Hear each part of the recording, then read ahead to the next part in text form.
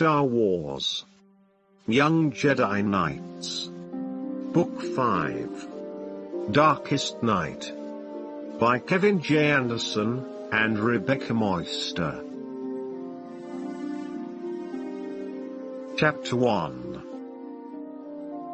The Massassi trees that towered over Yavin 4's jungles were smaller than the enormous Rocha trees on the Wookiee home world, but Lobaka considered them to be the next best thing.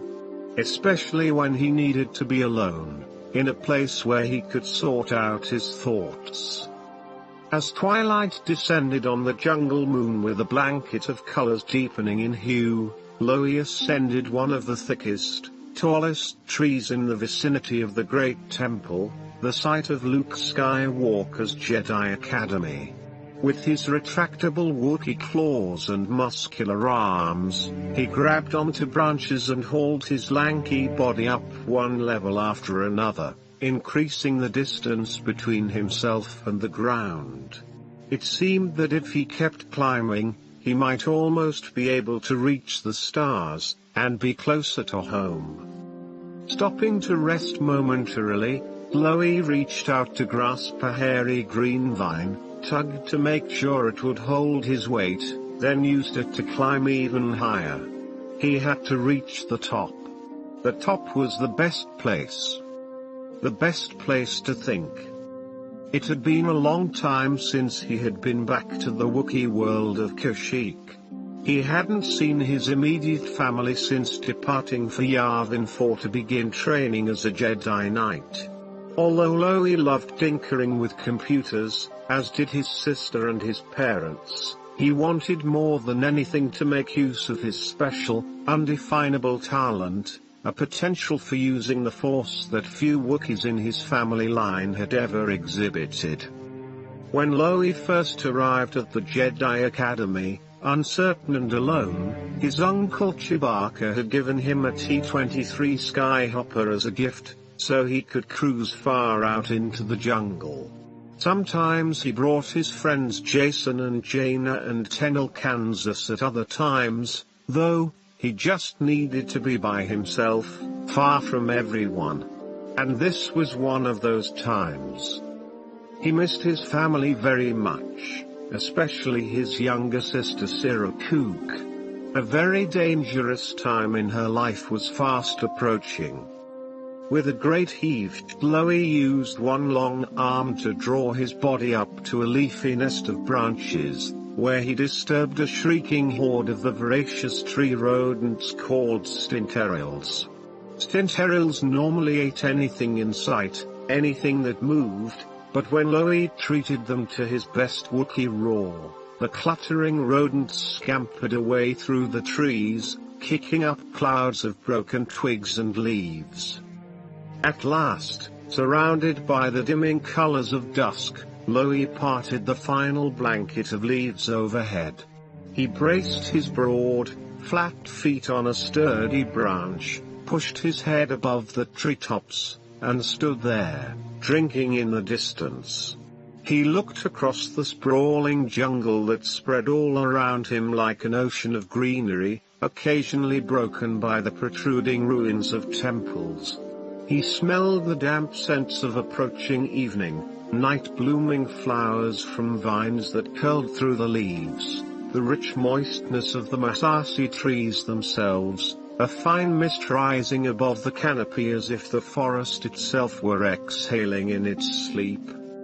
The looming coppery gas giant of Yavin shimmered low in the sky like a dying ember, a huge sphere of swirling gases. Not far from the orangish planet, though invisible to Loie's eye, orbited Gem Diver Station, Lando Calrissian's mining operation that retrieved valuable Karuska gems from the gas giant's core.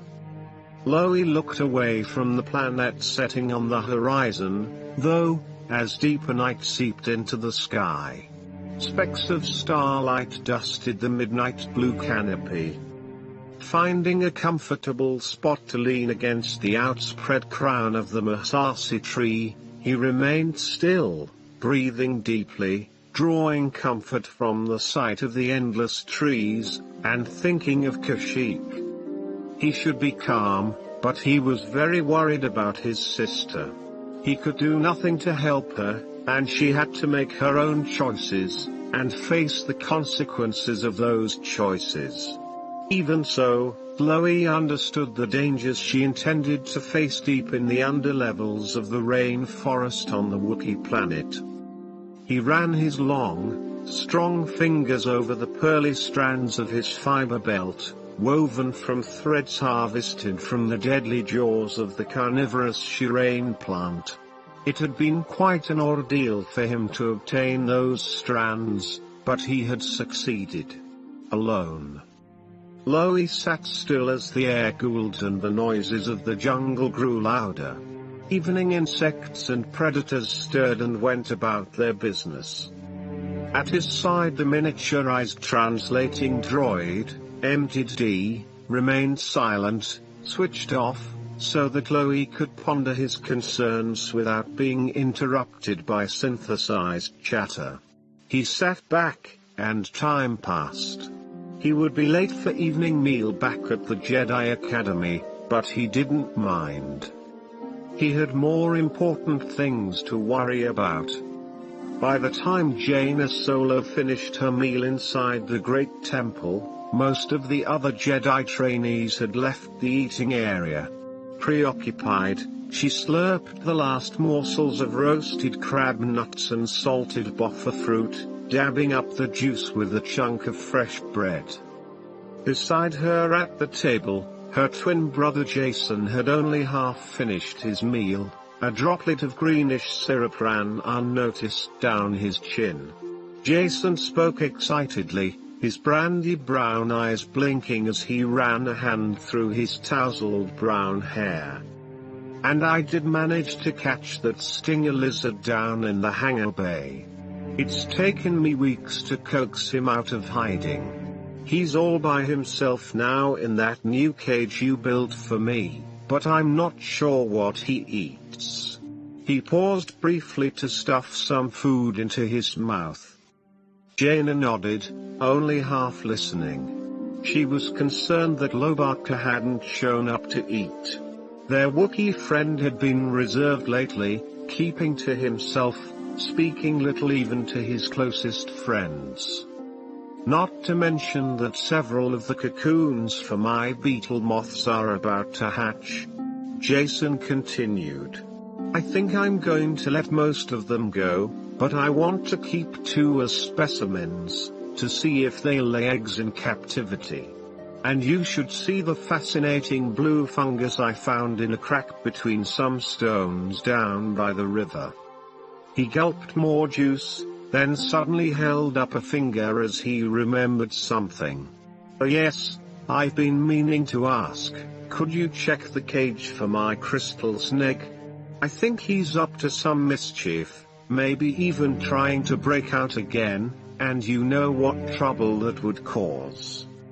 Jaina couldn't help indulging in a quick giggle, remembering the pandemonium the nearly invisible snake had caused the last time it had gotten loose. The serpent had bitten the uppity student Raynar, sending the boy instantly to sleep. Not all of Jason's pets caused trouble, though. Another crystal snake had helped to divert the lost TIE pilot Corel from his attack on the Jedi Academy, shortly after the twins had found Corel living in self-imposed exile deep in the jungles of Yavin 4. Jaina had hoped the old TIE pilot might have a soft spot for them after their efforts to help him, but Corel had chosen not to become their ally. Instead, the Imperial brainwashing he had undergone resurfaced and became even more deeply entrenched. The pilot had returned to the remnants of the Empire, where he had fallen in with the Shadow Academy. Jaina nodded to her brother, shaking herself from her reverie. Okay, I'll take a look at the crystal snake cage. She whirled as she heard the tinny mechanical voice of MTD saying, Master Lobaka, I must urge you to ingest a wider variety of nourishment than that. According to your species' nutritional requirements, Those foods are insufficient for a growing Wookiee to maintain a healthy level of energy, though I must admit you have been sulking lately instead of engaging in physical activities. Your diet should consist primarily of large quantities of fresh meat, which is substantially higher in protein than those fresh fruits and vegetables you're presently consuming. Lobaku answered with only a half-hearted growl as he carried his food into the eating area. Without even looking for his friends among the other Jedi trainees, he sat by himself at a small table against the stone wall. Loie. Jaina got up and hurried over to the ginger-furred Wookiee. We were worried about you. You didn't come join us for the meal. Loie grunted something too brief for MTD to translate. Jaina pulled up a wooden chair across from their Wookiee friend and straddled it. Tucking a long strand of straight brown hair behind her right ear, she looked with concern at Loie's shaggy head. The Wookiee turned his golden eyes down and studied the fruits and greens on his platter. Loie, will you please tell us what's wrong? Jaina said. You can talk to us. We're friends, remember? Friends help each other. MTD spoke before Lobaku could respond. He won't answer you, Mistress Jaina. Even I can't get a response out of him. I'm afraid I'll never understand Wookiee behavior. Do all biological creatures have these unpredictable moods? Jason sat down beside his sister. Hey, maybe Loie just wants to be left alone. The young Wookiee groaned and nodded dejectedly. Jaina sighed, gradually realizing that perhaps the best thing she could do for her friend would be to respect Loie's wishes and let him solve his problems on his own. He knew he could talk to Jaina or Jason anytime he wanted, but right now he didn't want to. All right, Jaina said, maintaining her deeply troubled expression, but remember we're here for you, whenever you need us. Loie nodded, then stretched out one hairy arm to clasp Jaina's hand in his. The Wookiee's large grip engulfed her entire hand. During the brief touch, she reached out with the Force, hoping to find a clue to Loie's strange behavior, but all she sensed was warmth and friendship. Jaina stood up and gestured to her brother. Come on, Jason. Let's have a look at that crystal snake cage. Lightsabers flared into the night, reflecting off the ancient stone walls of the great temple. Tenel Ka gripped the carved anchor-tooth handle of her new weapon as its brilliant turquoise beam pulsed through the activating crystal, a precious rainbow gem of Galinor she had taken from her own royal tiara.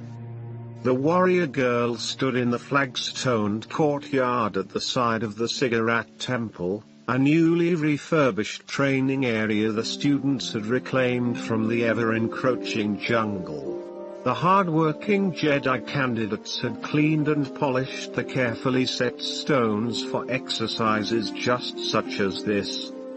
Tenel Ka gazed across at the alien mother-of-pearl eyes, elven features, and long quicksilver hair of her opponent, Tion, the Jedi trainer and historian who often assisted Master Skywalker. The Jedi woman used her lightsaber with precision, matching Tenel Ka's moves stroke for stroke. During an earlier training accident, Tenel Ka's poorly constructed lightsaber had exploded, and her friend Jason's lightsaber blade had severed her left arm. Now Tenel Ka lived and fought with only one hand. But she wielded her glowing energy blade with strength and confidence. Although skilled biotechnicians had offered her the best prosthetic arm replacement in the Hapes cluster, Tenel Ka had turned them down. She prided herself in being herself, relying on her own abilities, her own strength and prowess. She did not want the artificial assistance of a biomechanical limb. Instead, she chose to alter her means of achieving her goal. She was determined to be as strong and as capable as ever before. And when Tenelka determined to do something, she usually accomplished it. Bright lights on the cleared landing grid in front of the temple illuminated the jungle, attracting thousands of nocturnal insects and the flying predators that fed on them. In the flagstoned courtyard, though, only the flares and flashes of intersecting lightsaber blades disturbed the night, bathing the area in a dazzling multicolored glow. Tion countered the warrior girl's stroke. "Very good, Tenelka," the teacher said. "You are learning to focus on precision rather than brute strength, to anticipate my moves and your own reactions using the Force." Tenelka nodded, and her heavy red gold braids danced around her head. The beads she had woven into the braids jingled and clacked together. She fought harder, sensing the control and skill of this older Jedi, who had been training for more than 10 years now. Several other students had come out to watch the exercises.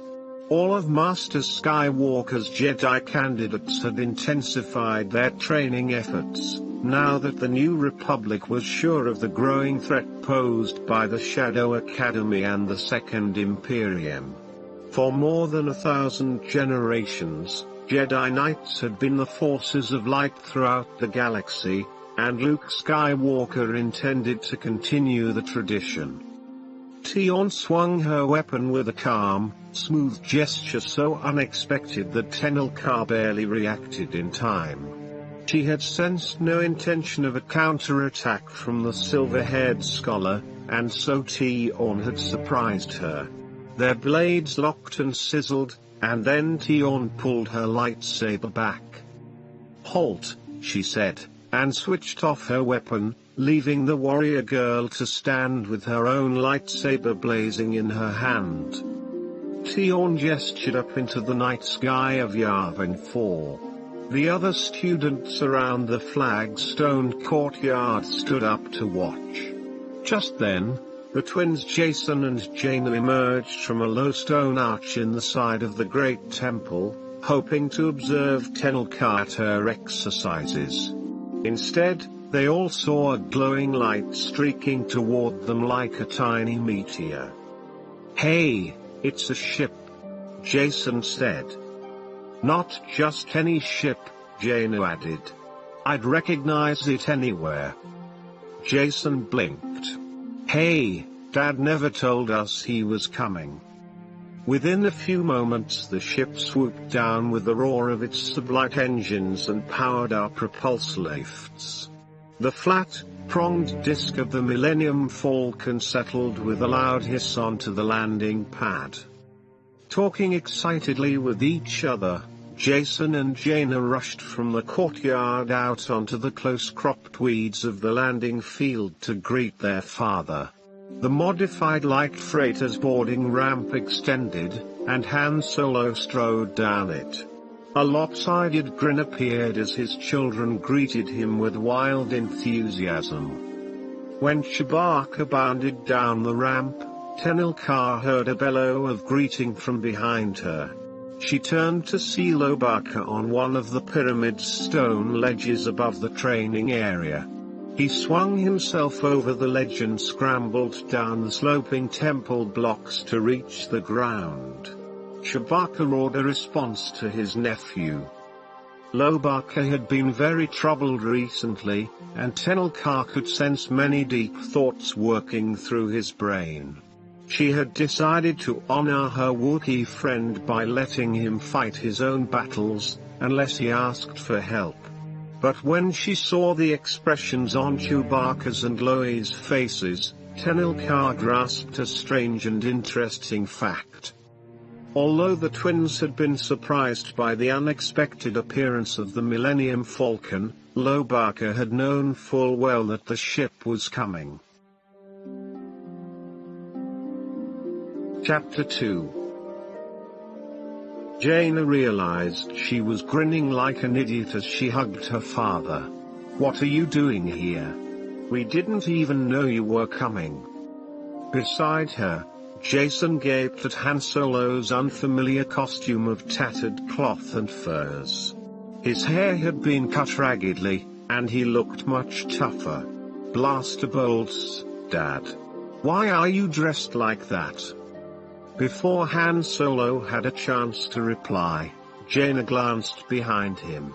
Even in the dimness she could see that some of the Millennium Falcon's plating had been replaced with dark anodized hunks of metal, new storage pods had been mounted on the bow, and a second transmitting dish was attached to the rear.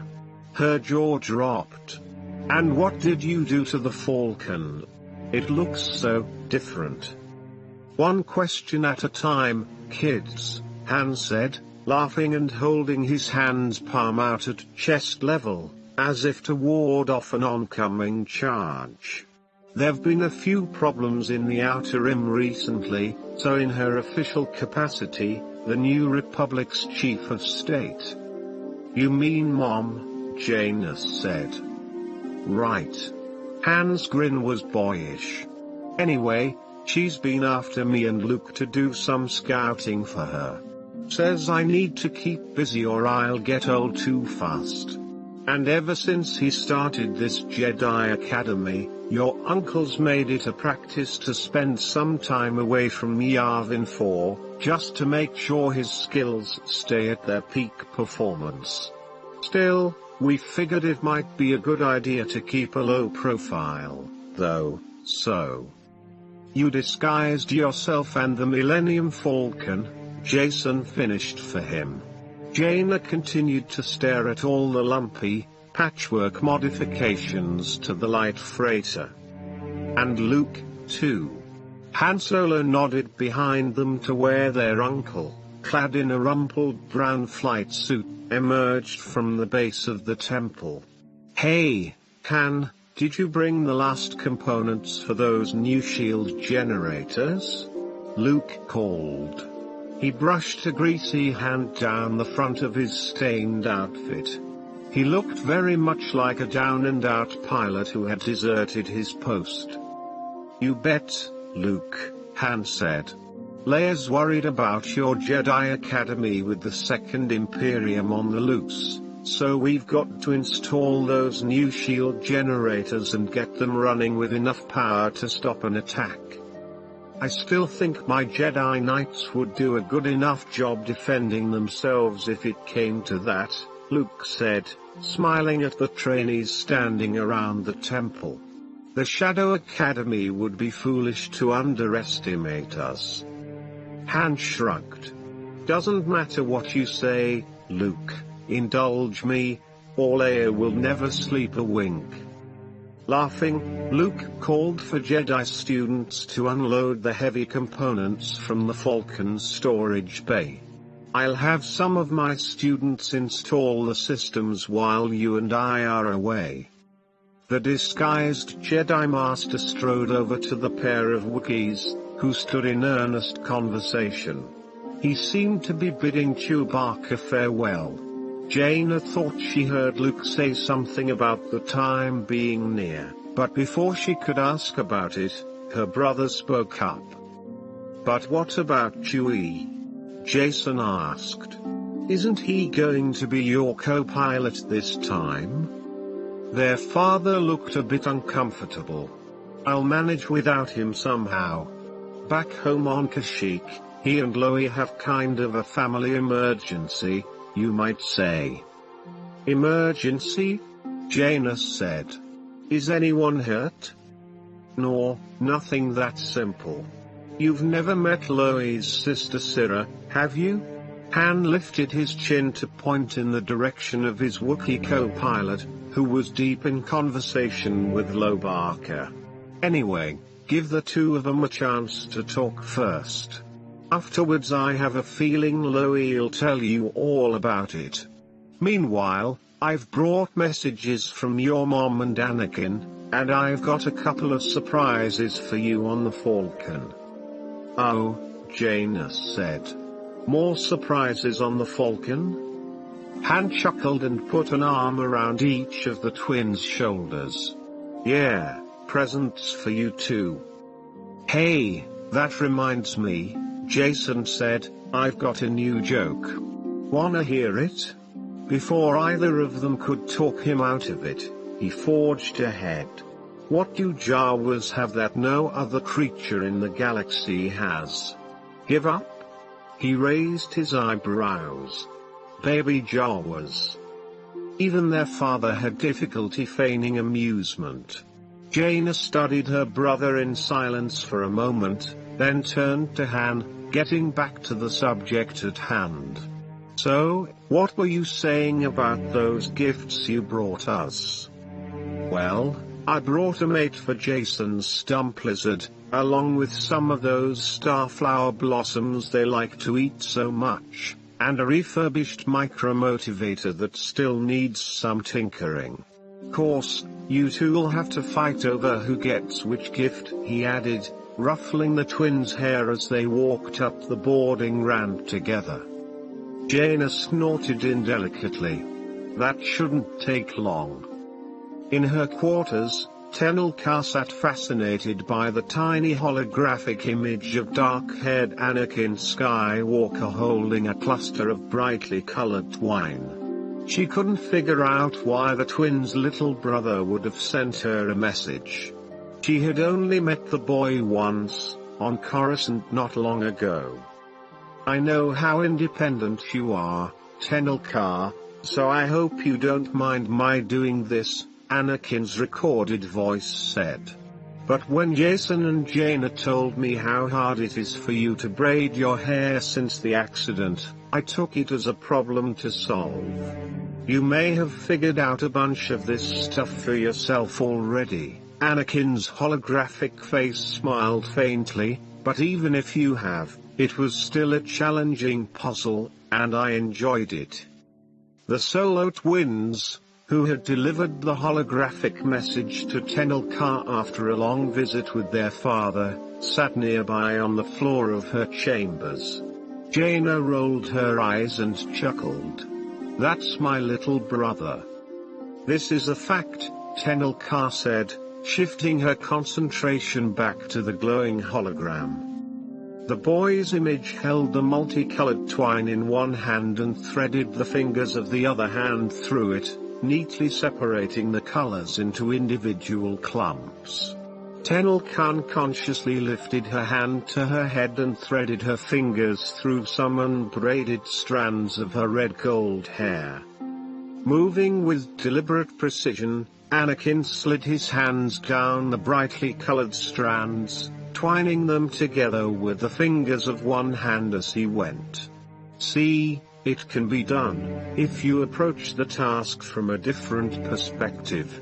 The sequence cycled through again in slow motion while Anakin said, I tried adding decorations several ways, but it worked best for me if I put the bead or feather in my mouth first. That way I didn't have to let go of the braid to pick it up. Ah. Tenelka nodded her approval of the logic. Aha.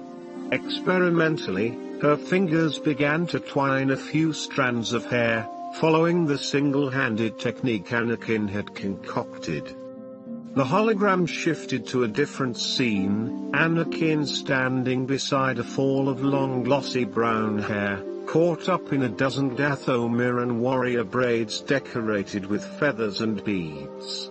The view pulled back, and Anakin gestured to his handiwork, looking both pleased and a bit embarrassed. As you can see, Mom let me practice on her. The tiny holographic image of Chief of State Leia Organa Solo turned with a warm smile and then spun in a graceful pirouette to give a better view of the braids. As the holo-recording ended, Tenelka nodded seriously, considering the new technique. With practice, she thought she could manage it herself. A loud, questioning growl sounded from the doorway of Tenelka's quarters. She looked up to see Lobaka standing at the arched entrance. Enter, friend, Tenelka said, indicating a spot on the floor beside her.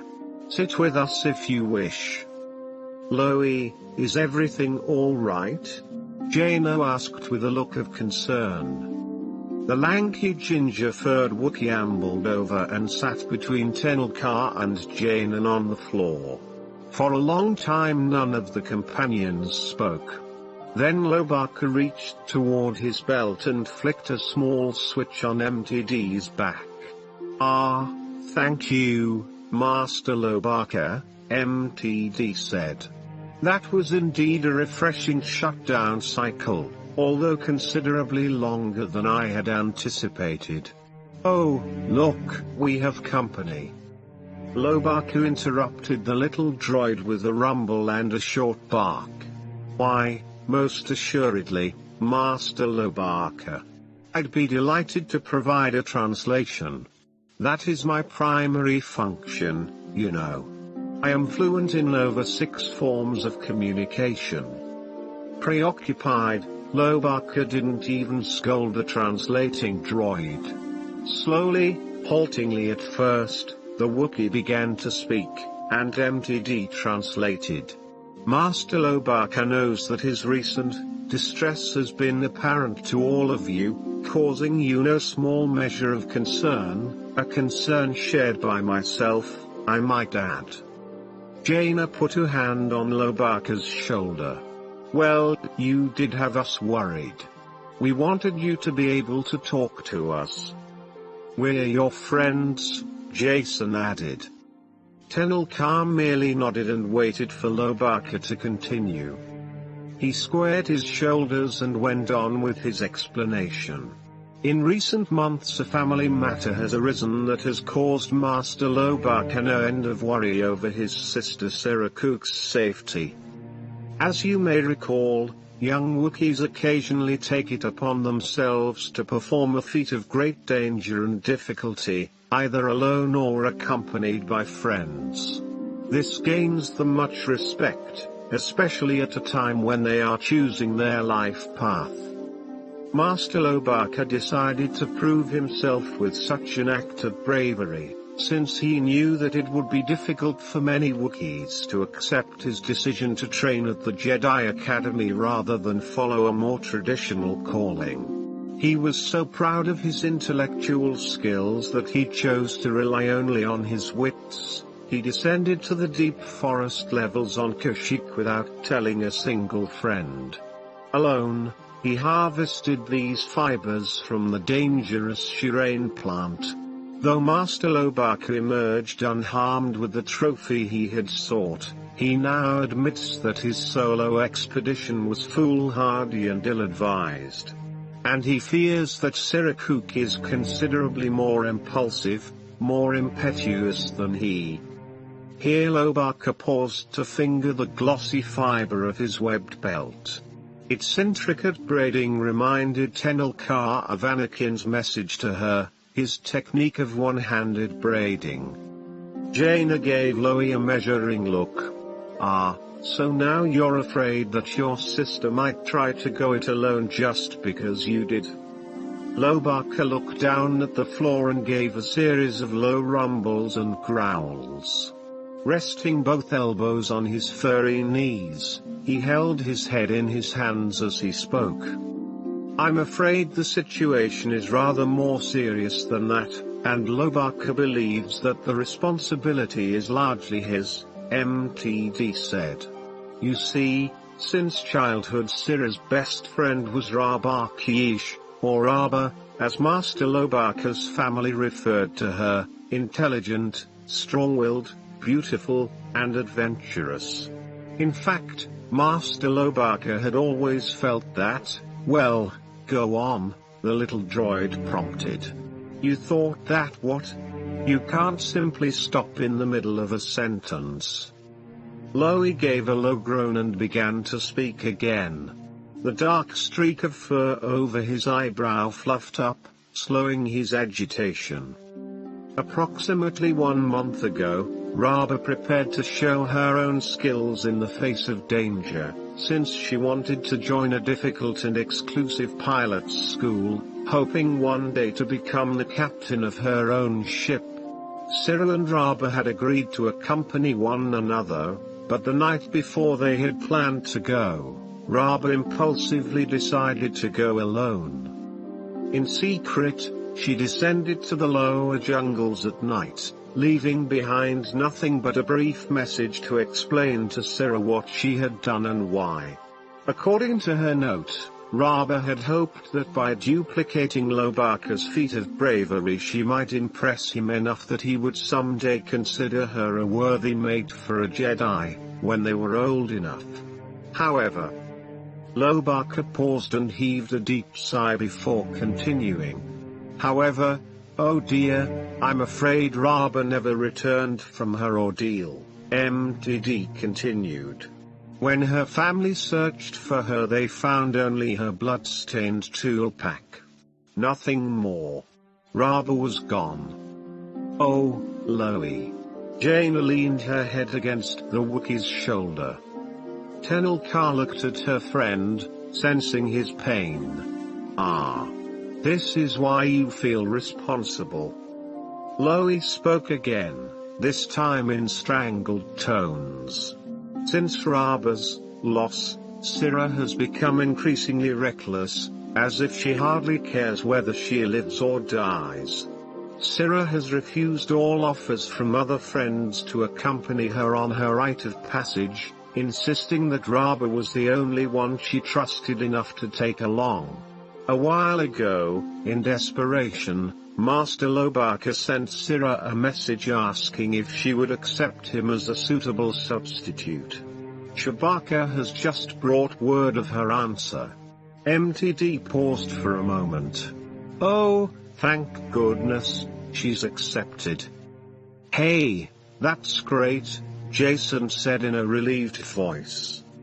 Oh, indeed, MTD chirped. Lobaka didn't respond immediately. He seemed to be intently studying a chip in the flagstoned floor. Something's still bothering you, Loie, Jaina said. Tenel Ka glanced down at the stump of her severed left arm, then gave Loie an understanding look. You fear to face your loss. The loss of Raba. That's it, isn't it? Jaina said. It's going to hurt to go back to Kashyyyk, because your friend Raba won't be there. And you feel responsible that she died trying to copy something you did. After Loie's response, MTD said, Master Lobaka is also concerned that his grief over the loss of Raba Yeesh will render him less capable of supporting his sister at this critical time. He realizes that it may not be feasible, but he was hoping to impose on one of you to accompany him to his home world. Tenel Ka answered immediately. You came when I needed you, after my accident. I can do no less, my friend.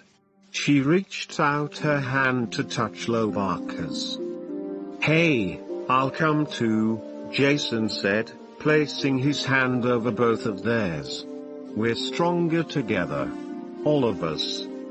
Jaina placed her hand over the others. I guess we all go then, she said. Stronger together. Lobaka hung back, standing near the disguised Millennium Falcon while the Solo twins said goodbye to their father. Han Solo gave his kids a lopsided grin. Yeah. I kinda had a hunch that all of you were gonna volunteer to go with Lobaka, he said. As soon as Chewie told me the situation, I cleared it with your mom.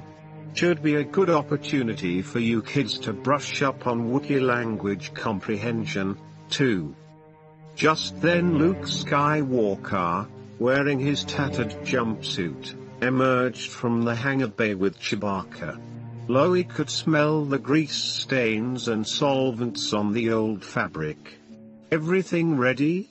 Master Skywalker asked. Ready as it'll ever be, Han Solo replied with another grin. You and Chewie finished prepping the Shadow Chaser? Luke turned to Chewbacca, who had come up beside him, and said, "The Chaser's a good ship, don't let anything happen to her." The big Wookiee shrugged and gave a bark of agreement. Han Solo thumped Chewie on the back. "Take care of yourself. I'm trusting you with my kids, you know. Keep them all in one piece, okay? We'll see you in a couple of weeks." With that, Han gave the twins one last hug and went aboard the Millennium Falcon. Before walking up the ramp, Master Skywalker looked around at the young Jedi Knights with calm confidence. "Don't forget that you're stronger together," he said. "May the Force be with you." When the departing Falcon was just a speck in the distance, its bank of sublight engines glowing white, Lobaka heaved a sigh and growled questioningly at Jaina. She chuckled. "Right. What are we waiting for?" Chapter 3. The sleek Shadow Chaser, with its imperial design and oily-looking quantum armor, glistened in the early morning sun as Chewbacca piloted it slowly out of the sheltered hangar bay beneath the great temple. Jason stood next to his sister and Tenelcar, watching the vessel move under silent power. Considering Loi's recent distress, Jason was glad his Uncle Luke had let them take the Shadow Chaser, just the kind of fast, stealthy ship needed for an urgent mission. He was proud that Loi wanted them along, that he and his sister and Tenelcar could be of some help to their Wookiee friend. Loi stood at the far end of the clearing, motioning with his shaggy arms to direct Chewbacca's piloting. When the Shadow Chaser came to a halt, its entry ramp extended. Chewbacca stood at the top, gesturing with his cinnamon-furred arms and bellowing. "Master Chewbacca cordially requests that we all come aboard," MTD translated, speaking in a wobbly voice as he bounced with each running step Loi took. Jason slung his satchel of belongings over one shoulder. He turned to see if he could offer any assistance to Tenelcar, but when he saw the determined look in the warrior girl's grey eyes, he decided he'd be better off if he didn't ask. They climbed aboard the Shadow Chaser and waved a brief goodbye to the other students and Tion, who held up a hand in farewell. Even before the ship was completely sealed and ready to take off, Tion had ushered the trainees back to their studies. With the threat of the Second Imperium loose in the galaxy, the new Jedi Knights had no time to relax. With a smooth surge of acceleration, so powerful yet gentle it seemed almost to glide against gravity, the Shadow Chaser aimed its nose upward and arrowed straight into the mist-shrouded skies of the jungle moon. En route to Kashyyyk, Jason watched Loi and Chewbacca in the two front seats of the narrow cockpit as the Shadow Chaser lurched into hyperspace. When the pair spoke rapidly in the Wookiee language, they sounded like two ferocious beasts challenging each other, but Jason knew it was just a conversation, though he could make out only a few words. MTD had been instructed not to bother translating, so that Loi and Chewie could have summoned interrupted words in relative privacy. While his sister tinkered with her multi-tool, disassembling a tiny mechanical gadget she had brought from her workshop on Yavin 4, Jason took the opportunity to amuse Tenel Kansas. He decided that, rather than telling jokes this time, he would explain to the gruff girl why certain things were funny, why she should be laughing at his punchlines, well, some of them, anyway. Jason had begun to wonder if perhaps the girl simply didn't understand, and that was why she didn't laugh. After all, it couldn't be that every one of his jokes was bad. He explained how ridiculous answers to straightforward-sounding questions were supposed to be funny. He showed her how doing unexpected things with food or simple items of clothing might be considered amusing. Tenelka watched him gravely, with full and unwavering attention. But she never cracked a smile. With a sigh, Jason told a few of his best jokes, then gave her some of his worst, trying to explain the difference by way of example. Tenelka didn't laugh at either. In desperation, he considered going to the food prep unit, ordering a pan of chilled Denielian fizz pudding, and then comically tripping so that the entire mess splattered in his face. But by this time, Jason figured that even such a spectacular pratfall would have no effect on the young warrior woman. Shaking his head in surrender, Jason decided to leave Tenelka alone. He would occupy himself with something less discouraging for the time being. His spirits instantly perked up as he reached out with Jedi senses and detected something interesting in the back of the Shadow Chaser, the faint glow of a life form, some creature out of place by the engine compartments. Jason decided to go snoop. Nobody else was likely to be interested, anyway. In the shielded rear compartment beyond the sleeping bunks and the food prep area, Jason heard the pulsing, pounding thump of engines as the Shadow Chaser sped along through hyperspace. He looked at the intricate control panels and access grids, the weapons batteries charged with spin-sealed Tibanna gas, and the shield generators that projected a canopy of protection around the sleek ship. But through all the din and the vibrating power of the engines, Jason could still detect the faint emanations of some small creature, lost and frightened. "Don't be scared," Jason said, speaking with his voice and at the same time thinking the words through the Force. "I'm your friend. I can help you. Let me see you. It's okay." He lowered his voice to a whisper as he bent down, looking in crannies between the control grids. He followed his senses. "I won't hurt you. I just want to see you. I know you're afraid. You can trust me."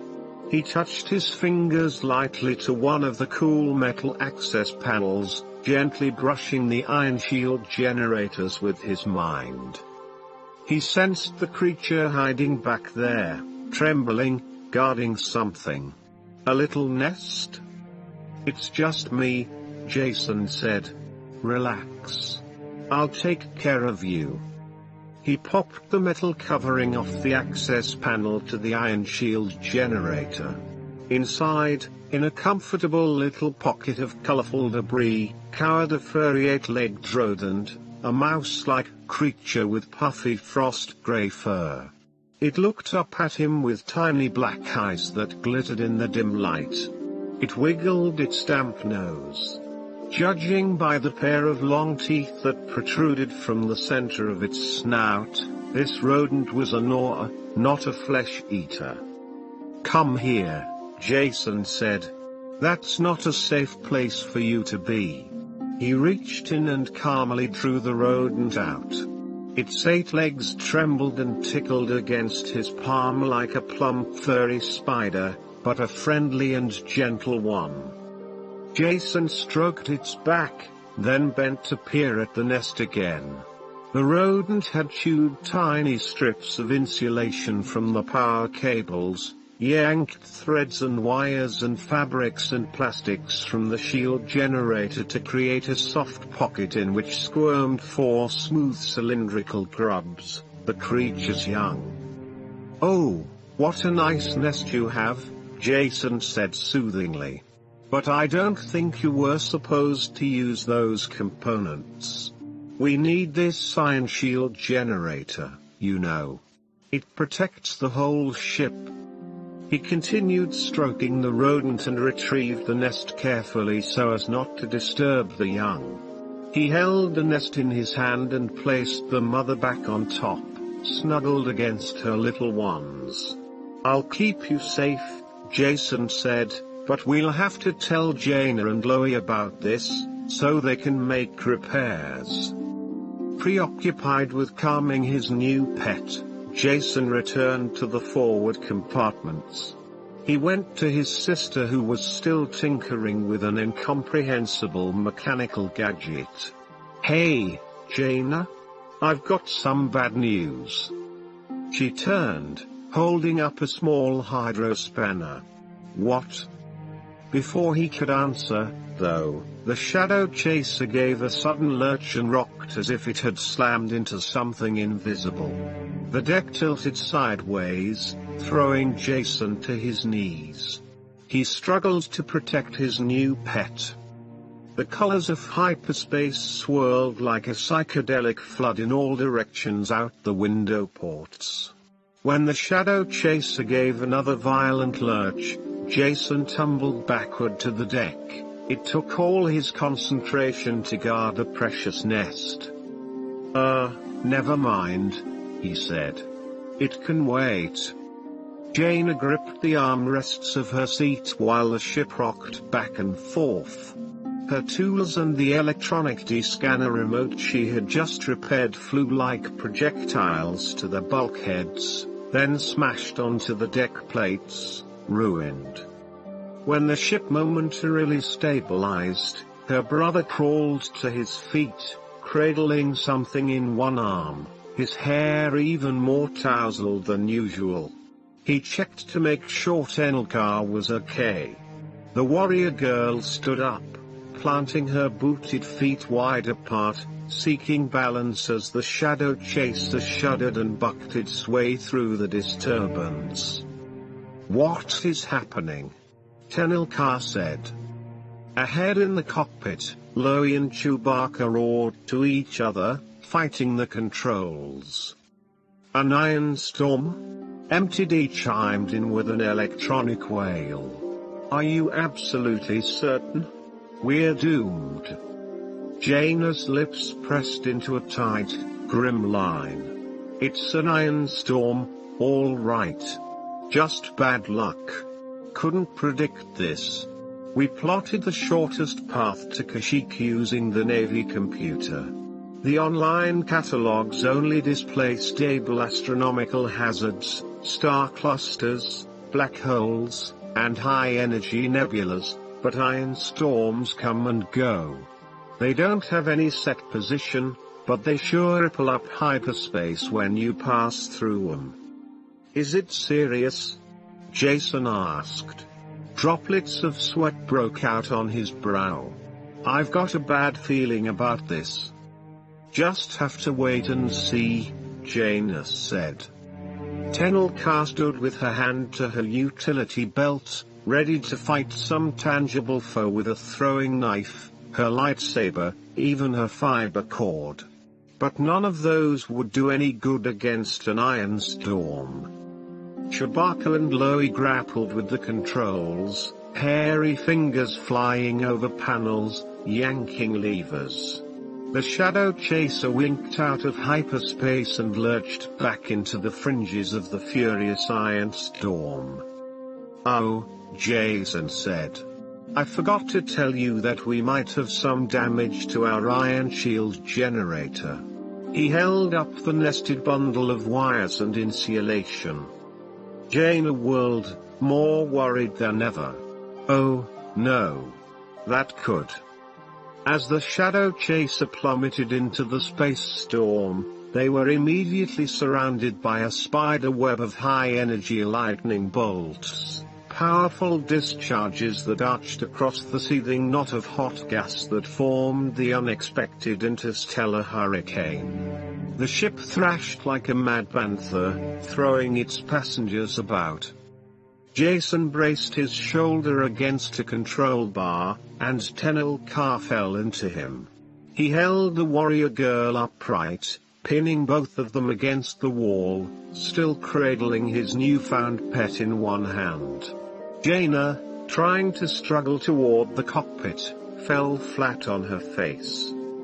The shadow chaser's rear engines kicked in, and the sublight drive heaved them away from the rippling iron cloud. In the pilot seat Chewbacca groaned, gripping the controls and wrestling to keep them on a straight course, the shortest path out of danger. Chloe cried out as fingernails of icy blue electricity skittered across the control panels, burning out subsystem after subsystem. Behind the back bulkheads, the straining ion shield generators squealed loudly in surrender. Then, with a loud bang, they fell silent.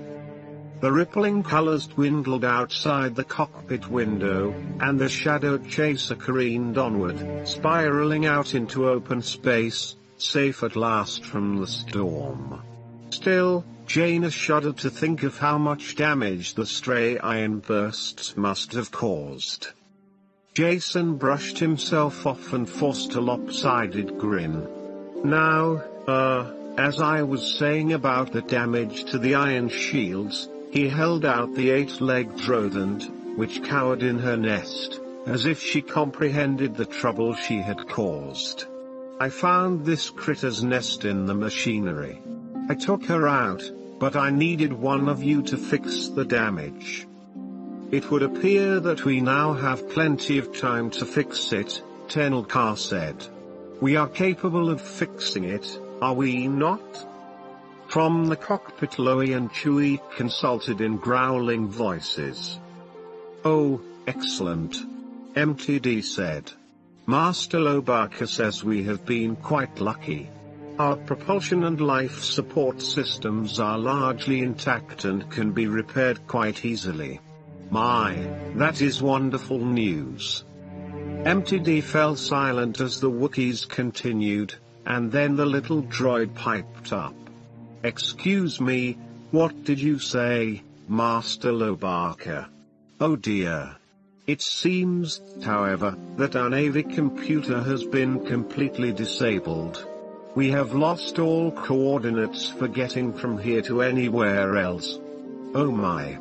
We're lost in space. Chewbacca and Loie both roared in outrage at the translating droid, and MTD quickly fell silent. Well, I suppose I should find it comforting that you both have such confidence in your navigational abilities, MTD muttered after a moment. The two Wookiees busily consulted with each other and began punching and programming numerical values into the navigational control panel, double-checking each other's calculations. Before long, after everyone had helped with temporary repairs, the shadow chaser was on its way again. At first Jaina was surprised that they were back on course, then she realized that she shouldn't have been. After all, Kashyyyk was the only Wookiee planet, and both Loie and Chewbacca greatly revered the place. Why should she find it unusual that they had both memorized the coordinates for their home world? Chapter 4. In a secluded meeting chamber at the Shadow Academy, Zek stood proudly, struggling to hide any sign of nervousness. He raised his chin and waited to receive his long-anticipated reward. It had come to this, at last.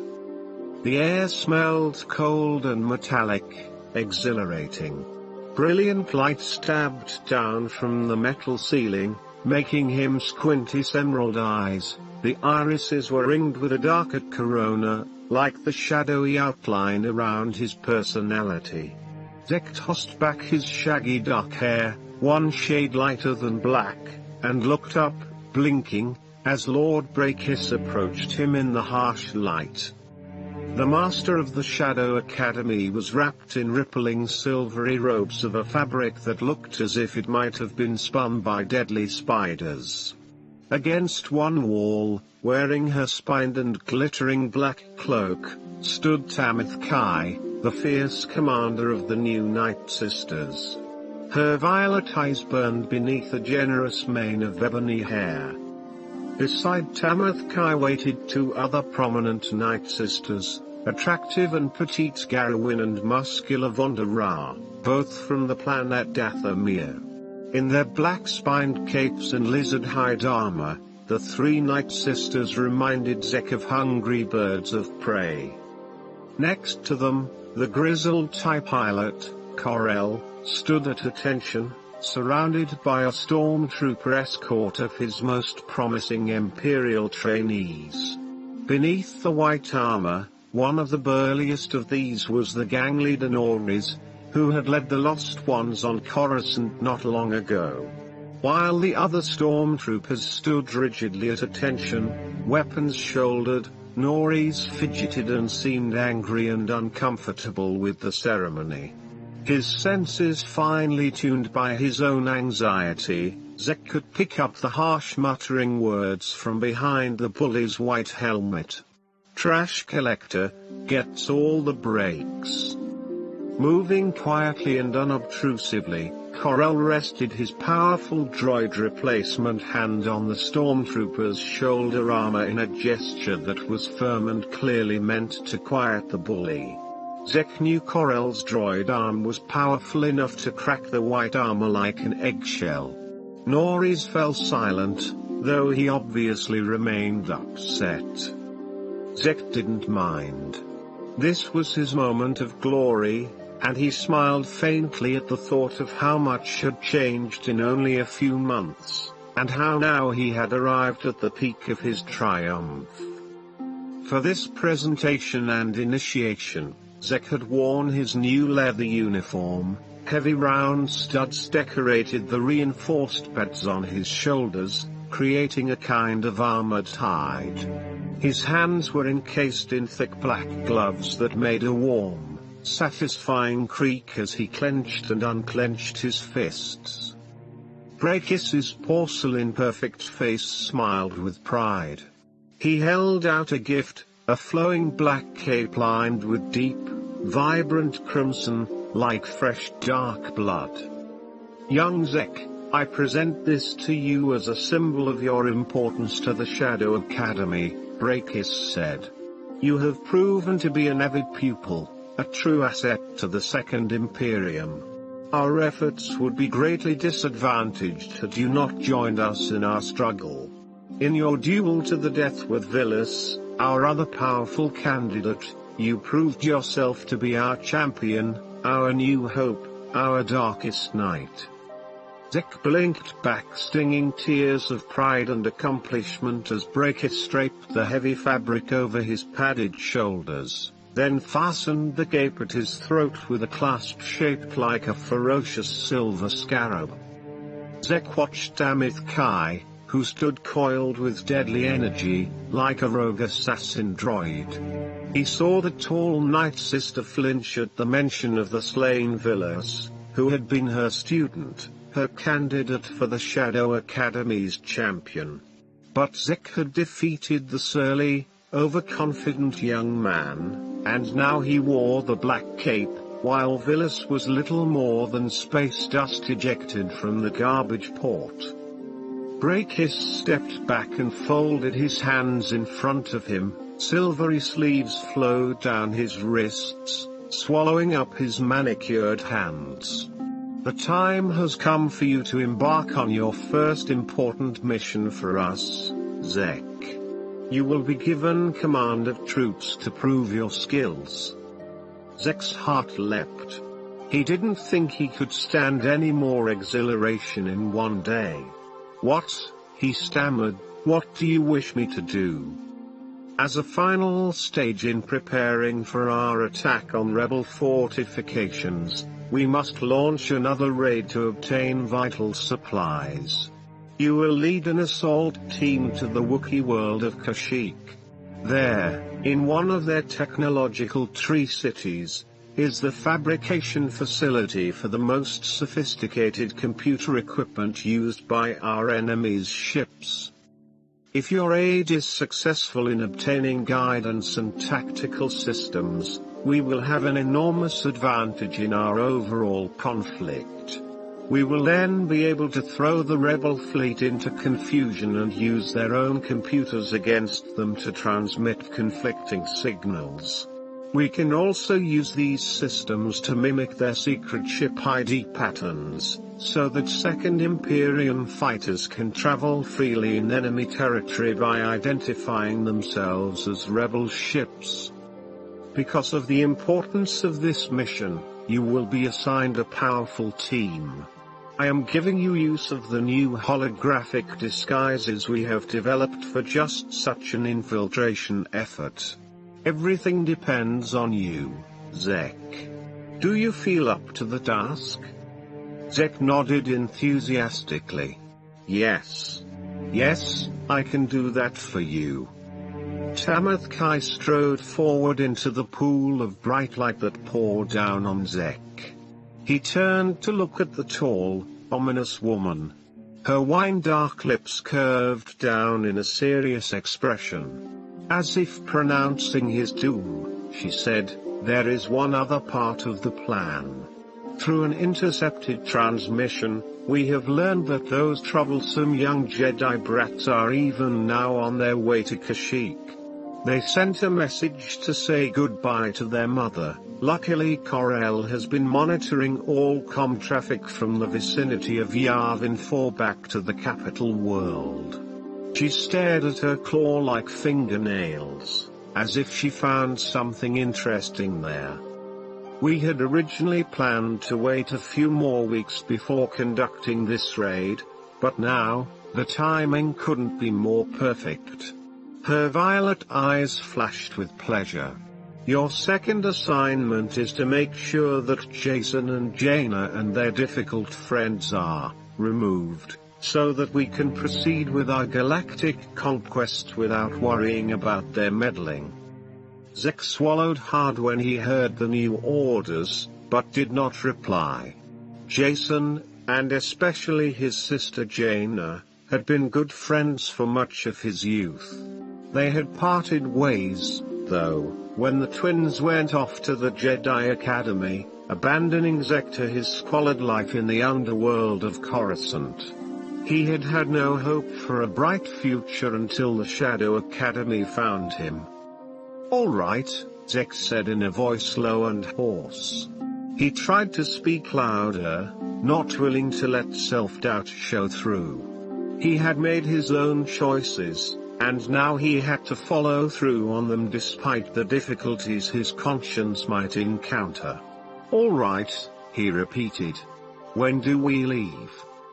"As soon as possible," Tamith Kai answered. In the outer docking bay of the Shadow Academy, Tamith Kai and the other two Night Sisters loaded the ship for its assault mission. The vessel, marked with neutral insignia, was a small cargo freighter stolen from a lost trader who had ventured too close to the core systems. Tamith Kai wondered idly if the trader still languished deep in an Imperial prison, or if the guards had gotten around to executing him yet, since the Second Imperium could never afford to let the man loose with his knowledge of the core systems and the commandeered freighter.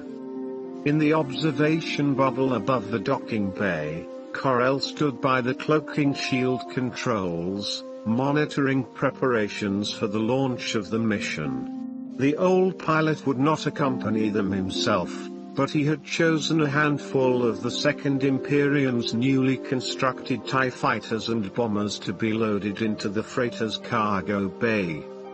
"We'll see if Breakhiss was wrong to place confidence in his young pet," Tamith Kai murmured in her low, rich voice.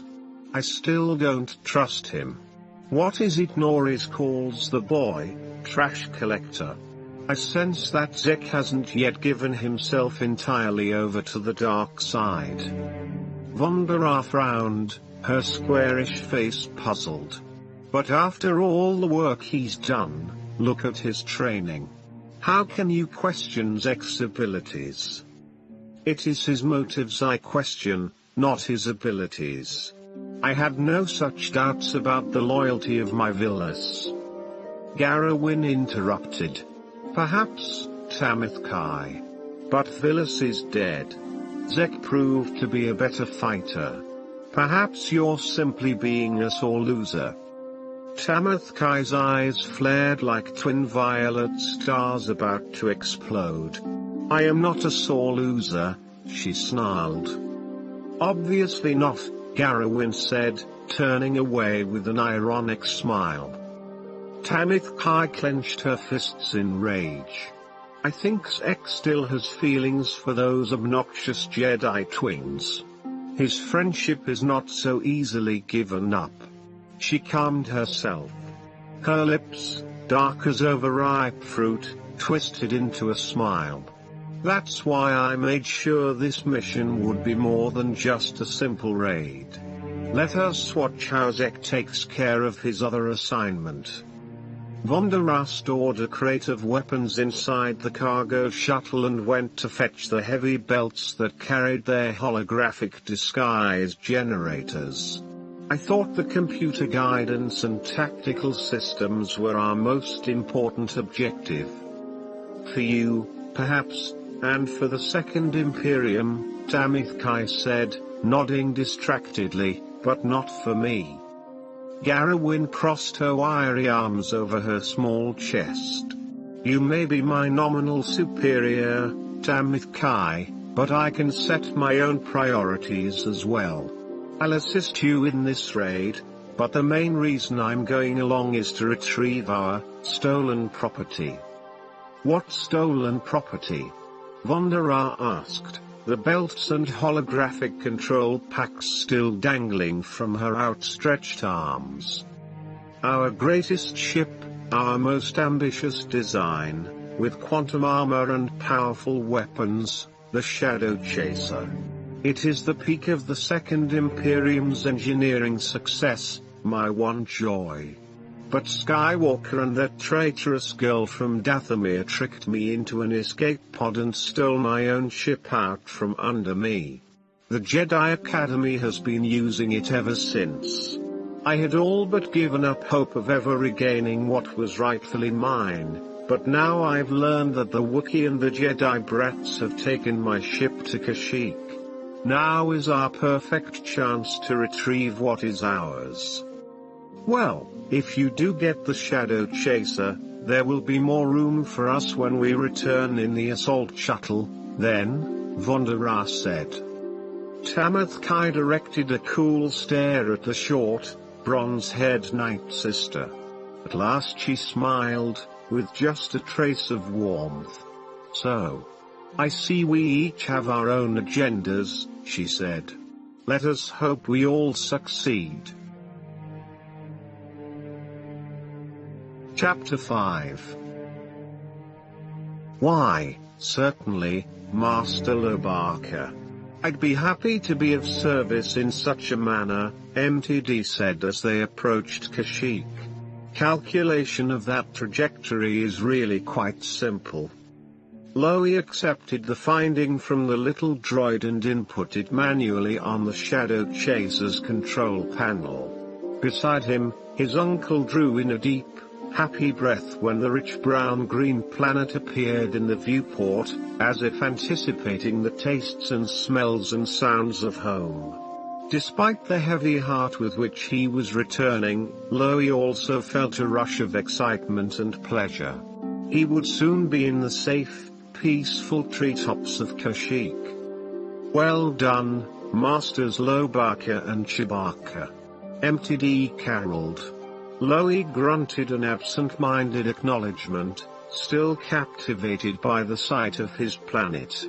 It looked much the same as it had on the day he left with his uncle and Han Solo in the Millennium Falcon to become a Jedi student. How long ago was it now? Too long. Loie's yearning to see his family again became almost overwhelming. The two Wookiees worked at the piloting controls with an urgency that came from happy anticipation. As the Shadow Chaser approached the thick canopy below, Chewbacca pointed with a certain wistfulness toward the treetop city in which he and Loie's mother had grown up. With all of Chewie's travels across the galaxy, Lobaka wondered if his uncle ever felt as homesick as he himself occasionally did on Yavin 4. He knew Chewbacca would somehow find the time to visit his own city and the rest of his family in the next day or so. Behind him, the twins and Tenel uttered exclamations of admiration at the beauty of Kashyyyk and the size of the trees. "Even though I've been here before, I always forget how big they are," Jaina murmured, pressing her fingers against the window port. "Impressive," Tenel agreed. "But where are the cities?" Chewbacca let the sleek ship dip a bit lower, and Loie pointed to where clusters of high trees extended their crowns above the lower canopies. Nestled in the masses of thick branches, gleaming towers and platforms were visible, signs of habitation that folded into the natural formation of the trees. "Ah," she said, sounding somewhat surprised. "Aha. Neat, huh?" Jason said, leaning closer to the warrior girl. "They like to make nature and technology work together." Loie growled his agreement. Master Lobaka points out that technology and nature need not be mutually exclusive, MTD translated. Blending the two can be more pleasant than separating them. When he finally caught sight of his home city, Loie felt a renewed impatience. It was all he could do to keep himself from unbuckling his crash webbing while Chewbacca guided their damaged ship toward the nearest landing platform. The moment the Shadow Chaser touched down, Lobaka sprang from the co-pilot's seat and rushed to the exit hatch. Through the cockpit window, he could see his family waiting for him on the platform, his father, Marika, his mother, Calabo, and his younger sister, Sirakook.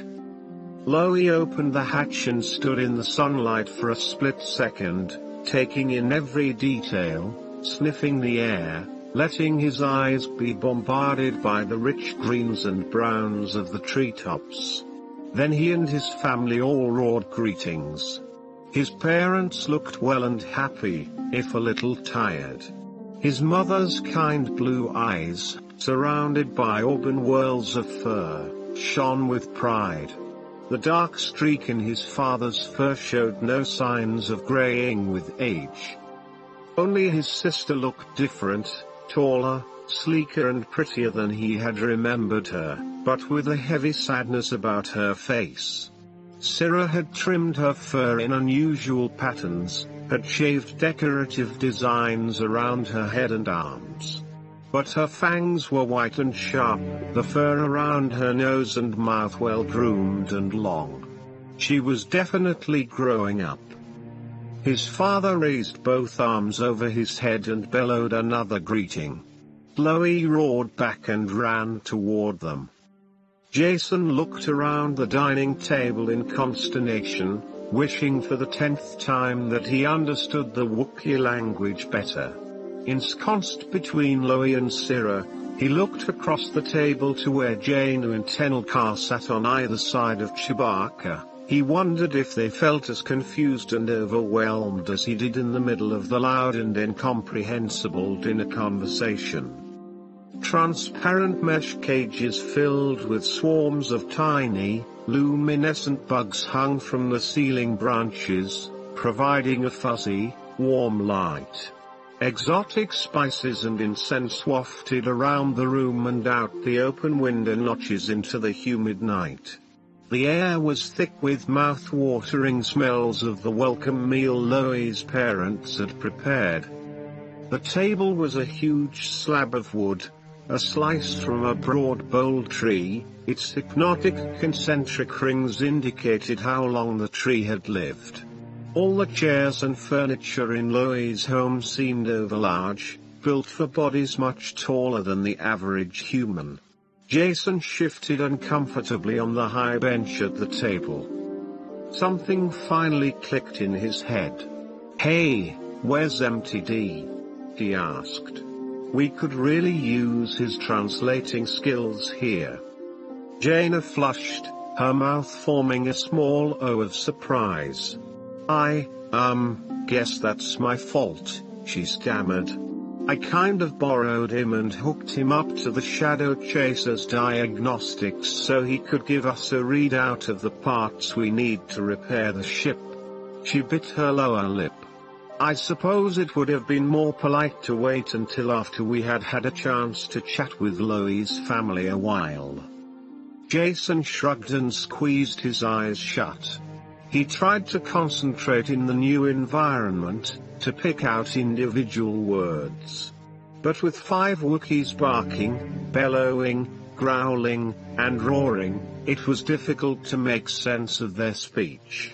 He took a slow breath and tried to relax, planning to reach out with the Force to see if he could sense some meaning in the conversation.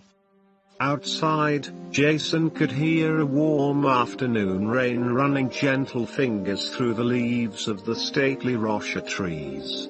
Inside, the battle of tones continued, strange voices mixing with familiar ones. In the undertones, he felt joy and apprehension, hope and sorrow. He felt the touch of a furry hand on his arm. Jason looked up in embarrassment to find Loie's sister Syrah holding out a platter laden with roasted meats and vegetables. Syrah uttered a polite but curious woof. Blaster bolts. I'm sorry, is that plate for me?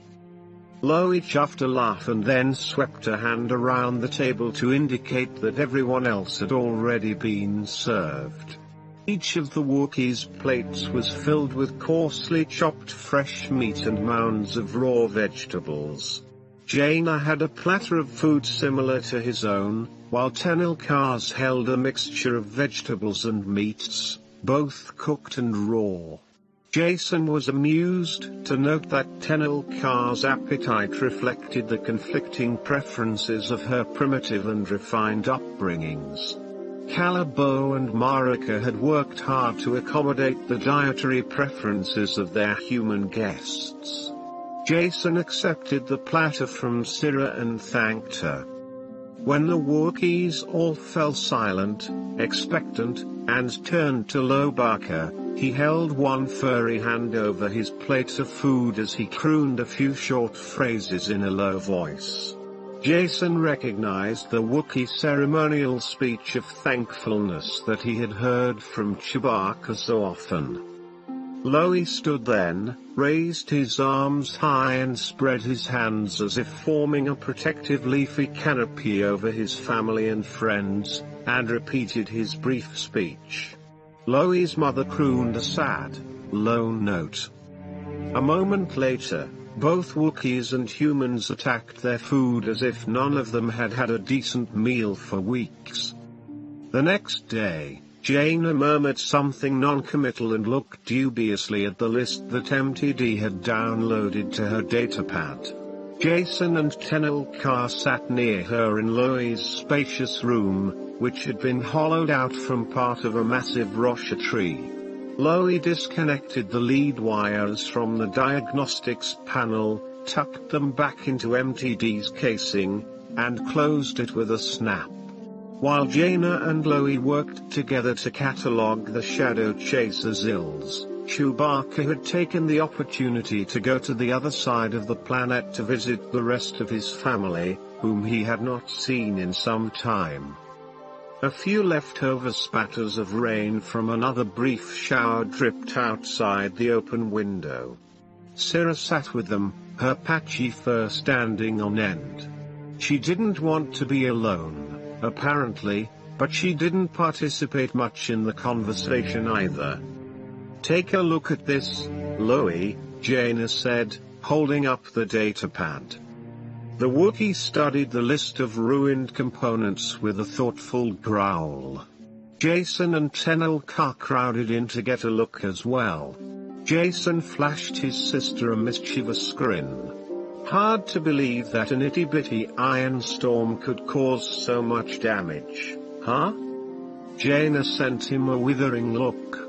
If that furry pet of yours hadn't chewed all the circuits.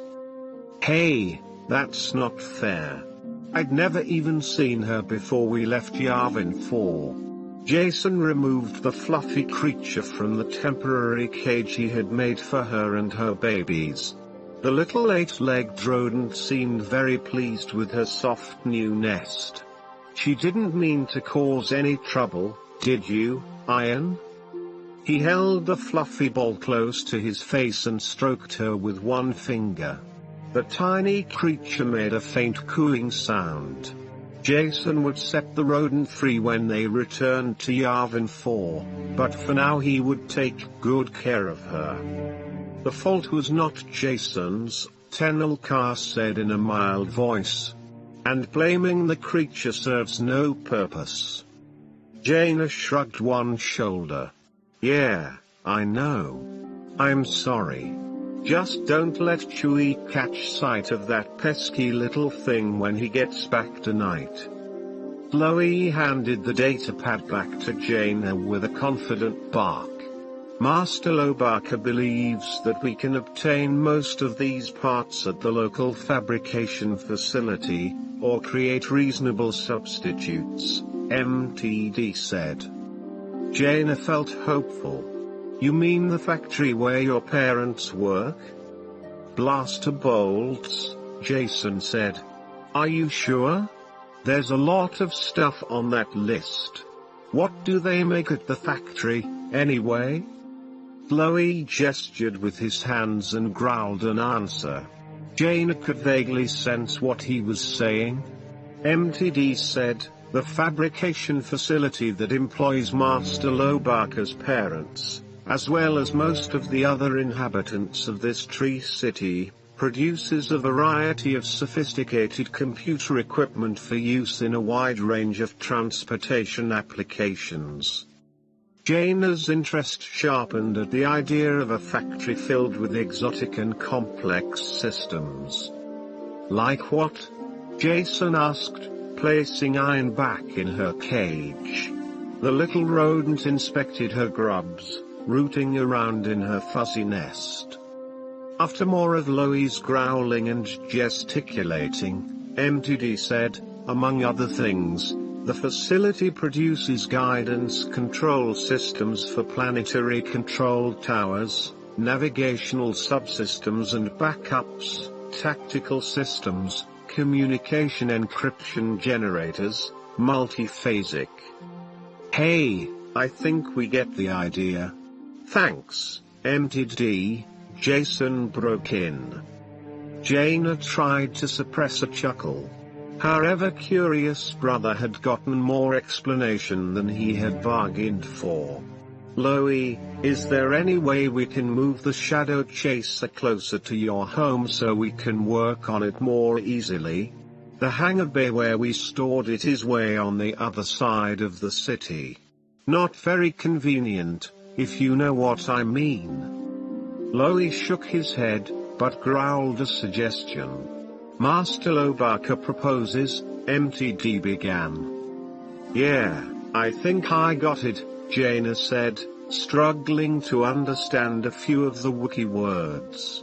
We can pull out the damaged subsystems one or two at a time, bring them here to Loe's house, and work on them. She beamed. That's a great idea. So what are we waiting for? Chapter 6.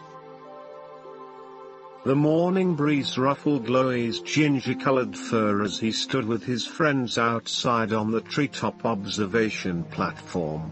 The area was broad and smooth, empty of equipment or visitors, the perfect place for them to stretch their muscles and perform Jedi exercises in the fresh outdoors. The air was enriched with the scent of spring blossoms, new leaves, and sun-warmed wood. Beside him on the wooden platform, Syrah crouched in pensive silence, watching the Jedi trainees as they worked through their individual exercise routines. Loe tried not to make it obvious that he was keeping an eye on Syrah. Too great a show of concern on his part, he figured, would probably only annoy his sister and make her more stubborn. They had left many issues unspoken between them, but he knew they would have to talk soon. He flicked his golden eyes around the platform and watched as Jason did push-ups and Jaina practiced gymnastic tumbles. Tenelka, limber as ever, stood on one leg, the other pulled up high behind her, pointing toward the sky. Loie bent over, placed both hands flat on the warm wood of the platform, kicked his feet into the air, and balanced there. When Jaina turned a cartwheel past him, he risked another look at Syrah. His brash younger sister had spoken very little since his arrival yesterday, though she had instinctively remained close to him. Loie couldn't help wondering what she was thinking. Did Syrah in any way resent him because he had inherited Jedi potential, while she had not? Did she blame him for Raba's death? Did she resent the friends he had brought home with him? He and his sister were so different that Loie wondered if there had ever been a time when they understood each other completely. Loie was thoughtful, analytical, introspective, while Syrah was wild, confident, outspoken. He preferred not to draw attention to himself, while she enjoyed surprising people with her appearance. Why else would she trim the fur at her ankles, knees, wrists, and elsewhere in such a strange patchwork style? Syrah and Loie had always trusted one another, though, but did she still trust him? Tenelka whirled through Loie's field of vision, performing aerial somersaults. He felt himself begin to lose his balance, but quickly regained it and began doing vertical push-ups. "Hey, Loie," Jason yelled from behind him, "can you spare a little concentration from your exercises to teach us a few words in your Wookiee dialect?" Loie grunted his assent. "Master Lobaka says he would not be averse to the possibility of instructing you," MTD translated. Jaina chuckled. "Gee, that's funny, MTD, it sounded to me like all he said was yes." "Well, I suppose that is an alternate translation," MTD said, sounding somewhat miffed. "Though it's rather unimaginative." Loie gave a bark of laughter and looked over at Syrah to see if she had listened to the interchange. She returned his look for a moment, then deliberately turned and sat with her back to him at the edge of the platform, dangling her legs over the side, above the leafy canopy far below. She stared down toward the unseen depths, where Raba had disappeared. "Well then," MTD said, sounding hurt now, "once you've taught the others your dialect, Master Lobaka, I suppose you won't require my services anymore." "Of course we'll still need you, MTD, Jaina said. "We'll never be able to understand every word Loie says." Loie absently grunted his agreement, still looking at Syrah's hunched shoulders. It occurred to him that although he had come home to support her in this difficult time, he had no idea how to do it. Clearly, his presence alone was not enough. He wanted to try talking with her, but what if she had problems he couldn't solve? What if he was part of the problem, having set a dangerous example that his sister felt obligated to follow, though it might mean her death? Still balanced on his hands but deep in thought about Syrah, Loie lost his concentration and his balance again, this time with embarrassing results. He teetered precariously for a moment, trying to regain his equilibrium. MTD let out a squeal of surprise, then Loie toppled over, landing on his rear end with a loud thump. Jaina rushed over, adding to the Wookiee's embarrassment. "Are you all right?" Loie wished his friends had ignored the entire incident. To Jaina's credit, As soon as she had determined he was unhurt, she made a hasty retreat and became absorbed in her exercises again, studiously pretending not to notice while Loie picked himself up off the platform's floorboards and dusted off his fur. Still a bit self-conscious at his clumsiness, Loie told MTD to shut down for a rest cycle as he ambled over and seated himself by Cira at the platform's edge, letting his legs swing free beside hers. He waited for a while, hoping his withdrawn sister would say something, since he had no idea where to begin. Watching her out of the corner of his eye, he pondered again what had caused them to turn out so different from each other, how two such opposites could spring from the same set of parents. Loie had a strong aptitude for the Force, whereas Cira showed neither potential nor interest in the Jedi Knights.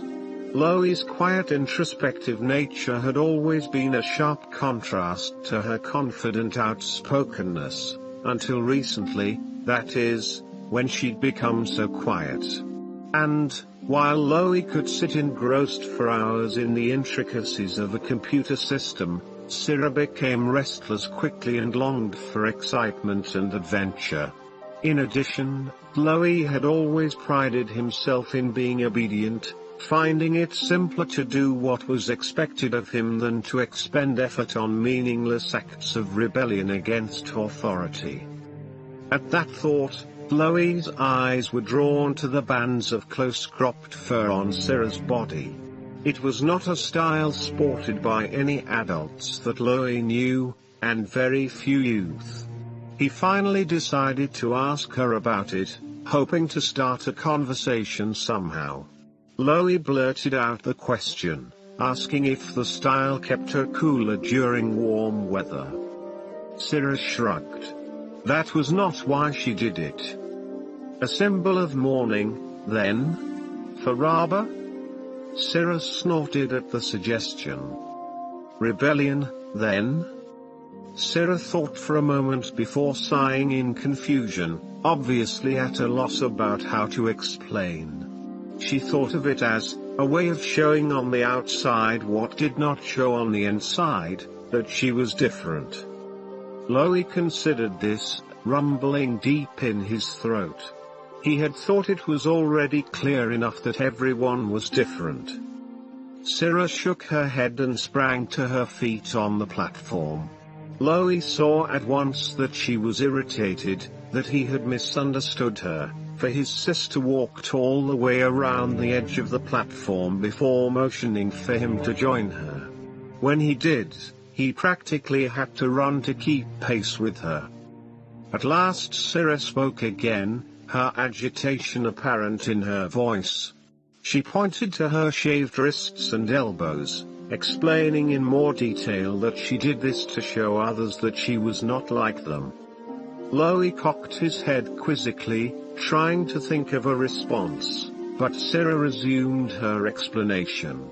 She said that since she didn't have Force potential as he did, their parents had always just assumed that she would work in the fabrication facility. But Cira had no wish to work there like everyone else did. She didn't enjoy assembling computers, and was only a mediocre programmer. She raised a fist and barked loudly. She wanted something much more exciting. Loie shook his head sternly. Wookiees could excel in engineering, in science, in piloting, anything they wanted to. But such success did not come easily. He nodded toward his friends to indicate how hard they were training at the moment. Loie and Cira walked together for a while in silence. Jason, Jaina, and Tenelka finished their exercises and perched at the edge of the platform, looking down at the beautiful tree canopy. Jason pointed. Hey, Loie, how do you say the name for those trees? Loie barked the answer, Rosha. After he and Cira had skirted the trio, Loie asked his sister what she wanted to do with her life. Sira groaned and shrugged uncertainly. Chloe thought for a moment. Well, what did she like to do? He asked. Sira heaved a heavy sigh, spreading her hairy arms wide to encompass the forest and the sky. She loved to be out and around, to visit new places and learn new things. She enjoyed feeling free, the way Aloy himself did when he'd travel alone in his skyhopper. And Sira liked making her own decisions, not being told what she had to do and when. Aloy growled the names of distant cities of Kashyyyk, suggesting other factories, other jobs. Sira waved a hand as if to brush the idea away. She wanted to do something important, something unusual. Her voice suddenly sounded resentful of Aloy and his Jedi friends. They had been given a tremendous opportunity, and she wanted one for herself. The twins' antennal car took turns reaching out with the force to make temporary furrows in the leafy canopy below, as if a giant invisible bird of prey were skimming over the leaves in search of its quarry.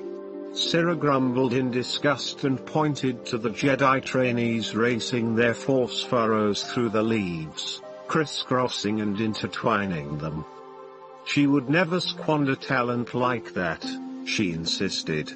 Knowing that she soon intended to prove her strength and bravery against a Shireen plant, Sira expressed her doubts that the young Jedi Knights would last even 5 minutes down in the forest underlevels.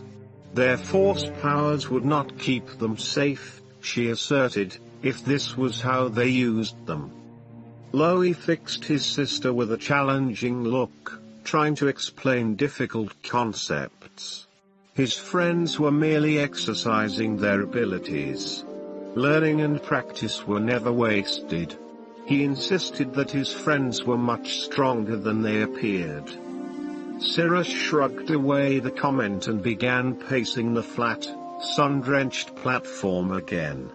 Exasperated, Aloy demanded to know how she expected him to help her solve her problem. Surprise registered on Sira's face.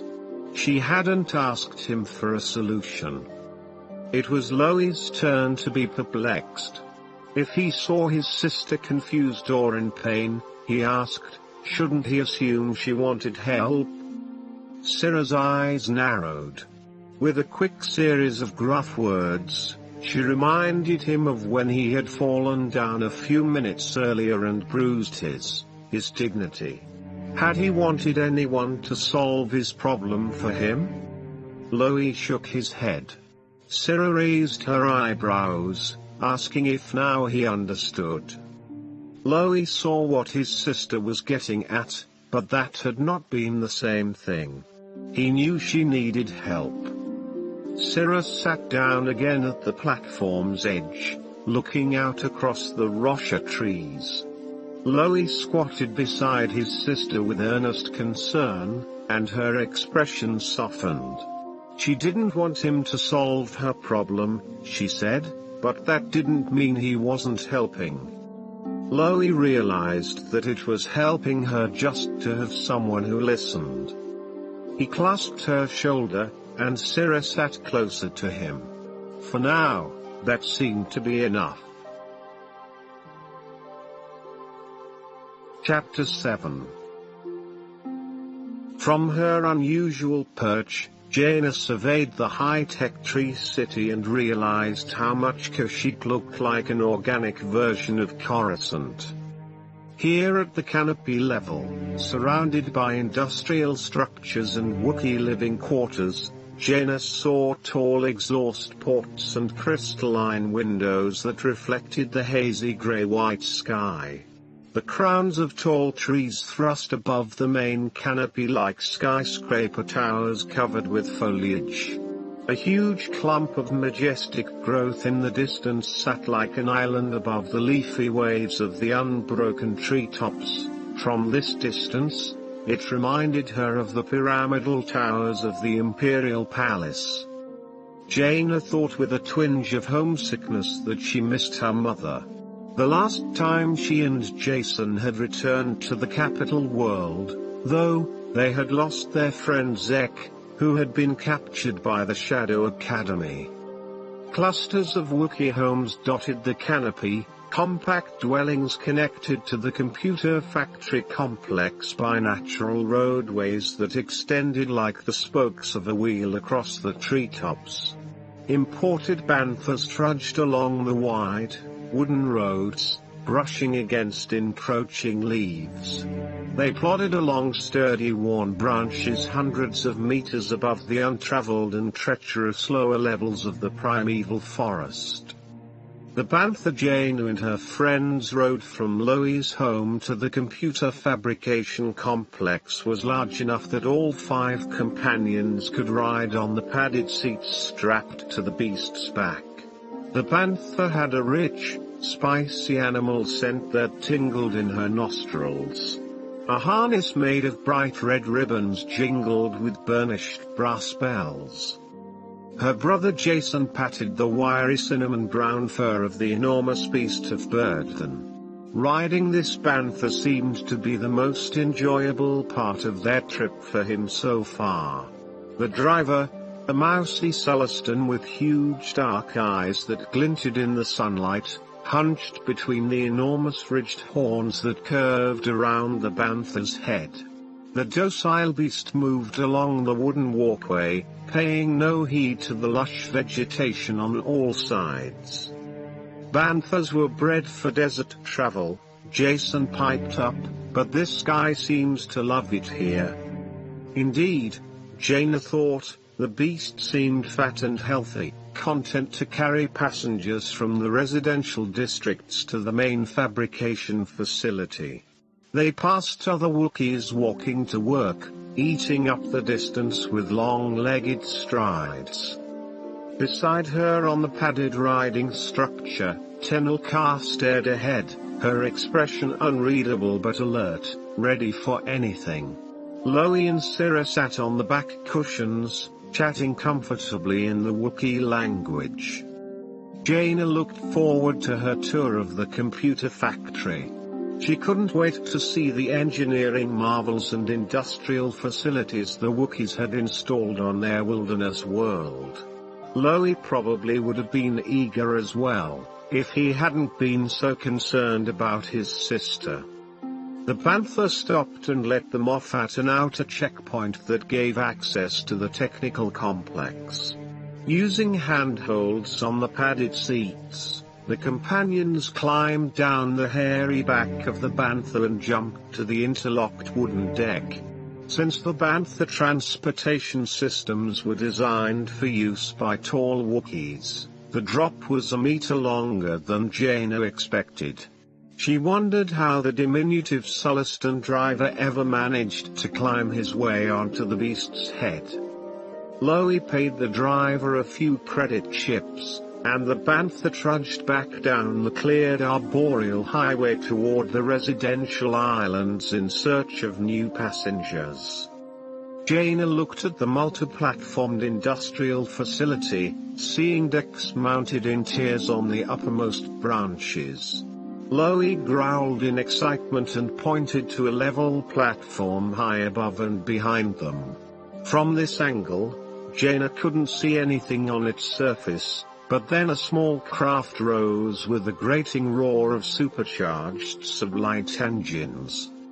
"That's an old Y-wing," she said, recognizing the outdated designs of the craft. The Y-wing had a triangular cockpit flanked by 2 long engine pods that together gave the fighter its characteristic shape like the letter for which it had been named. This starfighter had been refurbished and upgraded, and its engines were loud and powerful. The craft's afterburners kicked in behind the engine pods, and the Y-wing streaked into the skies of Kashyyyk.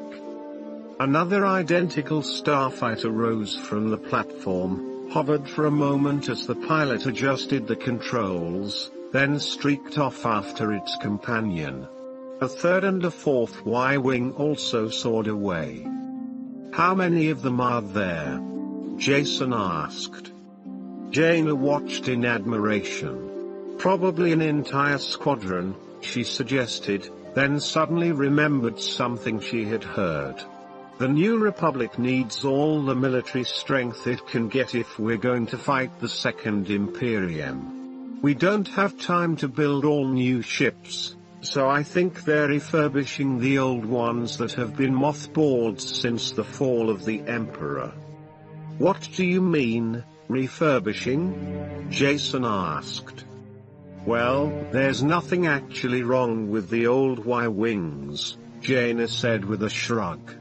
"They were great fighters during the rebellion, but with new technology we can modernize the engines, increase their hyperdrive multipliers. Since we're on Kashyyyk, I'll bet they're getting new Navy computers, guidance and tactical systems, and central processors installed." Loie and Syrah nodded their shaggy heads vigorously to show that Jaina was right. She looked into the sky and watched as, one after another, Y-Wings shot upward in a spectacular aerial display. Syrah said something else, and MTD translated. "Mistress Syrah suggests we remain here to watch, since the upgraded ships often test their new systems. She assures us it is quite a breathtaking sight." Loie bellowed in agreement. Jaina wanted nothing more than to witness the demonstration. When 12 of the ships had been launched into the air, circling over the treetop industrial facility, they flew in tight formation, one behind the other, a chain of powerful spacecraft. Their engines boomed like distant thunder through the upper atmosphere. The pilots followed their leader, swooping down, cracking the whip in the sky. The Y-Wings formed convoluted figure eights, flying so close to each other that their hulls were almost kissing. But the new guidance systems and engines did not fail them. The refurbished Y-Wings performed flawlessly, and Jaina felt a warm satisfaction inside. She held her breath, amazed. If Corel and the Second Imperium could see this demonstration, she mused, they might think twice before attempting to tackle the New Republic. From one of the connecting structures that linked the perimeter platform to the central levels of the fabrication facility, a door dilated open. An excessively tall, spindly droid appeared, its legs like thin support pipes, its long arms coppery. The droid had a squarish head with rounded corners and optical sensors mounted on all sides. It strutted out, moving with spidery grace as it balanced round footpads on the deck. "Greetings, honored guests," the tall droid said, weaving on its leg hinges as it walked. "I am the tour droid, happy to serve you this morning. I have received instructions to give you the complete tour of our facilities, in fact, the expanded VIP tour. I will speak basic, unless you prefer to converse in Wookiee, Sullustan, Bothan, or another native language." Jaina shook her head. "Basic will do fine, thanks." The tour droid turned a pirouette on one long rod-like leg, and Jaina guessed that the droid had been constructed so tall in order to comfortably accommodate speaking with Wookiees. The droid strode ahead with a mantis-like gait. "You've already seen our air show for this morning," it said. "Now for the good stuff." Since Jaina loved learning about the way things functioned, every workstation inside the fabrication facility intrigued her. Interesting smells of lubricants, cryogens, and electrical solder surrounded her. The air was filled with buzzing, humming sounds against a background of white noise from thousands of complicated manufacturing labs. Jaina looked to the ceiling high above their heads and saw embedded glow panels that suffused the corridors with a constant white light.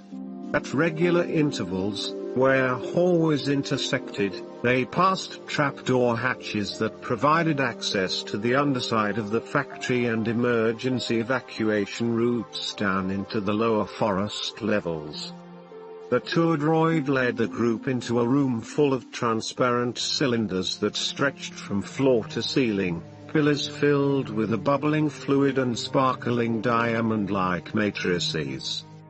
"Here you see our crystal growing tanks," the droid said, raising the volume of its speaker patch to drown out the gurgling noises and whir of airy circulation fans. "In these carefully modulated tanks we send electrical impulses in specific currents through the nutrient fluid to distribute crystalline molecules in solution. This encourages them to grow into a precise matrix with facet angles and electronic pathways mapped for our galaxy-renowned computer cores. A building is only as strong as its foundation, and these crystalline cores form the critical foundation of our computer architecture." Jason rubbed his fingers against a curved tank, tracing the paths of tiny bubbles as they rose toward the ceiling. "This is neat," he said. "Please don't touch the cylinders," the tour droid said. "Faint electrostatic discharges from your body could disturb the crystallization processes inside." Jason pulled his hand away and looked sheepishly at his sister. She didn't bother to chide him for it, though, since she had wanted to do the same thing herself. The next room was exceedingly cold, with puffs of white steam curling around the door frame. The air smelled of scoured metal and frost. Inside, robotic arms moved about, sloshing thin metallic wafers through baths of liquid oxygen, pools of ultra-cold fluid that halted any contaminants from spreading across the surface. "These wafers are delicate circuit boards," the tour droid said, "a perfectly pure substrate on which we pattern complex memory maps." Jaina drew a long frigid breath, blinking her eyes. Even with their thick Wookiee fur, Loie and Syrah shivered, though Tenel Ka in her scanty reptilian armor displayed no sign of discomfort. "Fascinating," she said. The tour droid turned and, with long scarecrowish strides, led them through the cold room. The next chamber was large and bustling, filled with hard-working Wookiees, each wearing a mesh bodysuit made of fine wires that held their fur in place. White cloth masks covered the lower halves of their hairy faces. The workers looked up and chuffed greetings to the visitors. Loie waved, recognizing his mother at her workstation. Calibo nodded, blinking her eyes in their whirls of dark fur, then bent back to her tasks, carefully concentrating on the circuits. "For the past few months our workers have logged extra long shifts and odd hours to meet the heavy quotas necessary to prepare our defense against the Second Imperium," the tour droid said. "Here the Wookiees are installing finished chips. The mesh suits you see them wearing are electrostatic screens to prevent even the faintest stray foreign particles from drifting into the air. Any contamination could be disastrous, since these components are so complex." "I can believe it," Jaina said. The Wookiee technicians bent over their workstations, using delicate forceps and tweezers to remove minuscule chips patterned and cut from the large glittering wafers they had just seen in the cryogenic lab. "These basic designs are used for many different systems," the tour droid said. "While our specialties are in tactical systems, central guidance computers, and mainframe system controls, some of our chips are used in sophisticated droid models. Most droids are manufactured on robotic industrial worlds, however, such as Mechis 3. "Oh my, did he say droids?" MTD chirped. Do you suppose any of my components might have been manufactured here? Chloe rumbled a comment, and Jane nodded. Chewbacca helped put you together, MTD. I suspect that lots of your components came from here. Oh dear, you don't think he used defective or rejected parts, do you? MTD asked. Chloe chuffed with laughter, and the little droid scolded him.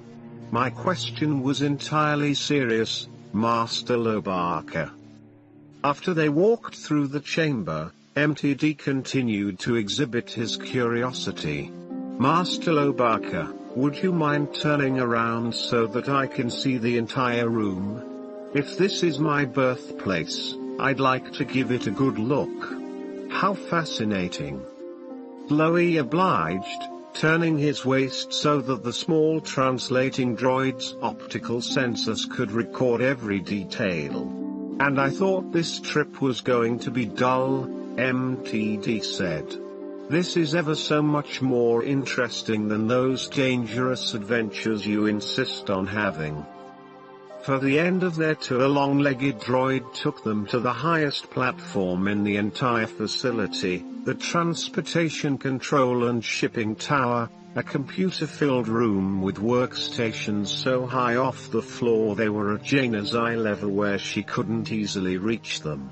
Several Wookiees stood around the stations, gazing up through the transparent dome overhead. The dome was reinforced with support girders that crisscrossed in triangular patterns against the hazy sunlight shining down. Because we are such a busy commercial facility, the tour droid said, a constant stream of space traffic comes through this complex. Here we verify every incoming transport craft to make certain we receive no unwelcome visitors.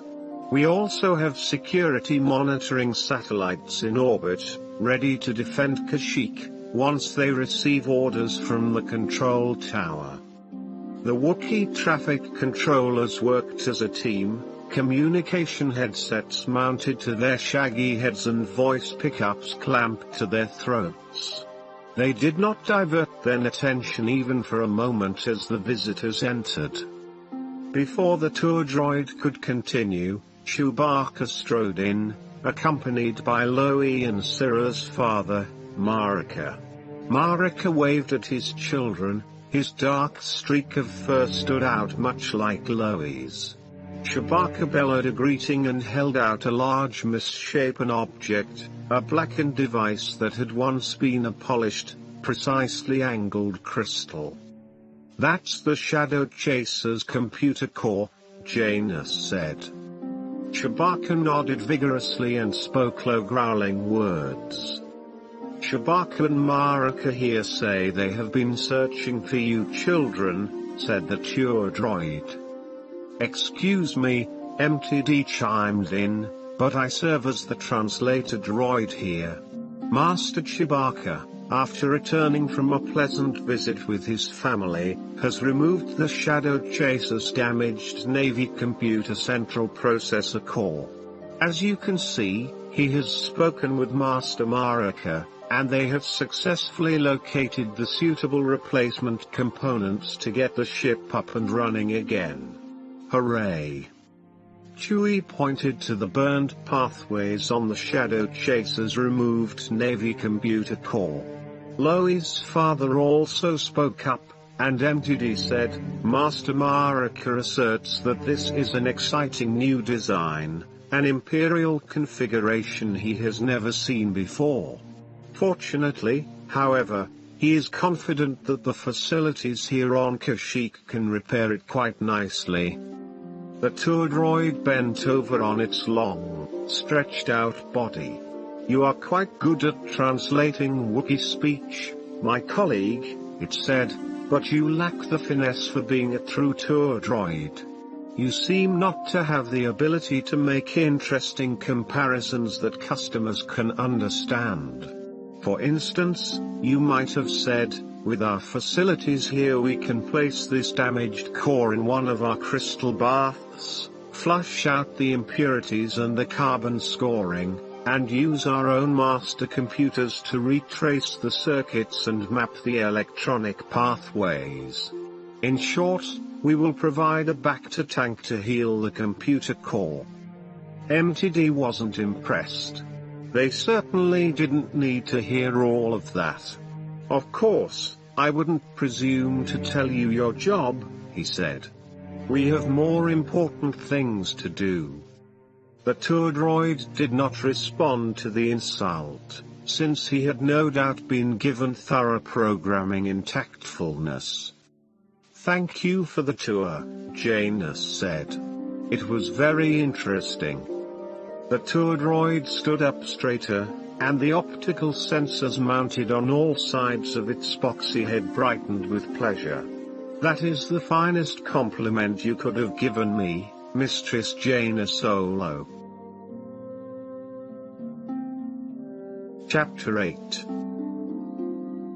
Surrounded by dimness in his private office, lit only by recorded starlight from distant parts of the galaxy, Brakis contemplated the plans of the Second Imperium. Time slipped away from him as he allowed himself to be swallowed up in thoughts.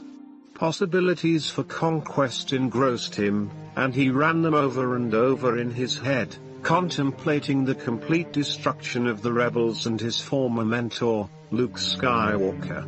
Such imaginings soothed him. Resting his elbows on the polished black desk, Brakis touched his fingertips together and smiled. Suddenly, a startling signal destroyed his concentration like a thunderbolt. The potent alarm pulsed again, and he used his much-needed Jedi skills to calm himself. "This is Brakis," he responded. "Corel here," a voice replied. An image appeared on the flat-screen communicator built into his desk. The old TIE pilot seemed rattled, and that surprised Brakis even more than the alarm had. Corel was one of the steadiest officers in the Second Imperium.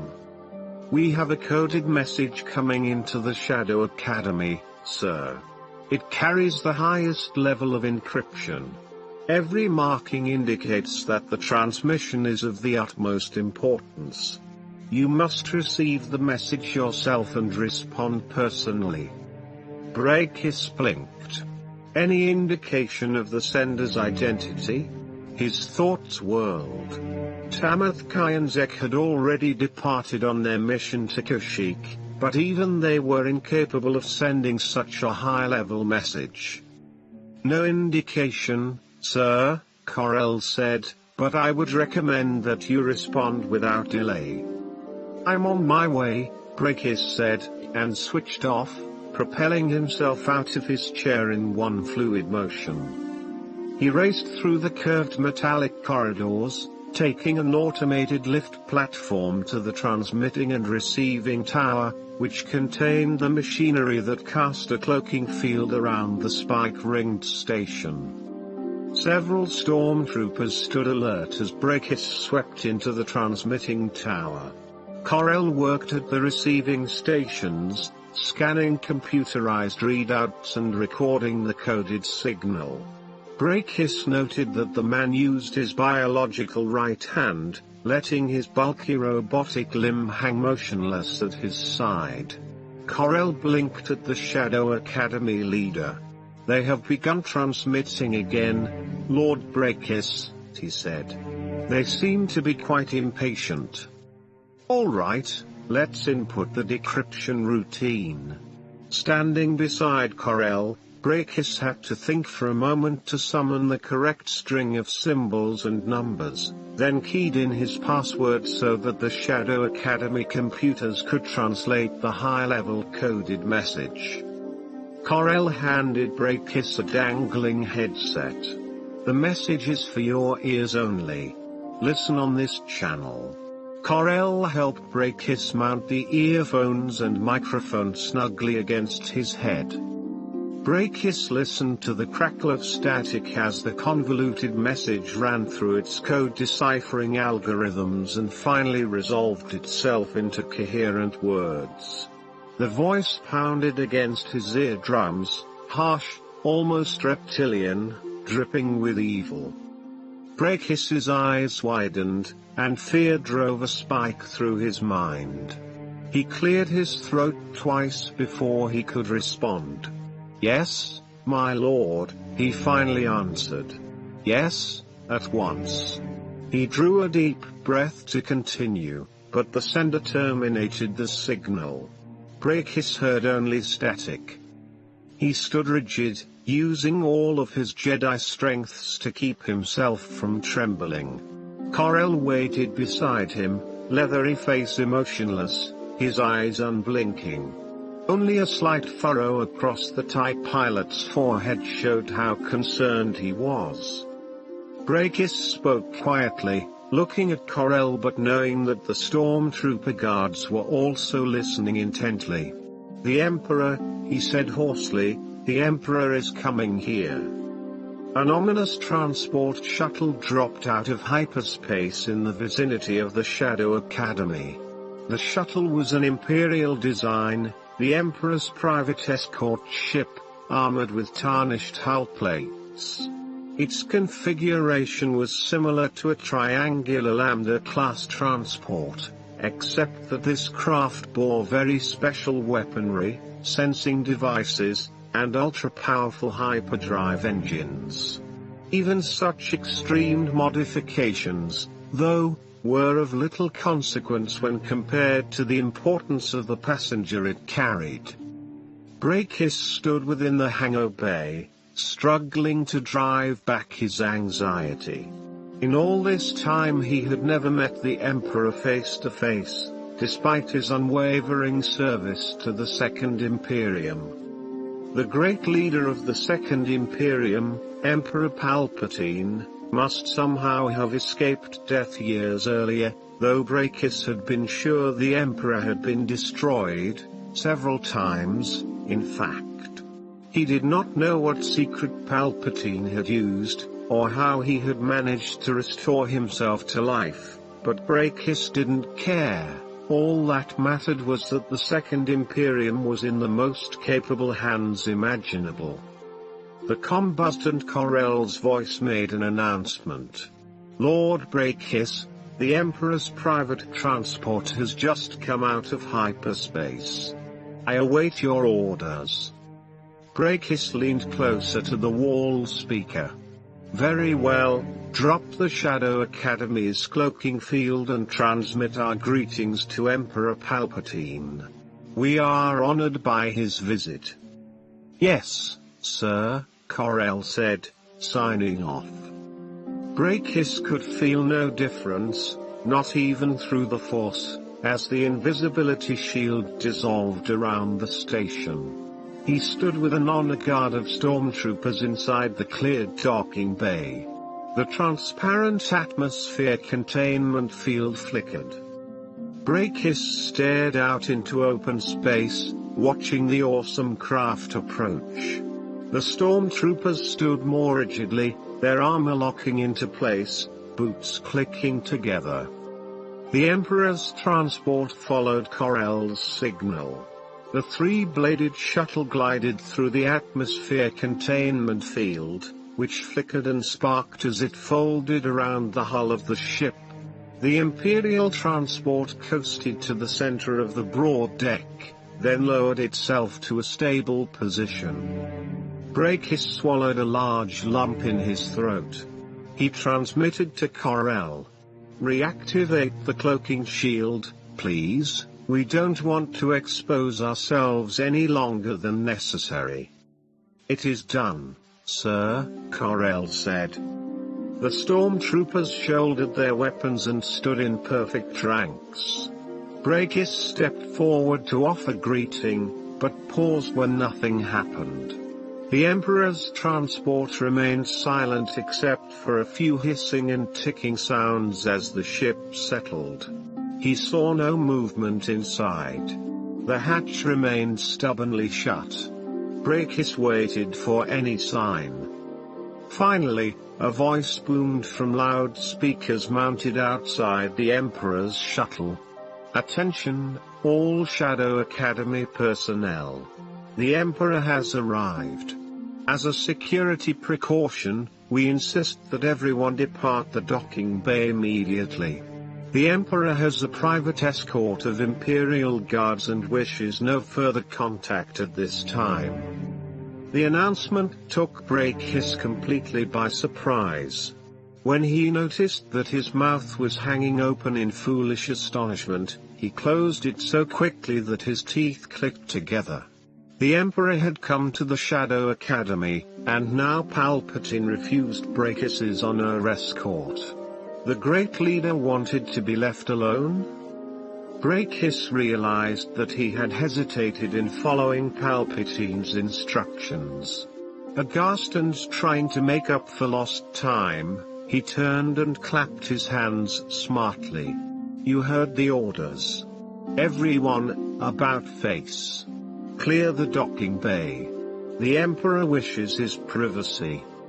The stormtroopers turned and, with a booming clatter on the metal deck, marched out of the docking bay and into the curved corridors. "Sir," one of the stormtroopers said, breaking ranks to stop in front of Brakis, "I had requested to be part of the Emperor's personal escort squad. I'll stay here to greet him as he disembarks." Brakis blinked in shock, noting the stormtrooper's service number. He recognized Corell's trainee, Norris. Corell had said the burly young man was ambitious and ill-tempered, but Brakis was nonetheless stunned at the impertinence. "You will follow my orders, trooper," Brakis snapped. "The Second Imperium has no room for those who don't understand discipline." He drew in a cold breath. "If I see any further instance of your failure to obey commands, you will be ejected from the airlock into space.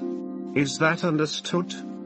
As Norris clomped off without acknowledging Brakis's rebuff, the master of the Shadow Academy turned to look back at the silent Imperial shuttle. He himself was unable to comprehend why the Emperor had come here if he had no intention of interacting with the Shadow Academy, or at least meeting with Brakis personally. However, the Emperor was the ultimate master, and Brakis would not dare question Palpatine's orders. The last one to leave the docking bay, he turned with a swirl of his silvery robes and stepped outside before transmitting the signal that closed and sealed the doors to the docking bay. As he stood in the outer corridor, though, Brakis made a decision of his own. He was master of this station, and was required to know what happened aboard it, wasn't he? He had followed the Emperor's wishes to the letter, but now he needed to see what was going on. Brakis went to a video monitor designed for observation of docking and loading procedures.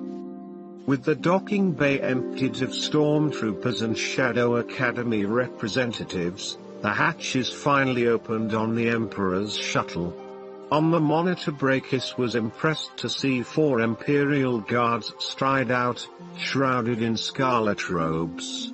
The intimidating Red Guards had been the most feared elite corps of Palpatine's forces, and now 4 of them had accompanied the Emperor here. Smooth red armor covered their heads and shoulders like cowls, reminding him of historical images he had seen of ancient Mandalorian uniforms. The Red Imperial Guards moved away from the ship and took up defensive positions, their robes flowing like flames around them. A shudder ran down Brakis's spine. He tried to feel the intense dark force crackling from the core of the Imperial transport ship. The Emperor, he knew, must be in there somewhere. Through the voice pickup mounted in the docking bay, Brakis heard a clanking, slamming sound. 2 pairs of squat, powerful worker droids tromped down the wide extended ramp, carrying an enormously heavy isolation chamber. The worker droids, little more than the powerful arms and legs mounted on a stocky body core, hauled their burden without complaint. The droids were gentle with their cargo, moving smoothly, carefully, despite the immense power in their hydraulic limbs. They carried the huge tank off the Imperial ship and into the docking bay. Side panels on the isolation chamber's black riveted walls blinked with multicolored lights. Computer displays showed life monitors and external communications. The 4 Red Guards surrounded the chamber, looking protective and menacing. Then they marched toward the broad doors, 2 in front of the chamber, 2 behind, into the main core of the Shadow Academy. Brakis hurried to open the doors for them, but somehow the computer-locked seals were automatically broken before he could do so. The doors slammed open, as if controlled by the Emperor's dark side powers. The Red Guards strode forward, still surrounding the worker droids. The huge isolation tank hissed and buzzed and bleeped as 1,000 electronic systems monitored its supremely important occupant. Brakis stopped in front of the foremost pair of Imperial Guards. "Greetings. I am Master Brakis of the Shadow Academy." The leader of the Red Guards turned his armored head, and Brakis felt a cold scrutiny through the black eye slit. "You will leave us alone. We have important work, and we require privacy. You may guide us to our chambers, and then leave." Brakis could barely contain his dismay. "But, I am the Master of the Shadow Academy," the Red Guard said, "and the Emperor is the Master of the Galaxy. He wishes privacy for now. We suggest that you do not displease him." Brakis backed away, bowing quickly. "I have no wish to displease the Emperor. Forgive my impudence." After Brakis indicated the quarters to which the visitors had been assigned, the plushest and most spacious accommodations aboard the station, the Red Guards and worker droids marched into the chambers, leaving Brakis alone out in the corridor. He felt belittled, insignificant, stepped on, as if all of his accomplishments and work meant nothing to the Emperor. It baffled him. What could be the purpose of it? He frowned as thoughts whirled inside his head. The Emperor had originally died in the destruction of the second Death Star, but 6 years after his defeat, Palpatine had been resurrected in a series of clones, which had also, presumably, been destroyed. Now, after observing the isolation tank, the secrecy, the inexplicable behavior of the 4 Imperial Guards, Brakis felt a new and deeper fear coil through his body. He wondered if something could be wrong, if the Emperor could perhaps be in failing health again. If that was the case, the Second Imperium was indeed in great trouble. Chapter 9.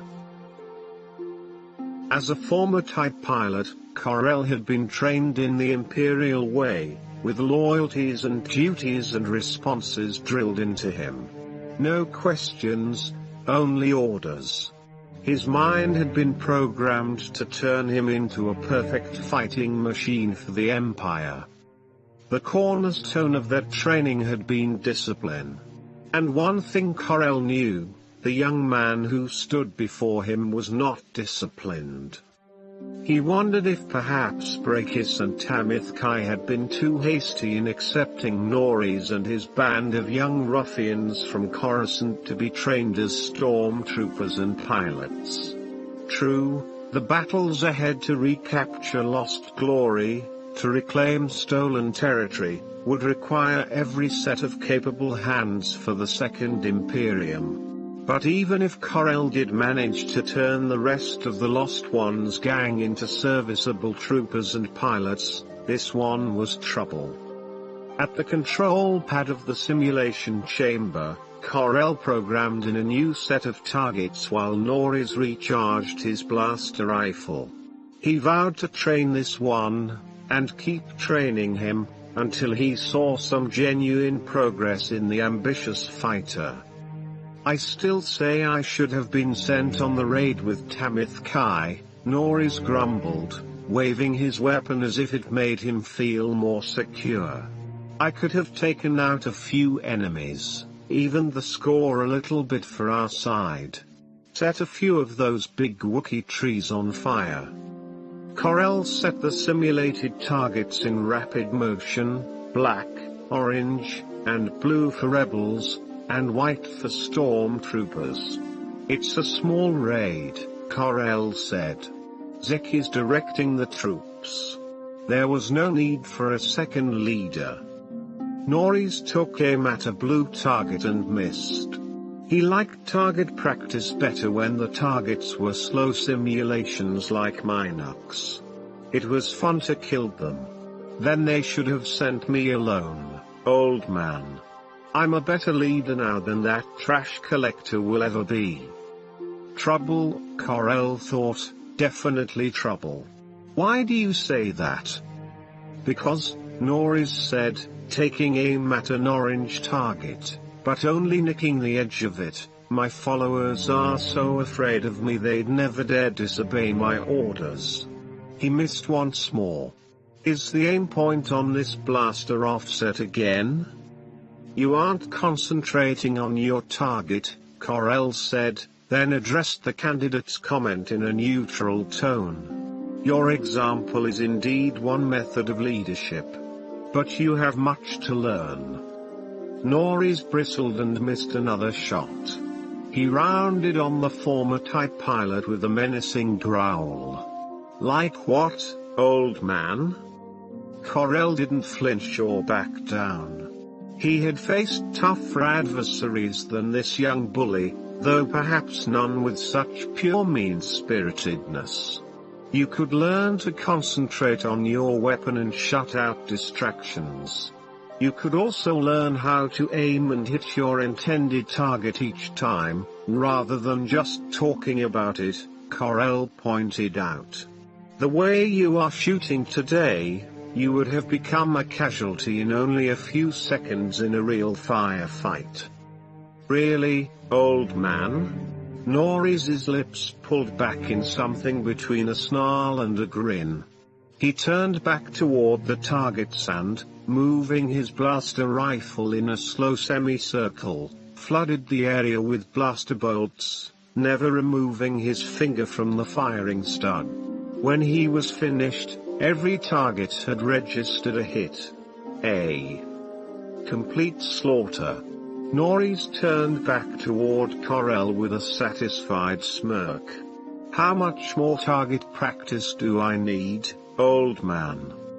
Enough practice so you don't destroy our own troops during a raid, Corel replied. Norris shrugged. We all make a few sacrifices to meet our goals. He glanced back at the targets. Seems like a fair trade-off to me. He tossed the spent blaster rifle at Corel, who caught it with his good arm. Trouble, Corel thought, definitely trouble. Chapter 10. Stars burned in the midnight sky, like a billion white-hot embers on a slab of black marble. Jason, Jaina, and Tenil Ka had long since retired to their beds, but Loie couldn't sleep. Perched comfortably on the wide railing of the upper veranda, with the simmering night sounds of the forest all around him, he kept a watchful eye on his sister's window. Syrah still insisted she wanted to imitate Loie's feat with the Shireen plant, and he could not talk her out of it. Now he feared she would leave him behind at the last moment, go alone on her dangerous quest, as Raba had done. So far, though, he had seen no sign that his sister was planning anything so foolish. Because of increased production quotas for the new Republic's military requirements, their parents had both volunteered to work the night shift at the computer fabrication facility. Calabo and Marika had spent their lives at their jobs, contented if somewhat unchallenged, and seemed baffled that neither of their children wanted to follow in their footsteps. But Syrah demanded constant challenges, and went out of her way to create some when life didn't provide her with enough of them. The light in Syrah's room shimmered like a warm fire behind the window's leafy shade. Small glowing mesh cages rested outside her window and on various platforms throughout the Wookiee residential district, containers filled with a sweet-smelling substance that proved an irresistible attractant to a species of tiny glowing gnats called phospheles. When the cages were placed outside, clusters of the harmless phosphorescent insects swarmed around them to provide a natural, pollution-free light source. Sitting alone outside under the starlight, Loie had watched Syrah's shadowy figure moving about in her room, pacing as if agitated, but he had seen no sign of her for some time now. Perhaps his sister was trying to sleep, he thought. But though vague foreboding crackled like static through his mind, he liked being alone in the restful darkness, high above the ground, where he could think. It felt good to be home on Kashyyyk. He drew in a lungful of the wood-scented air and practiced a Jedi relaxation technique, slowly willing his tense muscles to unknot. Only to jump a meter into the air as a set of cold claws pricked his back. Loie stumbled to his feet and spun toward the railing, his defensive Wookiee instincts coming into play. Syrah, shaking with silent laughter, hauled herself up over the railing onto the veranda and resheathed her claws, complimenting him on his reflexes. At least, she said, he had convinced her that he might be of some help during her quest. Loie groaned, trying to quell the surge of adrenaline. He asked her if the surprise had been designed strictly to test him.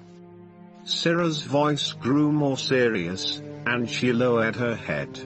She had wanted to demonstrate that she could slip off alone, if she wanted, and Loie wouldn't have been able to stop her.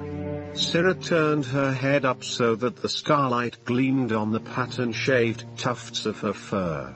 Then she looked at her brother and promised that she wouldn't go without him.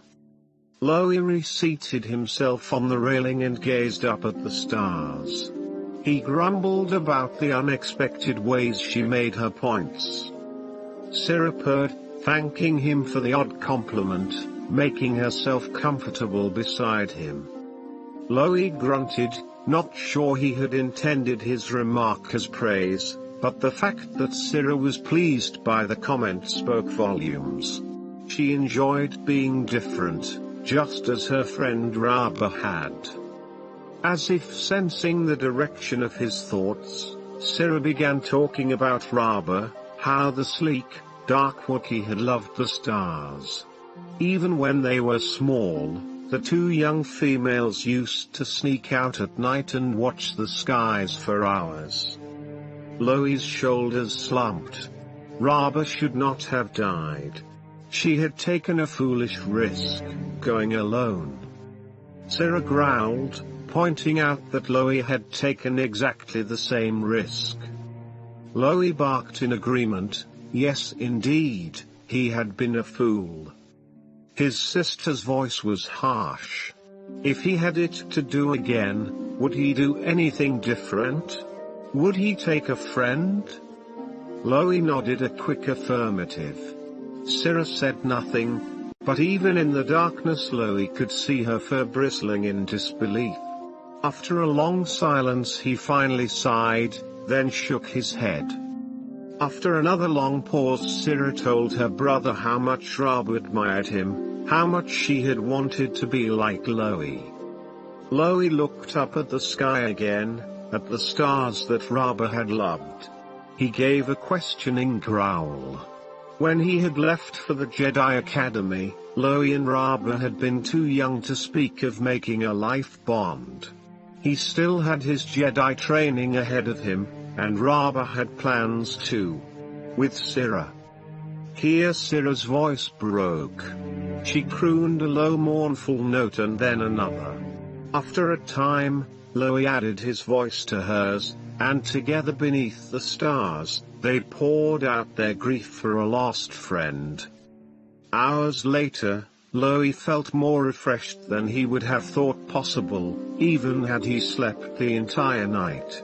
It had been better to spend the time growing closer to his sister. Syrah's husky voice broke into his thoughts, asking about his Jedi friends. Would they grieve for him, if he were gone? Like she and Loie had done for Raba? He nodded emphatically, and she told him he was fortunate to have found them. Encouraged, he asked her more about the plans she and Raba had made. Syrah did not speak for so long he was afraid he had offended her or he opened an old wound. Finally she described how they were going to be pilots, galactic adventurers. They had planned to work on freighters until they earned enough credits to buy their own ship and explore the stars.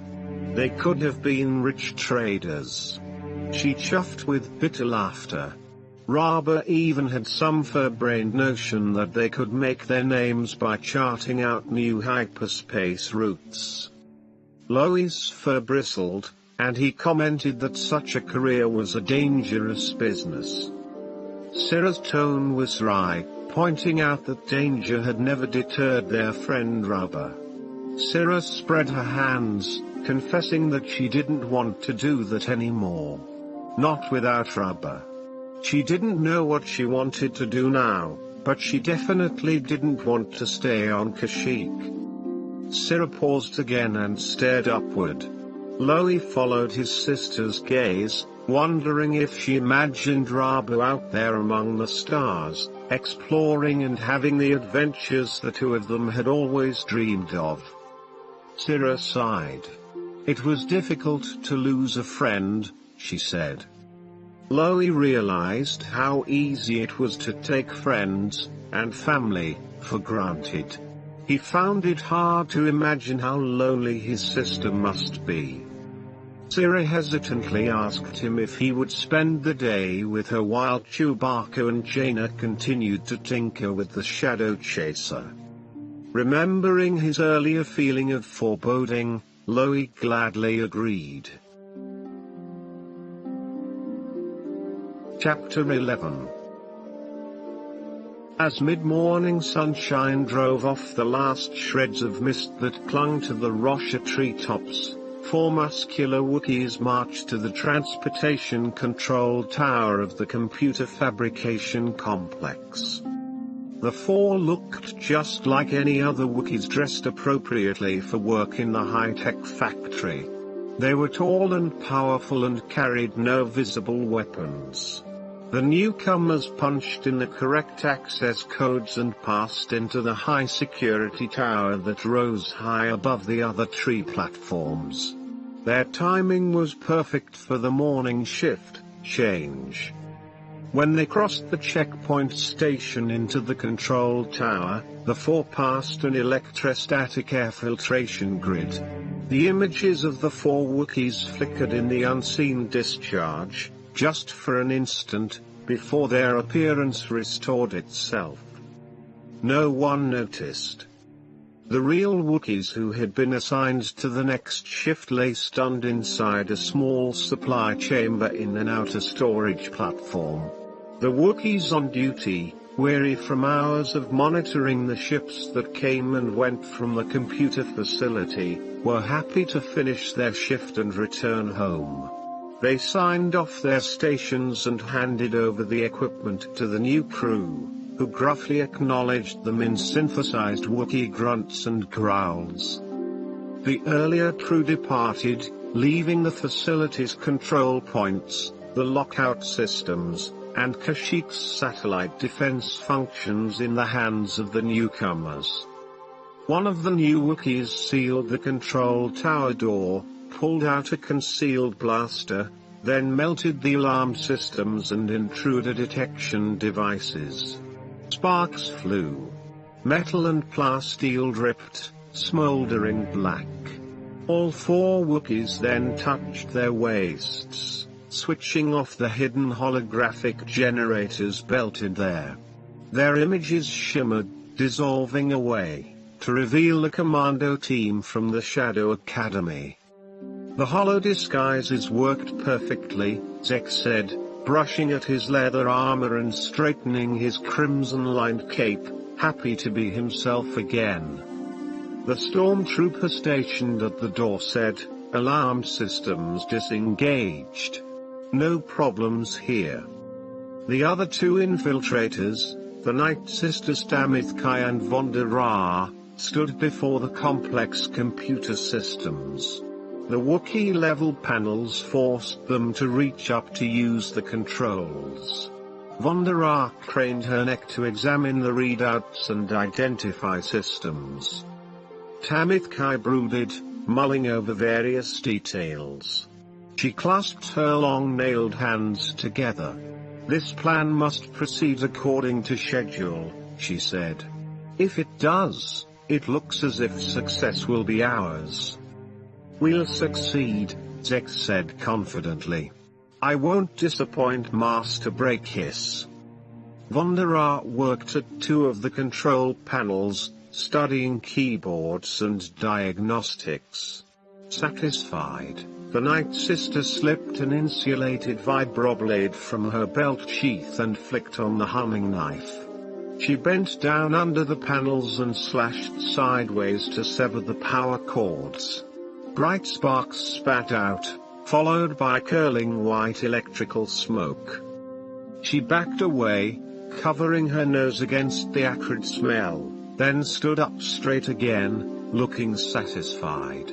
Kashyyyk's orbital defense systems have been permanently disabled. Zek nodded at the destroyed control panel, his green eyes flashing. "Sure looks permanent to me." "You're in command of this mission, Zek," Tamithkai said, plugging a handheld translator into the communications console. "Don't you think it's time you transmitted your signal to those Jedi brats here, where we can take care of them?" The Night Sister looked insufferably pleased with herself. Zek swallowed, his mind whirling. He had known this moment would come, and he had to face it. "Do I sense hesitation?" Tamithkai snapped. "No," he answered, just working out the proper wording for the message. They must be intrigued and concerned, and convinced. Zek hovered over the communications console, pondering his words, then punched them into the translator that would convert them to the appropriate Wookiee dialect and send a text message with the highest priority to where Jason and Jaina were staying with their friends. If he worded it correctly, he knew the twins would come. Back in the Wookiee home high in the trees, Jason did his best to keep up with his friends in the fast-paced computer skill game. But the other players, Loie, Syrah, and Tenel Ka, far outmatched his reflexes. Jaina, meanwhile, had gone with Chewbacca to work on their damaged ship. The friends sat at the 4 sides of a rectangular control grid, each with one hand on the small, flexible motion sensors that guided tiny laser-projected simulations of space fighters. They fought a miniature reenactment of the original Death Star battle. Loie and Syrah flew fast X-Wing fighters, while Jason and Tenel Ka were stuck with flanking defensive ships, sluggish old Y-Wings. The computer did its best to pursue them all, its simulated TIE fighters firing repeatedly, while enormous turbo-laser cannons emplaced in the Death Star trench crisscrossed space with deadly fire lines. Jason was good at target shooting, He and Jaina had often used the Millennium Falcon's quad laser cannons to blast chunks of space debris out of Coruscant orbit. But Loey and his sister were more intimately familiar with complex computer games, and Tenelka had the finely honed reflexes of a warrior from Dathomir. Jason's fingers flew across his motion sensor, banking his Y-wing, but a TIE fighter clung close to his rear engine pods. Jason spun about. "Hey, get off my back," he cried. By sheer luck, the TIE fighter crossed into one of the turbo laser blasts from the trench guns, conveniently saving Jason. Anxious to divert attention from his so-so performance in the game, Jason tried to distract the other players in the most obvious way. Between spins and banks and firing, he told a joke. "Hey, guys, do you know what sound Wiffids make when they kiss?" "I have neither seen nor heard Wiffids kiss," Tenelka said. "Master Lobaka says he's certain he would never wish to," MTD said. "Come on," Jason interrupted. "It's a joke. What sound do Wiffids make when they kiss?" He paused a second, cocking an eyebrow. "Ouch." Tenelka looked perplexed, and Loey groaned, but Syrah endeared herself forever to Jason by chuffing uproariously at the joke. Then, after only a moment, Syrah sent her holographic fighter ahead of his with redoubled effort. Little green lances of laser fire shot toward him, but he managed to roll his Y-wing and avoided getting himself blasted. Another Imperial ship clung to his tail, scoring hits and causing increasing damage as it came inexorably closer. Suddenly the pesky TIE fighter erupted in a tiny puff of an explosion with spangles of computer-imaged debris as Tenelka brought her Y-wing fighter to the rescue. "It appeared that you needed some help, Jason," she said. "I did, thanks." He and Tenelka flew side by side as they followed close behind the streaking X-wings piloted by Loey and Syrah. Their target approached, a small thermal exhaust port just waiting for them to drop a proton torpedo inside so they could blow up the horrendous superweapon Grand Moff Tarkin had built, and the comm system chimed with a high-priority signal. Syrah reached out to pause the game, freezing the fighter craft images in position over the grid. Loey hurried to receive the message, already blinking his golden eyes at the sudden emergency announcement that appeared on his screen. Jason and Tenelka went to look as Loey bellowed in alarm. "Master Lobaka, what is it?" "Let me see," MTD said. "How can you expect me to translate if you won't let me read the text?" Loey punched a button so that Jason and Tenelka could see the message. The comm system translated the words on the screen back into Basic. "Just a fragment," Jason said, his blood growing cold. Something interrupted the transmission. "It appears serious," Tenelka said. Jason read, "Emergency, injured at computer fabrication facility, need your help, please come right away." He frowned, feeling his heart start to pound. But who sent it? Who could it be from? "It was sent specifically here, to this house," Tenelka said. "Someone must have wished to contact us directly. But only Jaina and Chewie know we're here," he said, and they went off to one of the repair docks to work on the Shadow Chaser, not to the computer fabrication facility. "Perhaps they changed their plans," Tenelka said. Syrah yowled, and Loey added his own roar. "Oh my," MTD said, "Master Lobaka and Mistress Syrah's parents are at the facility." "We cannot ignore this problem," Tenelka said. We must go now and confront it. This is a fact. You're right about that, Jason said. Loie punched some buttons on the comm system controls a few times, then pounded the apparatus in frustration. Master Lobaka says he is unable to reply to the message, the translating droid said. Something appears to be wrong with communications at the facility itself. They've been completely cut off from outside transmissions. Loie roared for his sister to summon the fastest bantha mount in the area, while he, Jason, and Tenelka fastened lightsabers to their belts, ready for the worst. The four of them rushed out the door of the tree dwelling. A shaggy bantha lumbered to their platform in response to Syrah's frantic call. The Sullustan crouching on the beast's wide neck appeared deeply weary, ready to go off shift, but when the two young Wookiees bared their teeth and roared that this was an emergency, the mousy alien perked up instantly. Jason clambered aboard and reached down, offering his hand to help Tenelka. She took the aid without complaint.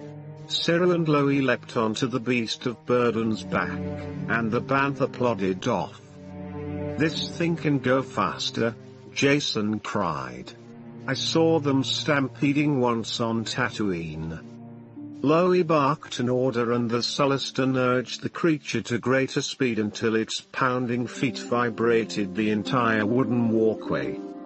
High in orbit over Kashyyyk, defensive satellites bristled with weapons, designed to target on invading enemy forces.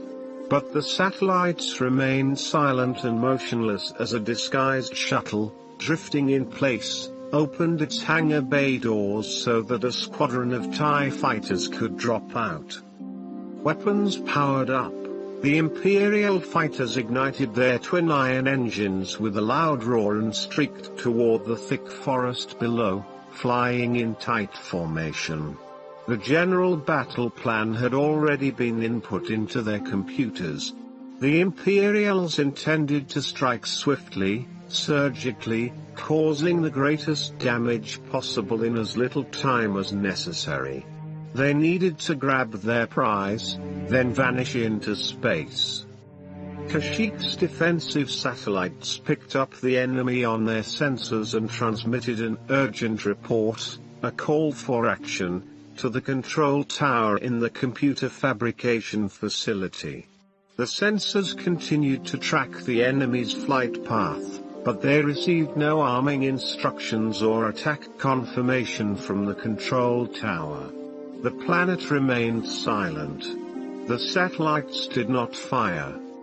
Although the satellites' weapons were inactive, the sensors continued to file data from the impending attack for future reference, if anyone on Kashyyyk survived the Imperial assault. When the weary bantha finally arrived at the fabrication facility, Loie, Syrah, Tenelka, and Jason leapt off its back and rushed to the entrance. The tall, spindly tour droid stood waiting. Seeing new visitors, it unplugged itself from a recharge port and assumed its security posture, since no guests were expected at the moment. "Halt," it said. "Where's the emergency?" "We've got to get inside," Jason shouted. "We are responding to the distress call," Tenelka said. Loie and Syrah both roared an explanation, believing that the tour droid might respond better to Wookiee than to basic. "No emergency has been reported," the tour droid said, its arms dangling from its shoulders like metal rods. "There must be," Jason said. "We received a high-priority transmission telling us to come immediately." "Accessing," the tour droid said as it plugged one of its dowel-shaped fingers into a computer port. It paused a moment as a blur of characters streamed across the screen. "Are you certain you have the right coordinates? Could I offer you some promotional brochures?" "Ah. Aha. Tenelka looked gravely toward Jason. Perhaps we have been tricked. Blaster bolts, Jason said. Hearing a roaring sound from high above, he pointed frantically to the sky. It looks like there's about to be an emergency. Lowy tilted his head back and exposed his long fangs, howling in rage. A wave of Imperial TIE fighters dropped out of the clouds, arrowing straight for the computer fabrication facility. Their weapons began blazing even before they arrived. Chapter 12. It was comforting to work with someone who loved machinery as much as she did, Jaina thought.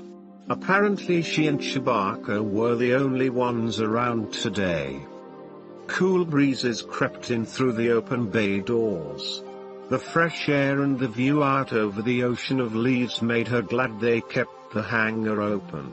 Constructed in a crown of trees rising above the overall canopy level in an outlying area beyond the Wookiee residential district and the computer fabrication facility, this hangar bay was used for major vehicle repairs.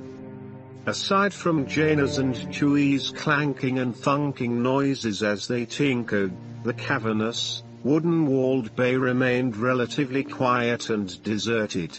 That was fine with Jaina. She loved nothing more than relaxing with a fine piece of equipment, making the pieces fit together properly, fiddling with the components.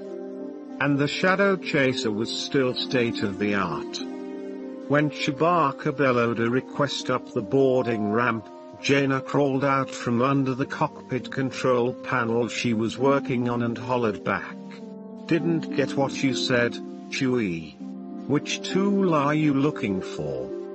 A large hairy head appeared in the entryway and Chewbacca pointed to the tools he needed. "Just about done here," Jaina said, hoisting the case up to where the Wookiee could reach. "I can finish up with my pocket multi-tool, so go ahead and take the rest of them." Chewie growled his thanks as Jaina crawled back under the console. She completed her task, reattached the access panel, and trotted down the ramp, where she found Chewbacca cleaning lubricant off the lower armored hull. He rumbled a question. "Did you ask me if I was hungry?" Jaina asked, struggling with the Wookiee language. She grinned. "Sure. Working on mode variance inhibitors always gives me an appetite." With another growl, Chewie spread his arms and shrugged. "What are we waiting for?" Jaina interpreted with a chuckle. "Couldn't have said it better myself." Hearing a faint roar, like the sound of distant thunder, Jaina chuckled again.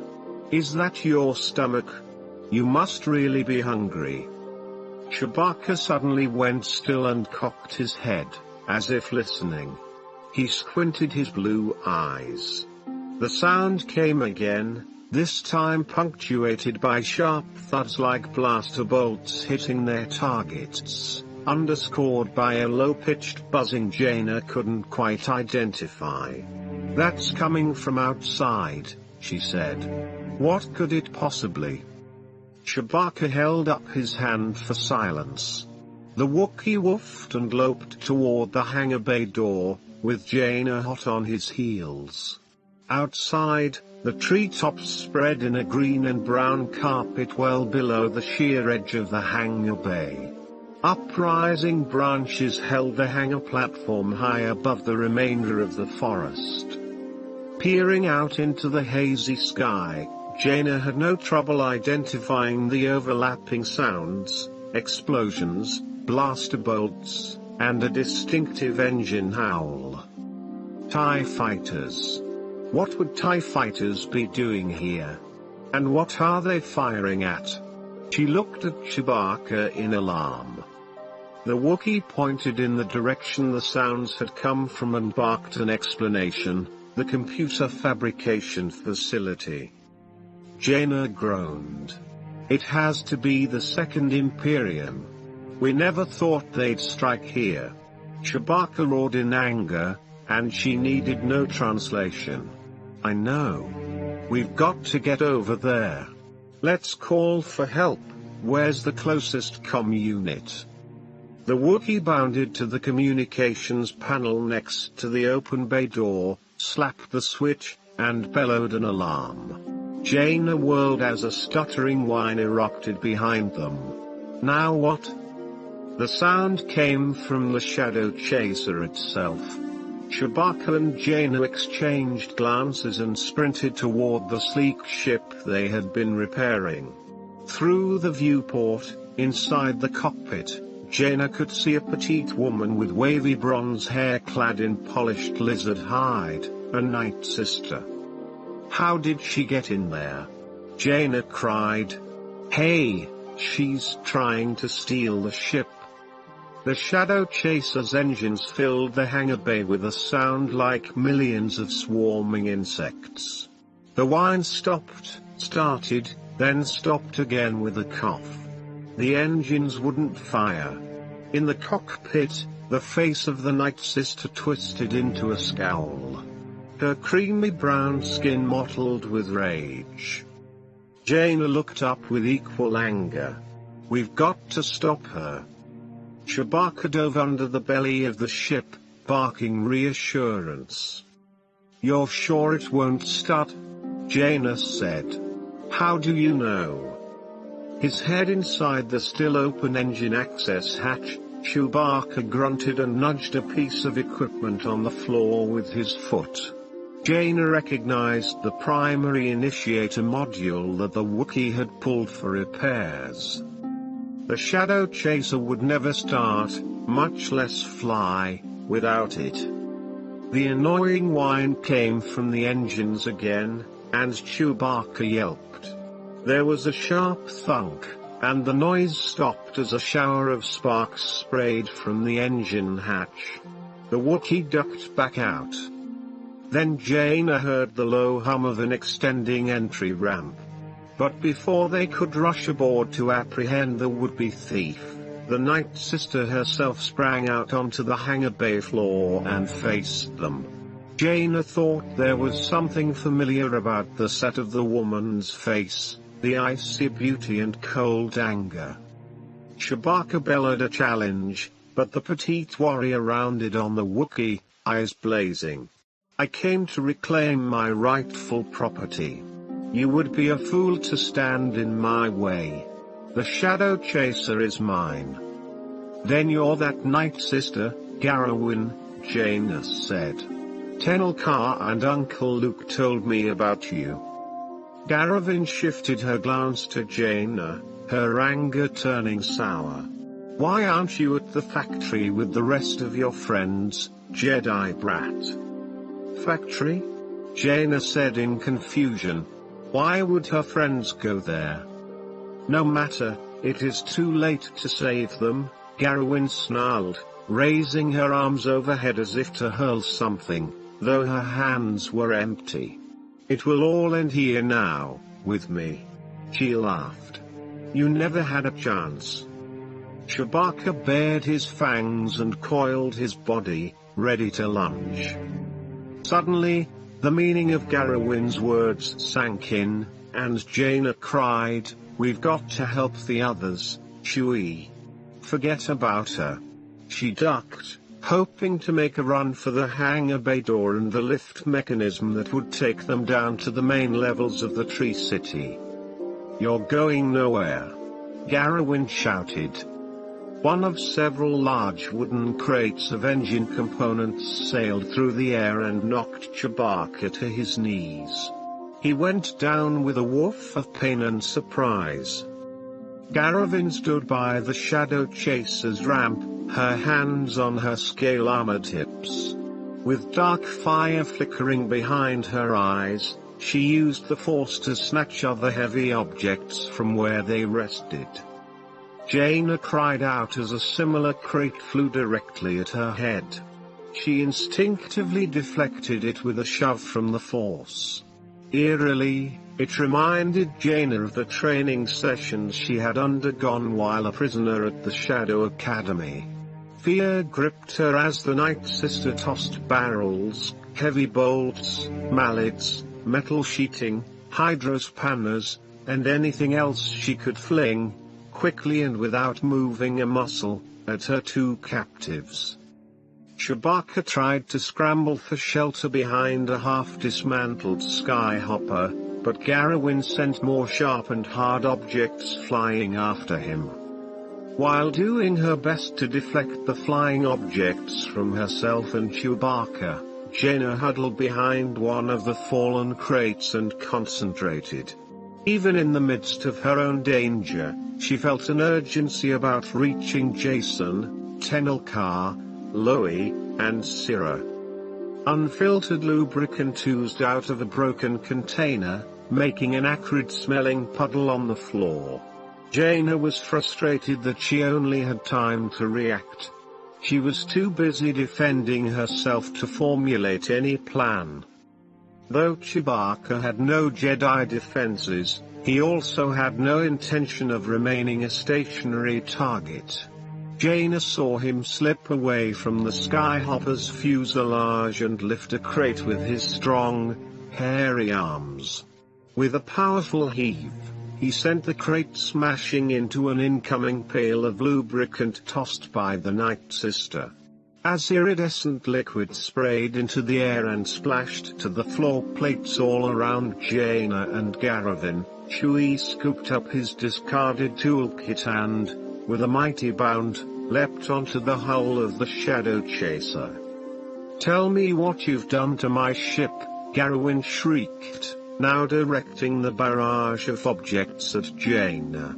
"How can I fix it?"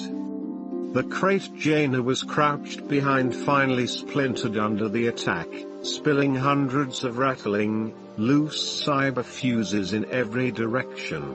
Jaina scrambled to find other cover. Panting, she dodged some of the thrown objects and deflected others with her skills. Perspiration streamed from her forehead and into her eyes, making it difficult to concentrate. "Damaged in an iron storm," she gasped, wiping an arm across her eyes. "You'll never be able to fly it." "In that case, you're worthless to me," Garrowyn sneered. "I'll take care of you immediately."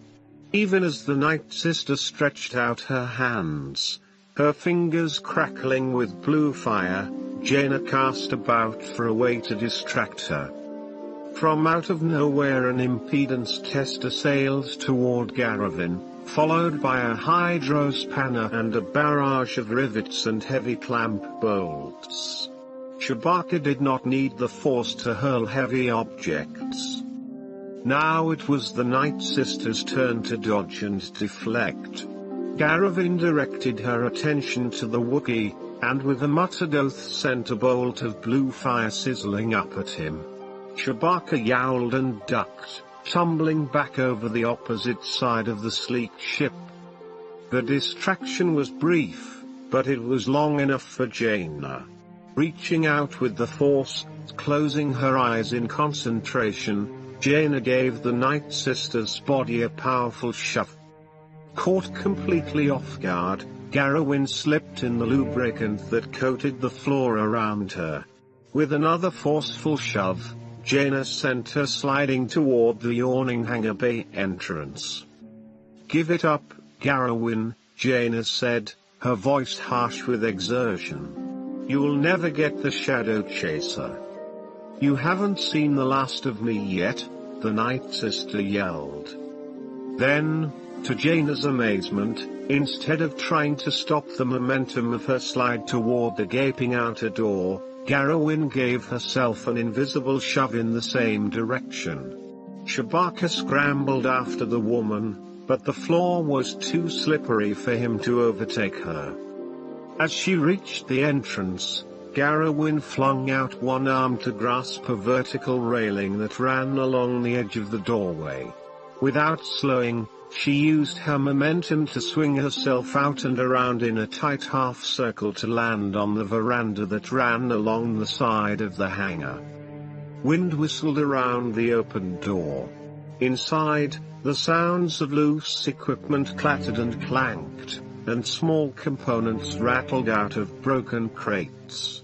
Jaina scrambled across the slippery floor plates, trying to reach the doorway through which Garrowin had escaped. Before she could reach the outside, Jaina heard a puttering, buzzing sound. "Quick, Chewie," she cried, "she's got a speeder bike." Jaina stumbled toward the entrance, slipping as she went. She grabbed onto a wall rail to prevent herself from pitching forward in a long drop to the canopy below. Her heart sank when she saw the fleeing Night Sister on a speeder bike zip across the hangar bay opening, heading toward the computer fabrication facility, which Jaina knew was under attack from Imperial forces. Moving with amazing speed, Chewbacca launched himself forward. To Jaina's horror, the Wookiee gave a ferocious howl and leapt straight out the door toward Garrowin's buzzing vehicle, with nothing beneath him but thin air, and grasped a pipe on the speeder bike with one strong, furry hand. Still slipping, Jaina held the wall rail and watched Wookiee, Night Sister, and speeder bike spiral down toward the leafy sea. Jaina clung to the rail and reached out with one hand, but she was too far away to help Chewbacca. As the speeder bike crashed on the treetops, Chewie quickly regained his balance. The Night Sister, still covered with slimy lubricant, dismounted and scrambled for purchase on one of the narrow branches. Chewie swung himself to the thicker branch beneath her and shook the limb on which she stood, growling a challenge. A harsh laugh escaped Garrowin's lips, and a triumphant look lit her face. Jaina could hear her voice even at this distance. "So you wish to die?" The Night Sister stretched out a hand that crackled with discharges of blue electricity. "You deserve it for what you've done to my ship." Chewbacca, though defenseless in the face of her discharge of dark power, snarled at her. In desperation, Jaina tried the only trick that sprang to mind. Letting her eyes fall half-closed, Jaina sent a rippling furrow through the leaves behind Garrowin. This time the invisible plow made a loud, rustling sound, like a stampede. The Night Sister whirled to defend against the supposed attack on her from behind. Flinging up an arm to ward off her unseen enemy, Garrowin lost her footing on the narrow branch. She fell backward. Jaina gasped as she heard Garrowin's head strike a lower tree branch with a solid thud. Without another sound, the Night Sister's compact body tumbled like a shooting star, through the sharp and clinging branches into the depths of the jungle far, far below. Chapter 13. The screaming sounds of TIE fighters ripping through the atmosphere sent a chill of primal terror down Jason's spine. He knew the howl was only exhaust from the powerful engines, but he felt certain the Imperial ship designers must have delighted in the hellish noise. In the bustling fabrication facility, a cacophony of alarms rang out from platform loudspeakers. Growling, barking announcements hammered through the air. Wookiee workers ran in all directions, activating security systems or evacuating the area. TIE bombers streaked low over the treetops, dropping proton explosives that set the dense network of branches aflame. Dark gray smoke billowed from burning leaves.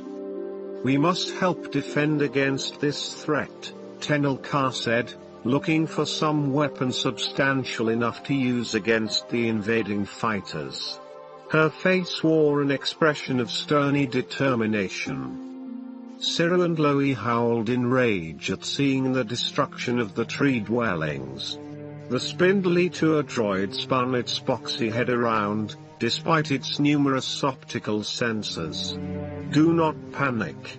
Have no fear," it said in its tinny voice. "This must be a drill. No attack has been scheduled for today." At Loie's waist, MTD piped up in a scornful tone. "Why, you silly tour droid, switch on your optical sensors. Can't you see this is a crisis situation? HMMMF. The miniaturized droid muttered a deprecating comment about the questionable intelligence of public relations models. The tour droid continued to issue calming messages, though its thoughts were obviously scrambled. Kashyyyk has numerous satellite defenses. No enemy ships can approach this facility. We have sophisticated defense mechanisms, including powerful perimeter guns. They should begin firing any moment now." "Perimeter guns?" Tenel Ka said, her cool grey eyes flashing. "Where? Perhaps we can use them against these enemies." Cyril roared, gesturing with her long hairy arm to show that she knew the way. "A splendid idea," MTD said. "I do hope we won't be blown to bits before we can implement Mistress Tenel Ka's plan. Oh my. As my sister would say," Jason said, "what are we waiting for?"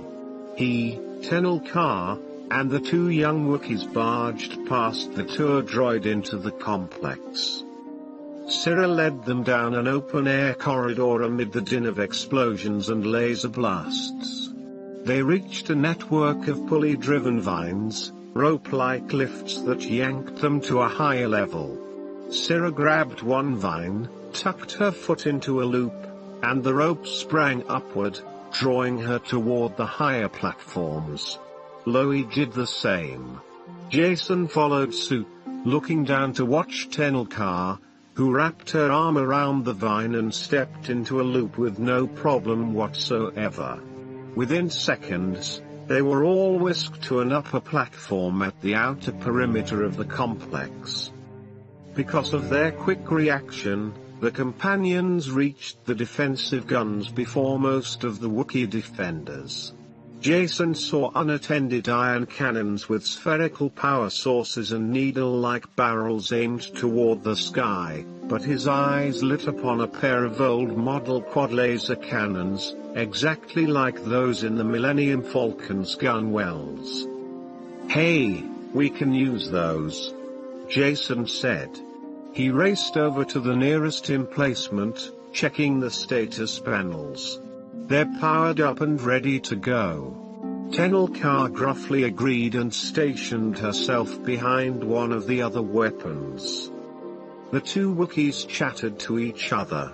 MTD called, "Master Jason. Master Lobaka and Mistress Sirikuk have decided to use the computers to determine where the breakdown in the facility's defensive systems occurred. Perhaps they can prevent further Imperial fighters from getting through. Oh, I do hope they're successful." "They'll do their best," Jason said, grabbing the quad laser's targeting controls. He sank down into the voluminous seat in front of the cannon, feeling the energy thrum through the firing sticks in his fingers. Since the widely spread controls had been designed for large Wookiee bodies, he adjusted the targeting circle. Imperial fighters continued to howl overhead, launching strikes against the Wookiee residential districts, but leaving the central computer facilities relatively untouched, though thrown into complete chaos. A glance to Jason's left told him that Tenel Ka was in position. Gripping the firing stick with her right hand, she seemed already familiarized with the weapon's control systems. In seconds her eyes began to track the enemy fighters overhead. 3 tall Wookiees charged onto the defensive platform and took up positions at the iron cannons, glancing curiously at the 2 humans, confused by this unexpected assistance. But they didn't waste time asking for explanations. Instead, they fired powerful blasts from the iron cannons. One of the crackling yellow-white shots caught a TIE fighter that soared through the edge of the blast. The Imperial control systems flickered out and the TIE fighter spun dead in the air, its engine silenced. Unable to regain control, the pilot crashed into the distant forest canopy with a dull, booming explosion. Jason used his targeting circles to lock onto a sluggish, fully loaded TIE bomber that arrowed toward the clustered residential structures. The bomber came in, picking up speed while preparing to drop its deadly explosives. Jason grasped the firing controls and gritted his teeth. Come on, he said. Finally, the target lock blinked as the TIE bomber settled directly in the crosshairs. He squeezed both controls, launching searing blazes of laser energy from all 4 cannons. The beams targeted on the bomber just before it could drop its proton explosives. Instead of destroying the homes of hundreds of Wookiees, the bomber became a brilliant ball of fire and smoke. The belch of detonations grew louder as the TIE fighter's own proton bombs fed into the eruption. Got one. Jason crowed. Tenelka fired repeatedly until another pair of TIE fighters exploded in the air. 2 more, she said. By now, additional Wookiee defenders had arrived to assume positions at the remaining guns. Jason fired again and again, rotating his chair to aim at the rapidly moving targets. He blasted another TIE fighter out of the sky. Just like our practice runs in the Millennium Falcon, he said. Only this time, hitting the targets is a lot more important than winning a contest with my sister. This is a fact, Tenelka said. Another wing of TIE fighters swooped down, and Jason shot wildly. So many Imperial targets, he thought, all of them bristling with lethal weaponry. His quad laser cannon spat beams of energy, but they all missed as the fighters spun evasive loops in the air. Oh, blaster bolts, Jason said. Wookiees kept appearing, leaping off the vine pulley lifts and rushing to their positions, although now there were more defenders than guns. Loie and Syrah hurried over to Jason and Tenelka, speaking loudly. Their grunts and growls overlapped, so that MTD had difficulty translating both. One at a time, please, the little droid said. All right, I believe I understand the basics of what you're saying. Master Lobaka and Mistress Syrah have determined that a single-point defensive failure occurred in the traffic control tower for this facility. Somehow, all of the central command systems have been compromised. It appears that the attack is being guided from there. Loie roared a suggestion. Oh dear, MTD said. Master Lobaka suggests we would be well advised to go to the heart of the problem and leave these well-trained Wookiee gunners to continue the fight here. While I agree that it might be safer to move inside, I am skeptical about the wisdom of rushing into greater danger. Good idea, Loie, Jason said, ignoring MTD's warnings. He fired the quad laser one more time, almost offhandedly, and was astonished to see his quick shot destroy the side panel of another TIE fighter, which spun out of control and crashed to the treetops. Hey, got another one, he said. Barricaded in the traffic control tower, Zek listened to outraged Wookiees pounding against the sealed door. A sizzling, melting sound worked its way into the background din as the Wookiees used high-intensity laser torches to slice through the armored metal. Their own well-constructed defenses worked against them, since they had intended Kashyyyk's command center to be impregnable. Slowly but surely, though, the Wookiees made headway, slicing through the door 1 centimeter at a time. Using the security monitors, Zek watched the hairy creatures out in the hall. With bestial rage, one of them picked up a metal pipe and hammered at the door, to no effect, of course, because of the thick plating, but the Wookiee seemed satisfied just to be able to vent his fury. Tamith Kai crossed her arms over her reptile-armored chest. "The noise level out there is most annoying," she said, then glared at the stormtrooper standing guard. Her violet eyes flashed with a twisted idea. "Why don't we trigger the locking mechanism and let the Wookiees stumble inside? We can easily take care of the whole lot before they recover from their surprise." Vonda Ra chuckled. "That would be amusing to watch." Before Zek could voice an indignant protest that he was in command of this mission, the stormtrooper activated the door controls. The panel suddenly slid aside, shocking the Wookiee engineers who had been working to gain access. They howled. The stormtrooper used his blaster rifle to mow them down in a few seconds, every one of them. Even encased in white armor, the stormtrooper's body language showed his pleasure. He keyed in the sequence to slam the heavy door shut again, leaving the fallen Wookiees out in the corridor. "At last, peace and quiet," Tamith Kai said. Overhead, TIE fighters and bombers continued to attack, dodging bursts of weapon fire from the tree facility's perimeter defenses. The reinforced dome overhead showed the battle in the skies. Several contingents of stormtrooper reinforcements had already landed. Vonda Ra worked at one of the computer stations, scanning security images. A minute later, she gave a gasp of surprised triumph. "Ah, I believe I've found them," she said. "The vermin were firing the perimeter guns, but now they're in the corridors. They seem to be making their way." "They're making their way here.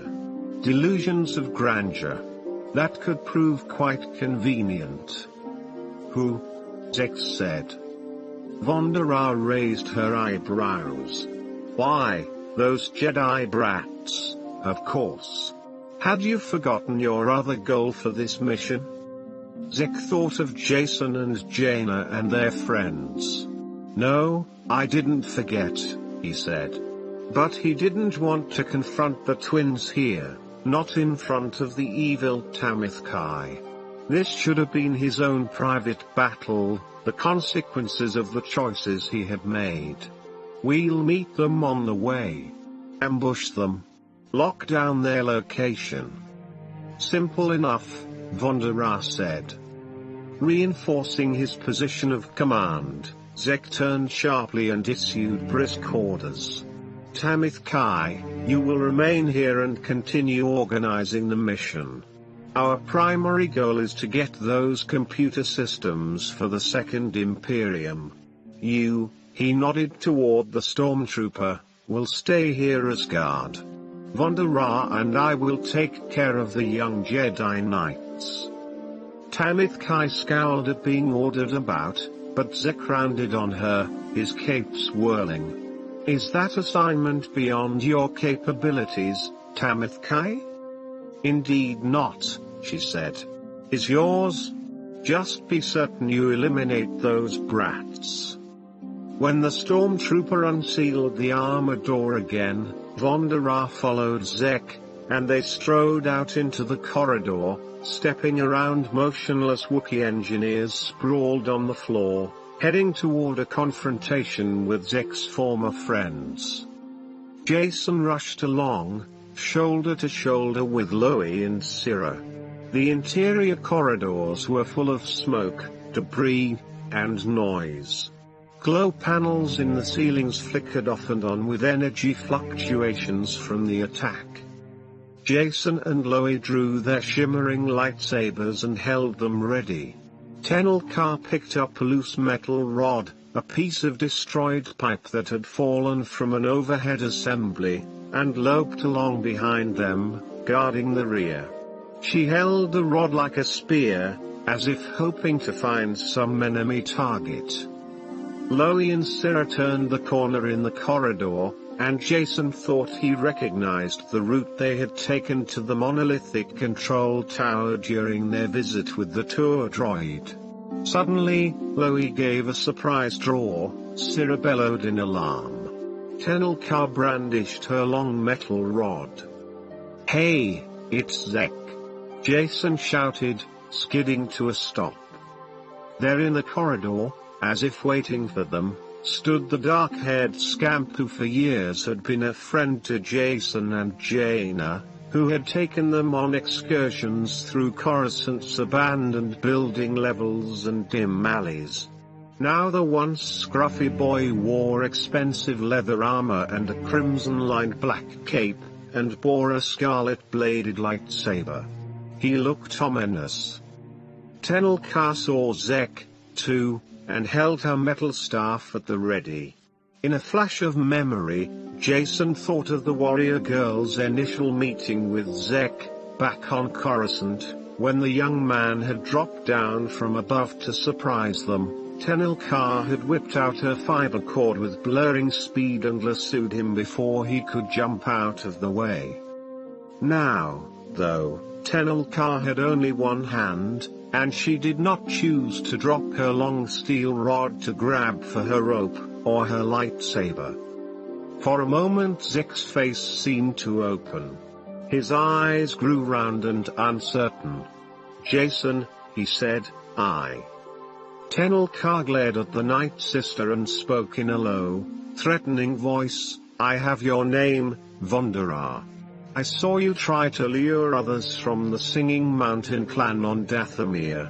In your encampment at the Great Canyon you chose me as a trainee for the Shadow Academy, but instead we rescued my friends, and defeated you utterly. We'll defeat you again." The muscular Night Sister held up her claw-like hands. "Not this time, Jedi brats," she said. "I shall enjoy destroying you."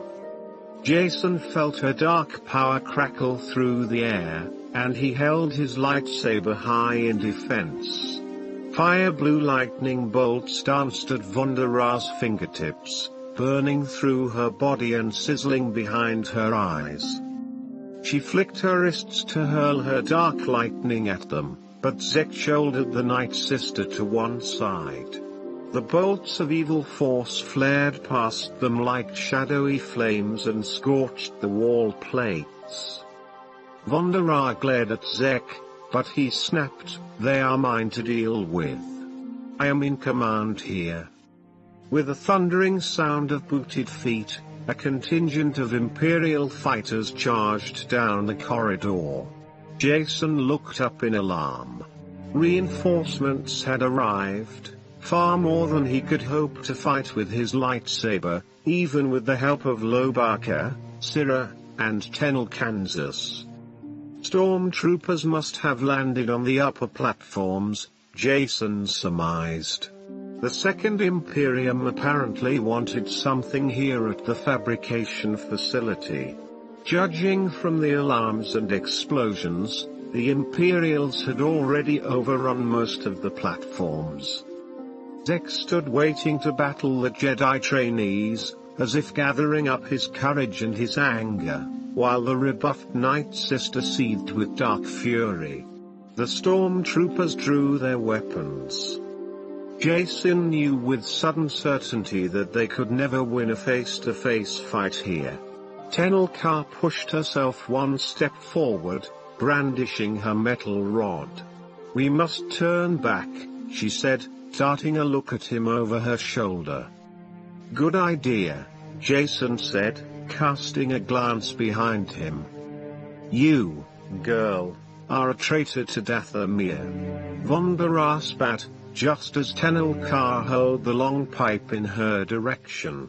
The rod struck the Night Sister, knocking her sideways.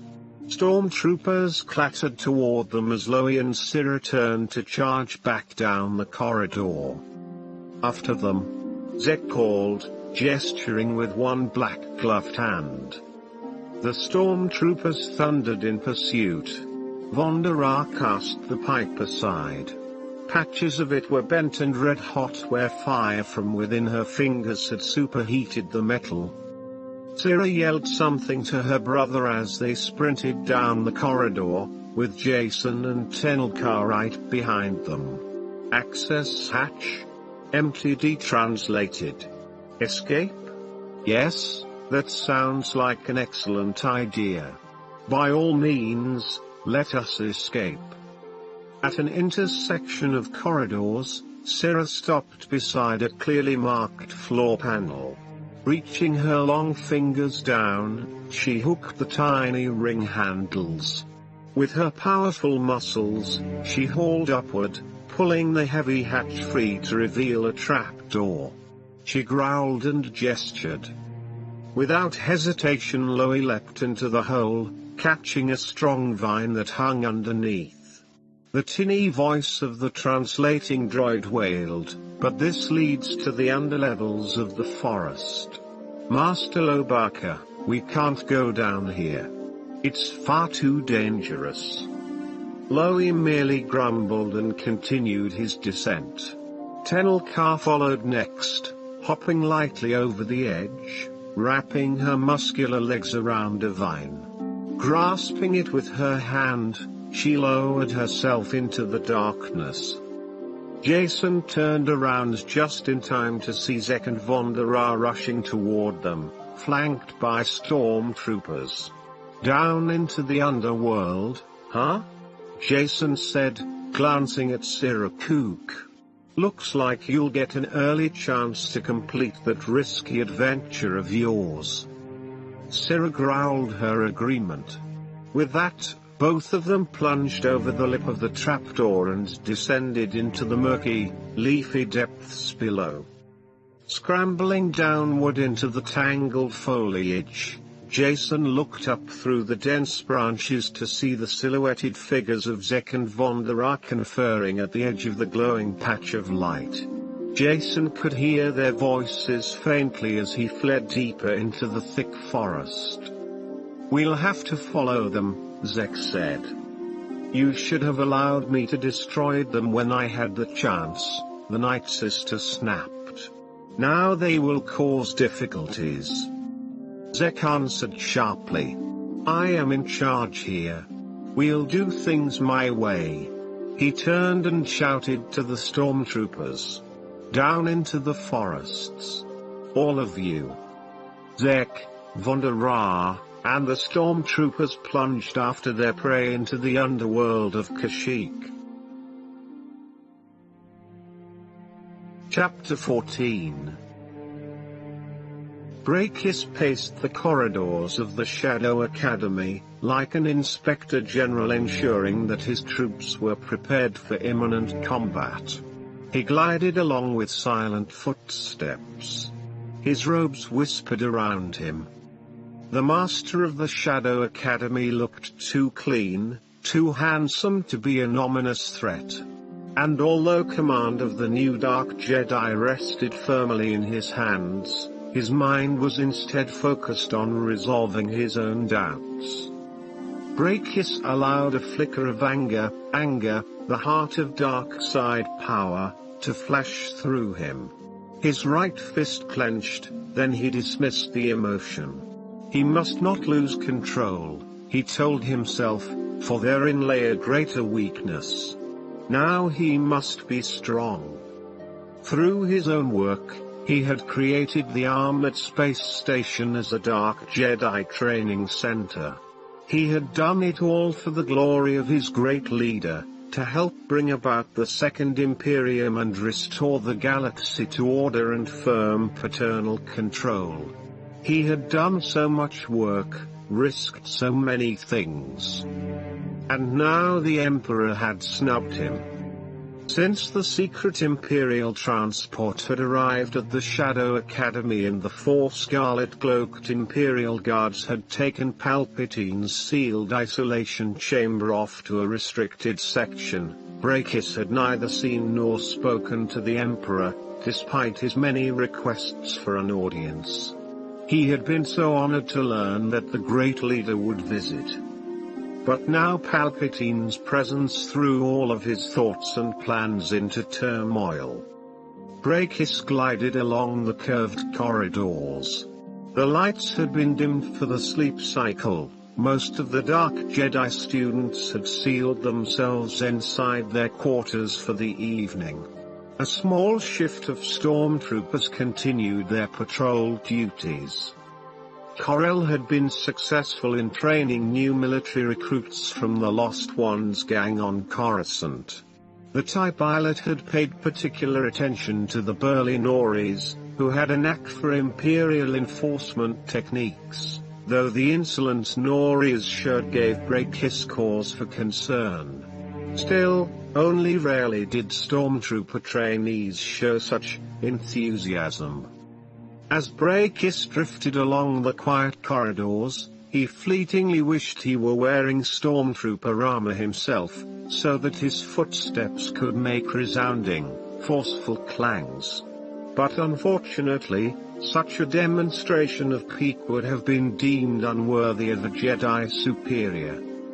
Brakis was a powerful man, or so he had thought, until the Emperor's entourage arrived. The Red Guards seemed to consider him the lowliest of servants. This was an unfair dismissal of all he had accomplished, he told himself. Perhaps the Emperor truly was ill, perhaps the Second Imperium was in greater danger than Brakis had feared. He decided it would be best to speak directly to Palpatine, to see for himself. He had been patient. He had been helpful. He had accommodated every whim passed along by the faceless Imperial guards, but now Brakis needed answers. Brakis took a deep breath to center himself, to focus his thoughts to a razor edge of calm resolve.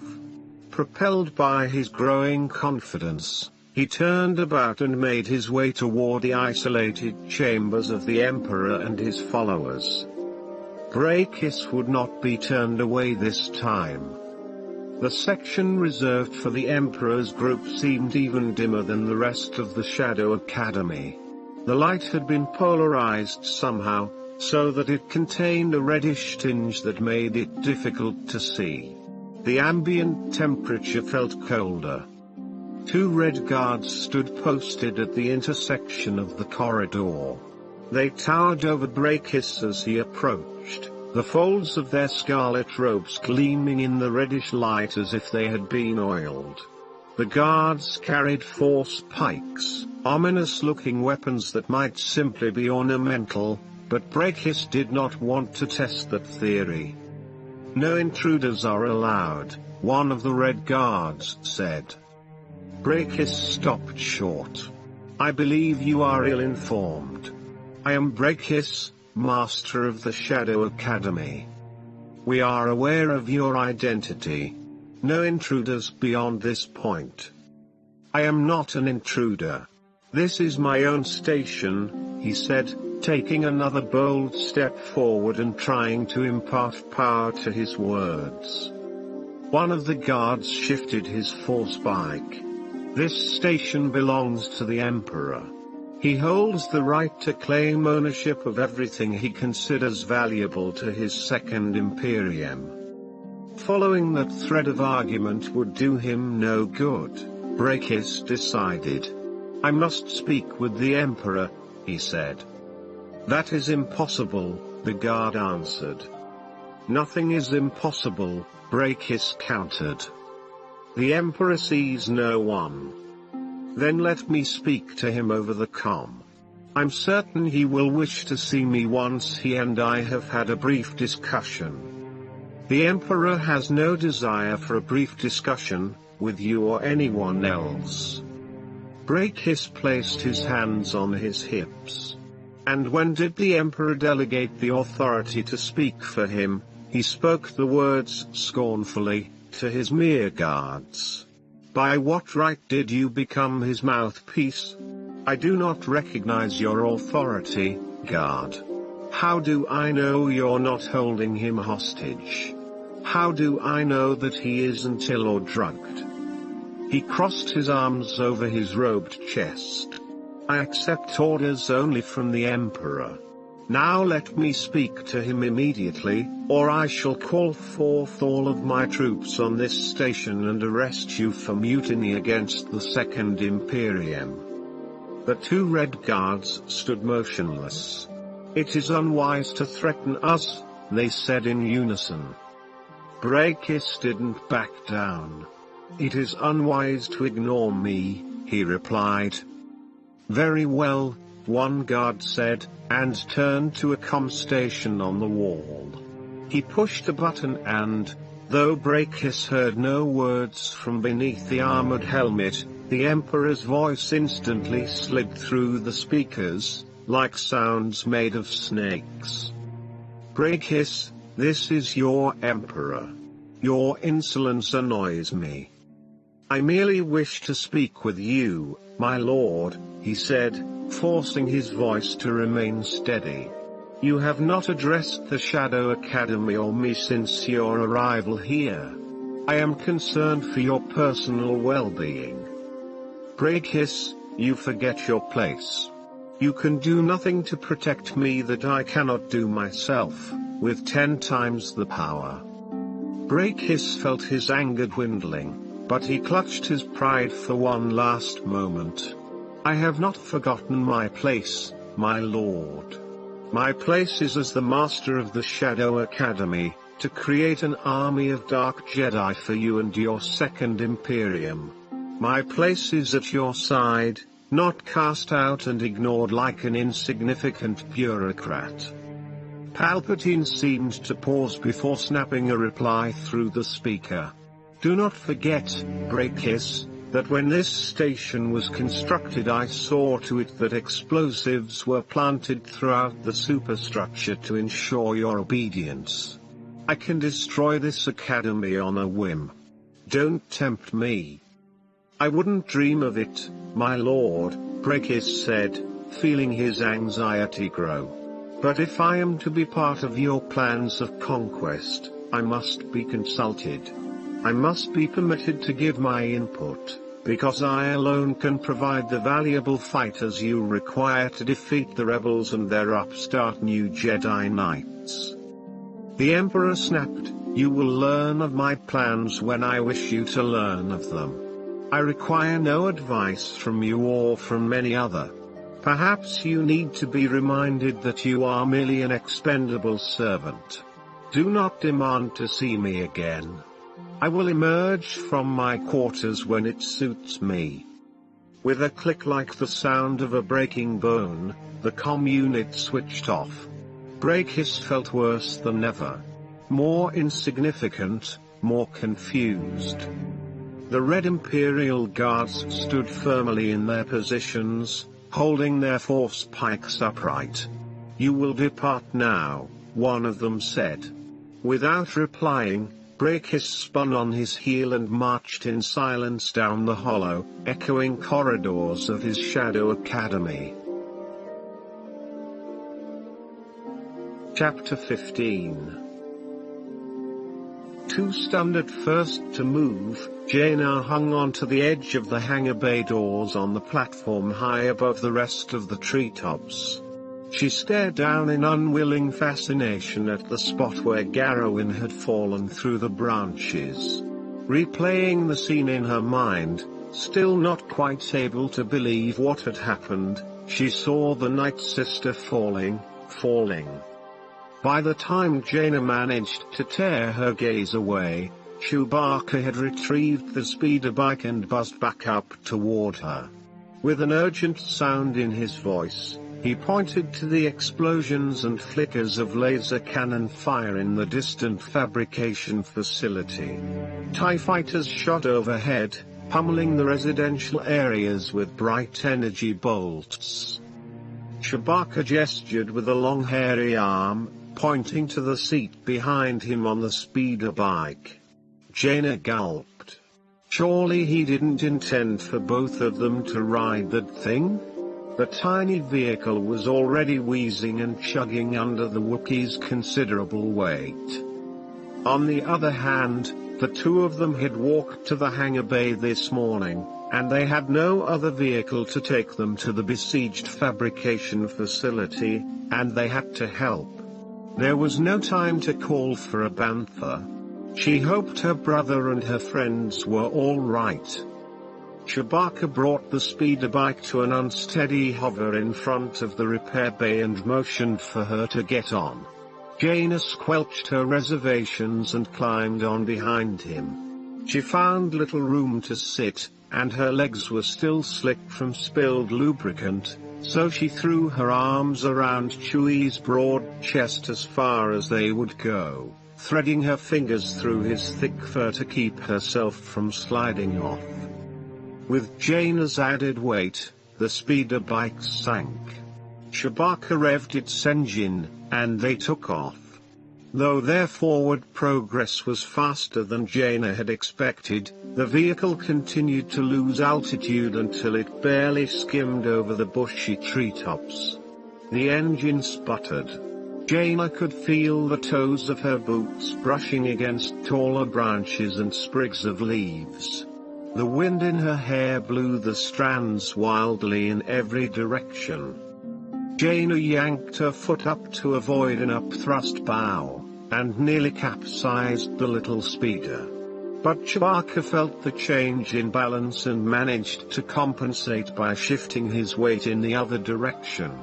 Jaina clung to his fur and gratefully maneuvered herself back upright.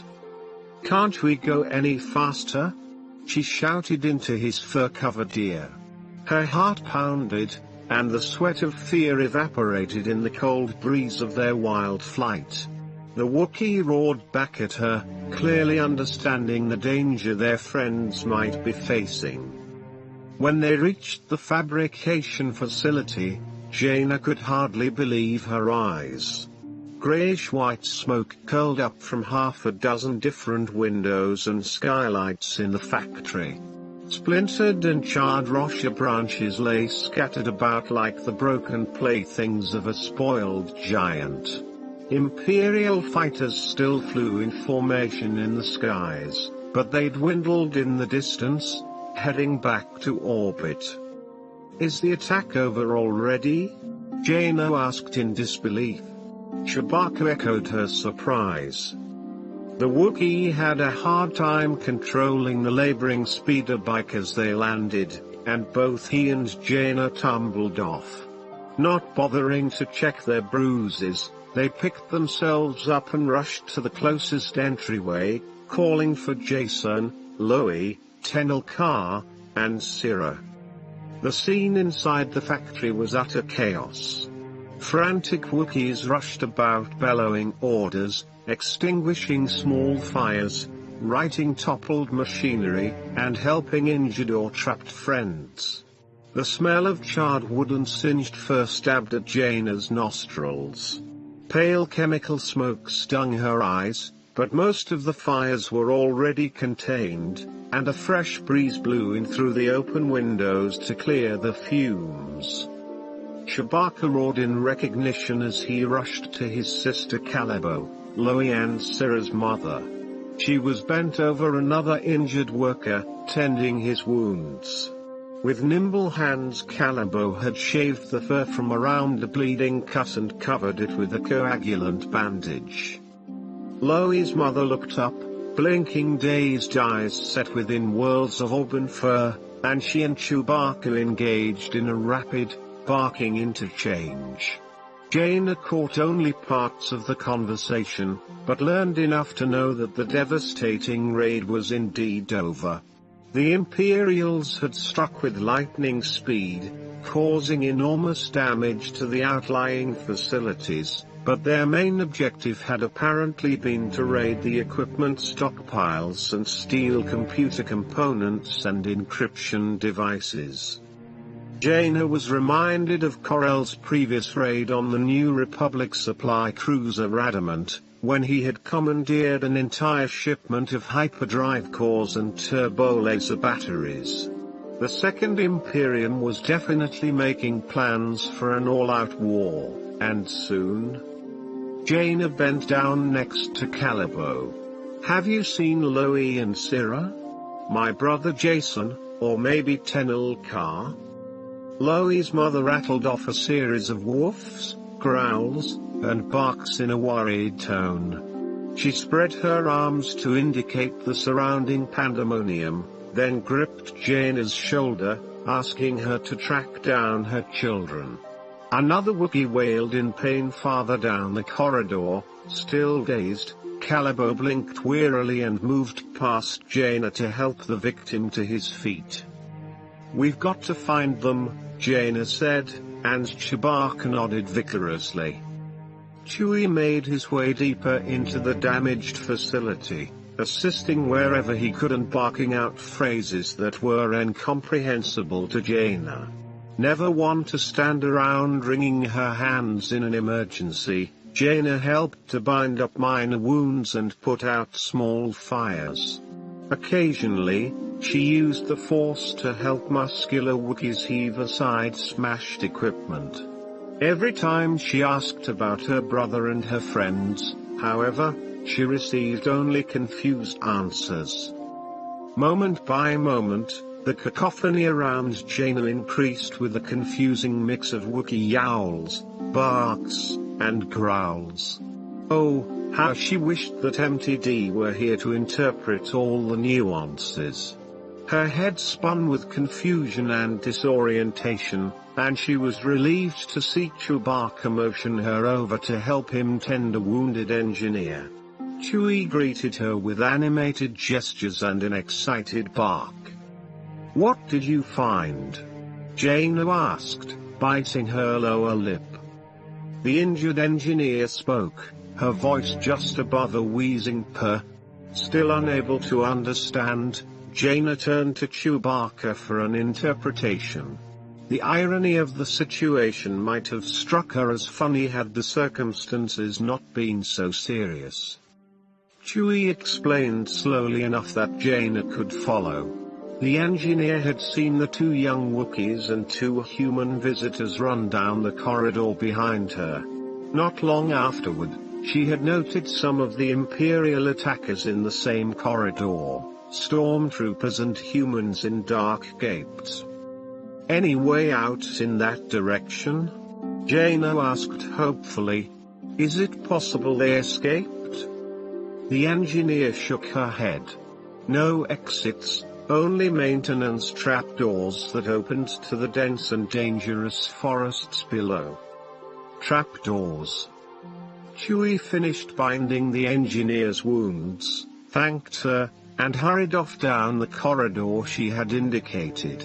Jaina skidded to a stop at the edge of a gaping hole blasted in the floor, where an access hatch had been ripped from its hinges.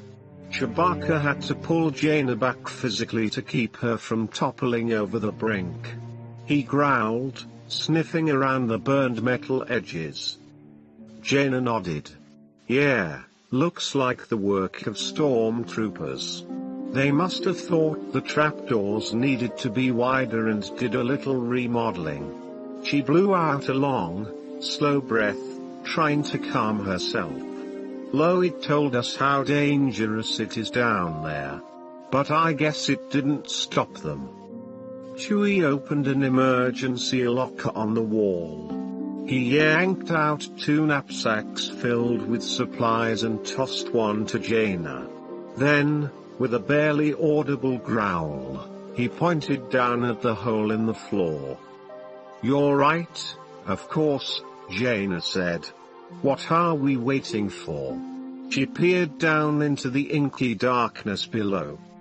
"Your jungle," she said at last. "I guess you'd better lead." Chapter 16. Deep inside his hairy chest, Lobaka felt his heart contract with primal fear.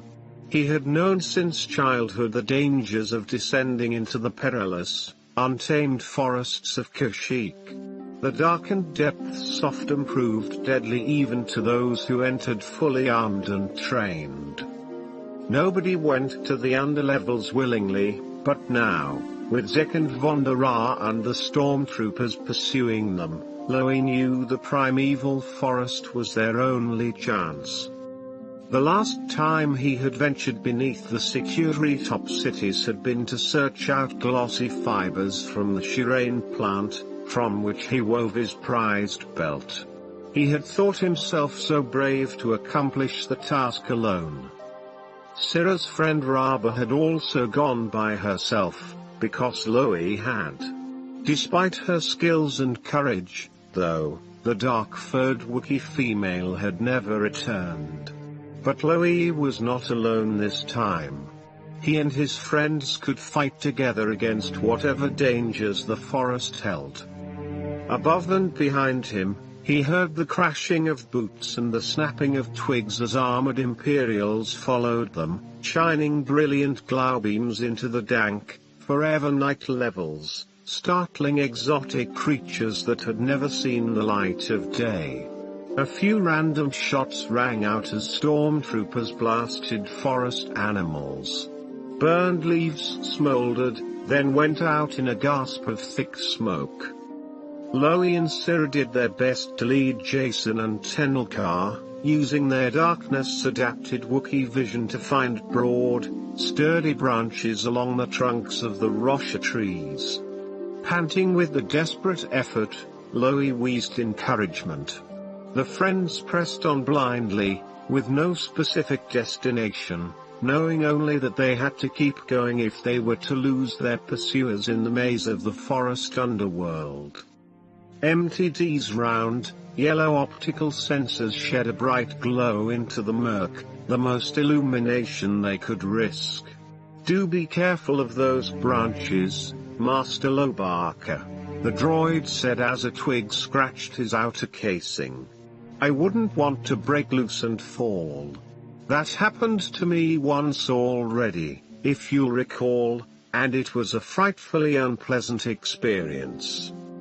Loie groaned, remembering the misadventure on Yavin 4.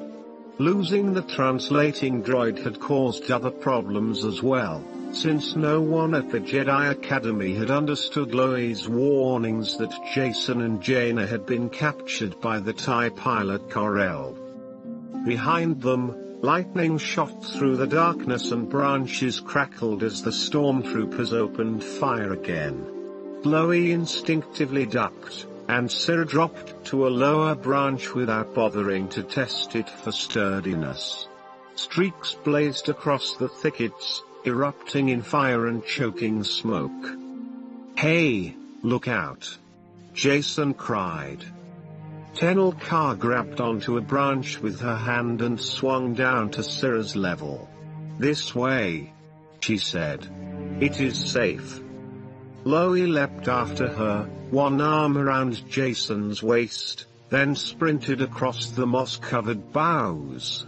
Farther from the warm sunlight, each forest level had a different ecosystem made up of matted platforms of interlaced vines, branches that grew together, accumulations of mulch in which other plants, fungi, lichens, squirming flowers, flourished. Thousands of insects, reptiles, birds, and rodents fled at the sound of the intruders. Loie chuffed for the others to follow him. Racing along on his flat feet, he wrinkled his black nose and sniffed the odor-congested air.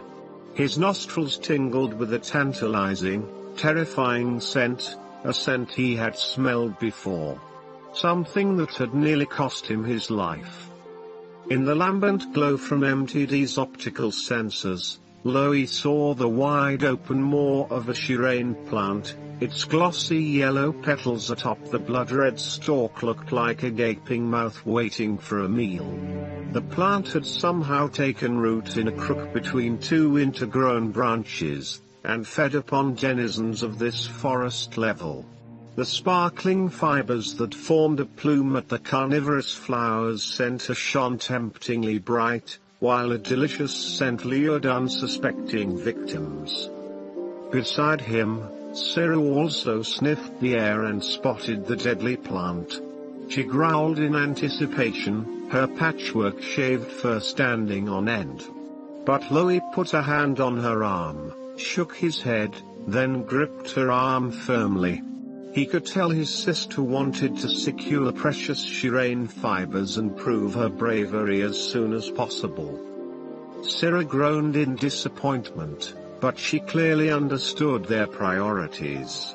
Behind them, several levels up, the pursuing stormtroopers fired again, this time at some large creature crashing through the tree levels. Far too dangerous. The Imperials were too close. With a growl, Cyril took the lead, and Loie guided his friends behind her.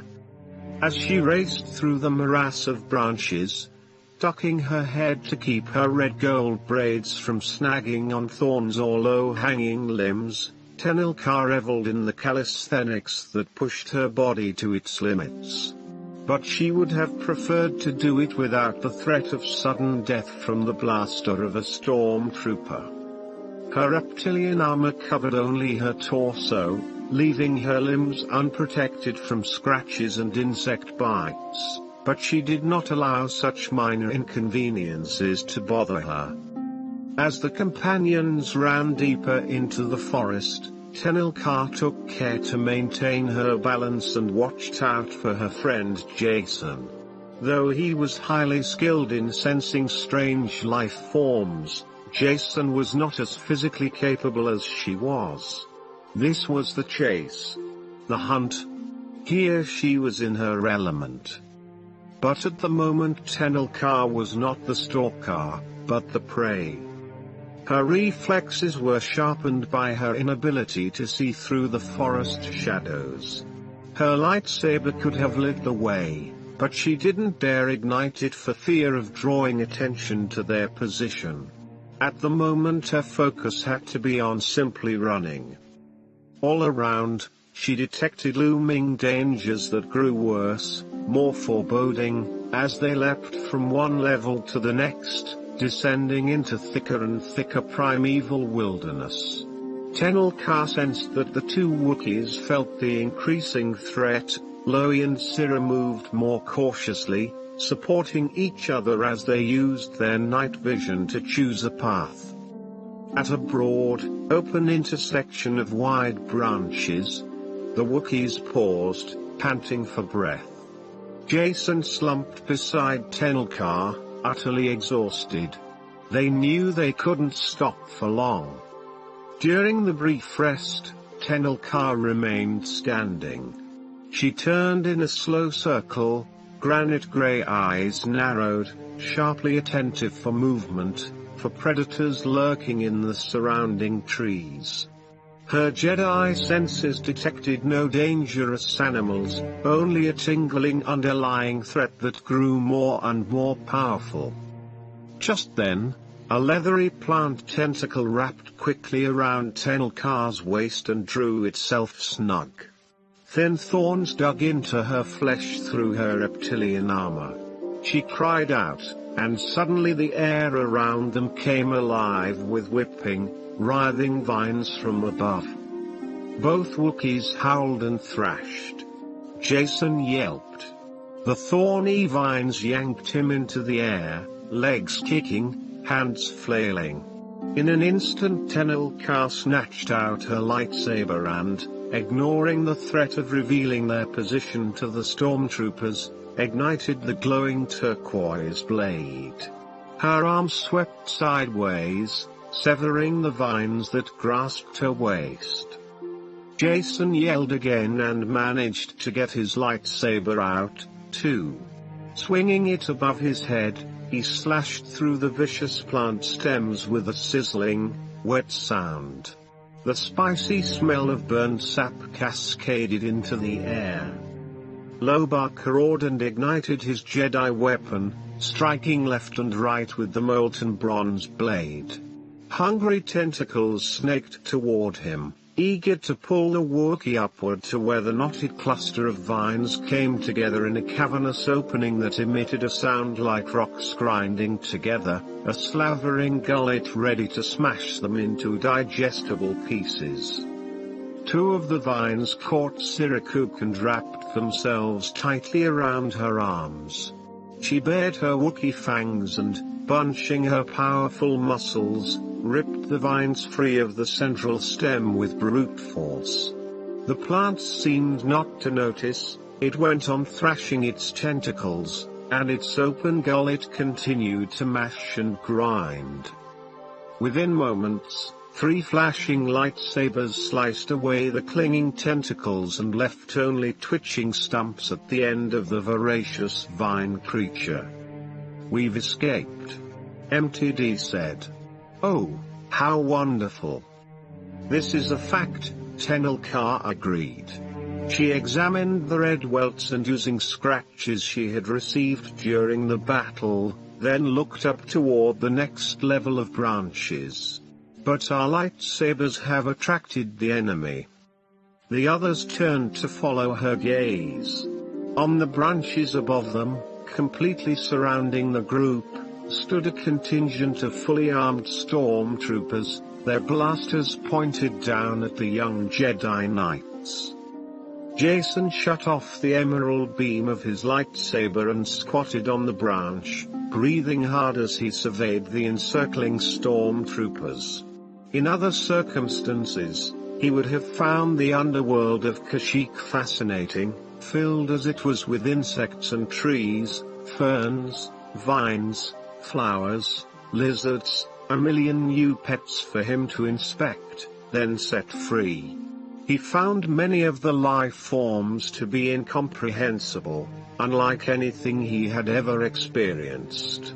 Even now, with stormtroopers like pale statues above, blasters at the ready and aimed at him, Jason could sense the hidden creatures around them. Near one of the stormtroopers who stood on a decaying branch, Jason noticed that a broad patch of bark lay wet and damp, like a mottled tongue wrapped around the tree. It was slick, glistening, moving on a cellular level. 2 more dark figures joined the gathered stormtroopers.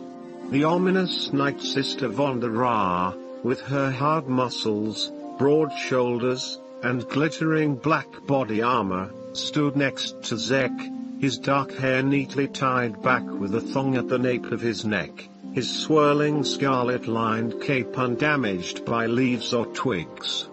The stormtroopers shone glow rods down on the scene. "You are trapped, Jedi brats," Vonda Ra said. "It could be amusing to watch you grovel for your lives, but I can assure you it would do you no good." "We do not intend to grovel," Tenel Ka said, and the Night Sister glared at the young warrior girl from Dathomir. Jason focused his concentration on the wide, mysterious slick patch wrapped around the branch. It seemed like a river of damp leather, and as he concentrated, he felt a dim awareness, a rudimentary brain that was more a cluster of reflexes. But reflexes were all Jason needed right now. "I'm sorry it has come to this," Zek said, "but I owe my allegiance to the Second Imperium now, and you are my sworn enemies. I can no longer deny it. That was my choice." Despite his words, the expression on Zek's high cheekboned face and the disturbed look in his green eyes showed Jason how troubled he truly was. One of the stormtroopers moved sideways to get a clearer shot at them. Jason watched. Just a little more, just a little more. Perhaps he sent out the thought with the Force, because the stormtrooper did indeed take one more step. His heavy, booted foot planted itself squarely on the wide wet patch. Without warning, the creature reacted. A slithering flap of wet, slimy meat in the form of a monstrous slug-like beast raised itself from its sleeping position.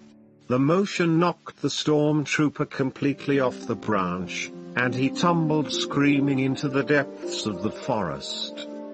With a thick slurping sound, the enormous slug creature reared up and up and up, thrashing from side to side, knocking 2 other stormtroopers from their positions. The Imperial soldiers were thrown into pandemonium, shouting and shooting. Jason did his best to send a thought to the thing, identifying the white armored guards as the enemy and planting the idea that Jason, the 2 Wookiees, and Tenel Ka were the slow-witted creature's friends. Stormtroopers opened fire on the monster, but the blasters did little more than annoy it. Branches crashed and snapped. Energy bolts ricocheted around in the forest as the slug creature continued its reflexive attack. Jason stood transfixed, fascinated with the battle and the havoc the beast had already caused. Zek and Vonera shouted conflicting orders. The next thing Jason knew, Tenel Ka slammed him aside. A blaster bolt sizzled past him as she wrapped a vine around her arm, grasped his waist, and dove to a lower branch. The 2 Wookiees were already ahead of them in their headlong flight. Making quick use of the diversion, the young Jedi Knights continued down, dropping all the way to the bottom levels of the forest. Chapter 17. The forest darkness was so thick Jaina could practically taste it. She followed the agile Chewbacca more by sound than by any other sense, finding herself relying more and more on the Force to guide her hands and feet. The air was cooler here below the canopy. Jaina shivered, though she doubted it was entirely because of the drop in temperature. With his sharp Wookiee vision, Chewie led the way without hesitation. He barked an occasional warning about a patch of slippery moss or a weak branch. Neither made any great attempt to keep quiet. Their one concern was to catch up with their friends before it was too late. Gradually Jaina's eyesight adjusted enough that she could make out the shadowy forms of tree trunks, black against deep gray. It wasn't much to go by, but it helped. Chewbacca made a snuffling sound and gave a low woof of triumph. "They came this direction?" she asked. He yipped an affirmative. Their smells were here. He detected 4, no, 5 of them, as well as a faint smell of metal. Jaina decided he must be picking up on MTD. Chewie growled low in his throat, muttering about other smells too, plastiles, burned branches, the thunderstorm smell of ozone from blaster discharges. Jaina's heart skipped a beat. Definitely sounds like the Night Sisters brought stormtroopers down here with them. Chewbacca increased his speed, following the fresh trail. Once Jaina misjudged the spacing and almost fell between a pair of tree branches that were farther apart than she'd thought. "Chewie, I can barely see," she said. With a chuff of understanding, the Wookiee stopped briefly, rummaged through the emergency pack he had taken from the fabrication facility, and pulled out a small mesh jar. Jaina recognized a phosphlelure. He broke the seal. Moments later, as if the glowing specks had materialized directly from the air, the lure's surface was covered with tiny phosphorescent insects. Chewbacca fastened the lure to a strap around Jaina's waist. The light now shed a pinkish glow directly in front of her that swirled like a comet's tail as she moved along. Chewbacca pointed below Jaina to a freshly broken branch and the burns scoring from weapon fire. The others had come this way. "You're right," Jaina said. "I can feel them, not too far ahead." The Wookiee helped her across the broad gap and they resumed their descent. Jaina climbed after him, watching handholds and footholds more carefully now as the glowing phos fleas lit her way. A feeling of dread mounted more strongly within her as they descended to each deeper level. She could feel the weight of the overlying forest pressing down on them. Unseen predators bounded across leafy limbs, pursuing their quarries. The shriek of victims fallen in the endless hunt echoed through the thick labyrinth of branches. Smaller creatures chirped, buzzed, and chittered. None of them sounded friendly to her. Jaina knew that her friends were good fighters, but she knew, too, that even Loie, the strongest of all of them, feared the jungles of Kashyyyk. That alone was cause for worry, but the young Jedi Knights and Sira had more to fear than the deadly plants and animals that populated the lowest levels of the forest. Jaina could feel that something was about to happen. "No time to lose," she urged. She picked up her pace. Chewbacca, sensing her urgency, did the same, barely taking time to rest his foot on one limb before bounding down to a lower branch. In the distance Jaina heard a shout, a human voice that sounded loud and chilling, mixed with the wild noises. When she stopped to look in that direction, she saw flickers of light and heard the sizzle of blaster fire. Just then, the rotting branch beneath her feet creaked and threatened to give way. In her haste, she had not bothered to check the branch before stepping on it.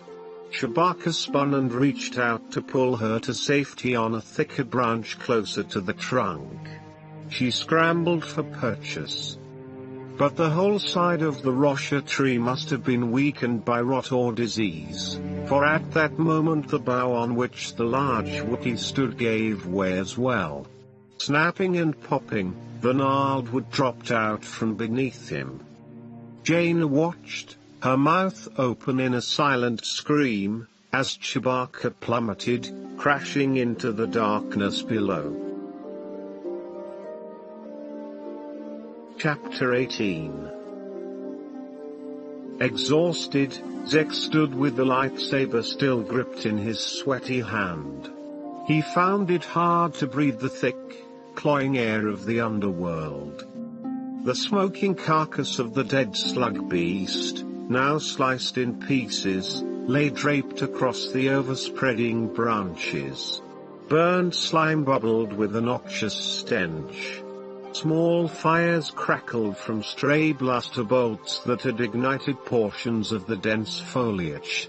The surviving stormtroopers shouted to each other over helmet comlinks, completing their damage assessment. Vonda stood trembling, jaw set, face drawn, as if the fury she had unleashed to fight the monster had drained her somehow.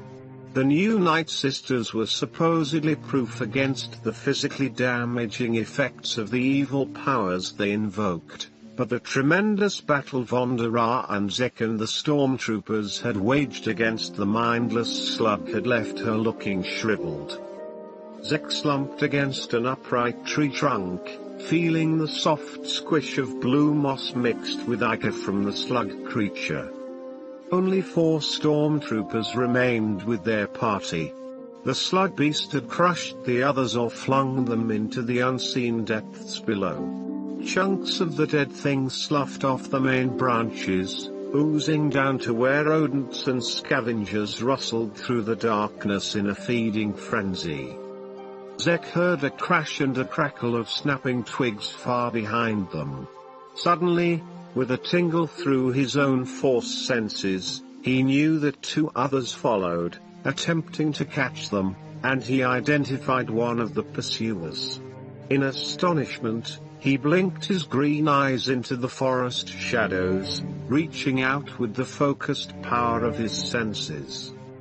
"It's Jaina Solo," he said to Vonderah. "Behind us.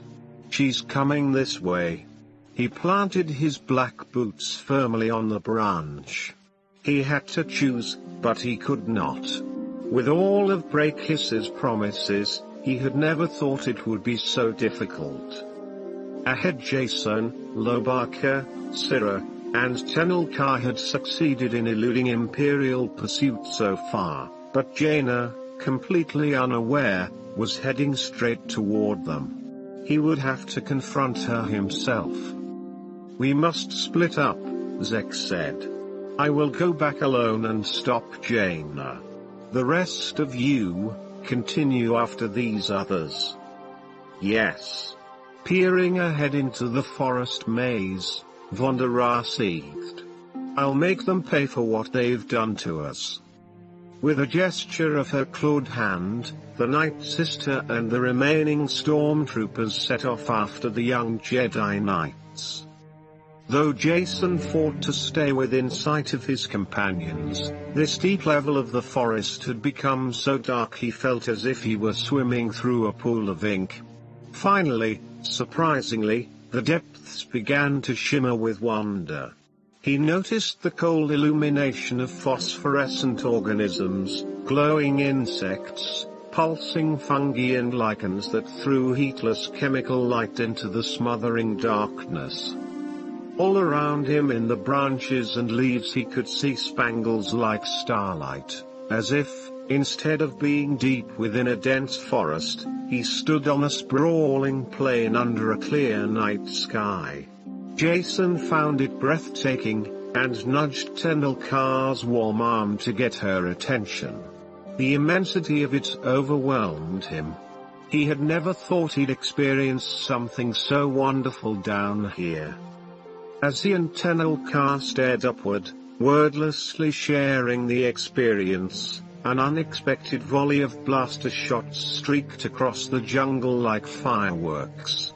A sparking white-hot globe of fire blazed toward them like a meteor. The stormtroopers had shot a dazzling flare ball that spewed light in all directions. The flare ball crashed into the crook of a nearby tree and lodged there like a tiny sun, sputtering as it burned hot and bright. The flare sharpened the shadows and washed the humid air with garish light, stripping away the cloaking darkness. Jason saw to his dismay that 4 stormtroopers were standing on a single wide branch and aiming their weapons at the exhausted Jedi trainees, though the brilliant flare ball had dazzled their eyes as well. Tenelka shoved Jason away from her. "Hide," she said, and dashed off into the thick branches. Jason ducked just as a blaster bolt sheared off a steaming chunk of wood above his head. A rustling noise through the branches told him that Loie and Syrah had also fled. He heard somebody else, but he could see only the 4 stormtroopers. He wondered if it could be Zek, and he wondered if his dark-haired former friend would show them any mercy. "Oh, blaster bolts," he said as another shot tore through the air too close to him. "Ha, no kidding," he muttered to himself. In the strobing light he could discern only brilliant colors dancing before his aching eyes. Then he glimpsed the flickering movement of a slender figure suddenly sprouting a bright turquoise blade, Tenelka with her lightsaber, and she was just beneath the 4 stormtroopers. The Imperial troopers saw her, too. They shouted excitedly and took aim, but too late. With a single stroke, Tenelka slashed through the bow that supported the stormtroopers. Her rancor-tooth lightsaber flared, and sparks spat off in all directions as her blade severed the centuries-old tree branch. Tenelka dove out of the way. Wood cracked, vines snapped, and leaves were torn asunder under the enormous weight of the surprised Imperial soldiers. They fired randomly, shouting in panicked bursts through their comlink helmets as the branch fell away, spilling them into the forest floor below. The 4 stormtroopers toppled to their deaths, blaster rifles still firing. Looking fiercely satisfied, Tenel-Ka deactivated her lightsaber and clipped it to her belt. Jason, standing within her view, gave the warrior girl a round of silent applause. Farther down, in the shelter of a curved and stunted tree, Lobaka crouched close to his sister Cira as the thick branch bearing the 4 hapless stormtroopers plummeted past them through the darkness. With his dark-adapted Wookiee eyes, he could see Cira sniffing the air, waiting. Cira seemed preoccupied with testing the air and studying her surroundings. Then Loie caught a twinge of scent, the frightening, tingling aroma of a shirane plant, a large one, farther below. With a quiet groan, he searched the area with his golden eyes until he saw the monstrous carnivorous flower in the thick underbrush of the ground level, its glossy yellow petals spread wide, its blood-red central stalk giving off a tempting scent. Cira maneuvered herself until she was above the dangerous plant, then sought a safe way to get down to it. Suddenly, Vonda leapt out of nowhere and slammed into Loie, her hands crackling with evil lightning force. Jolts of searing electricity coursed through Loie, and his fur began to smoke even as he staggered backward with a bellowing roar, stunned and disoriented. In a blur of claws and teeth, Cira leapt into the fray, flashing her ferocious Wookiee fangs. Her strong arms pushed Vonda away from her brother. The Night Sister turned on Cira and released a bolt of her sizzling evil power. Cira cried out in pain and stumbled, then regathered her strength, launching off with powerful leg muscles into a full-body tackle of Vonda. Together, they went over the edge of the slippery, moss-covered branch and out into open air, tumbling and slashing. Loie shook himself and leapt into motion, rushing toward his sister. He reached out and caught the falling Night Sister's black cape, but the tough, slick fabric slipped through his fingers. Cira and Vonda fell. Loie howled in despair as the 2 combatants careened directly toward the waiting jaws of the shirane plant. Struggling as they dropped, Cira managed to get on top.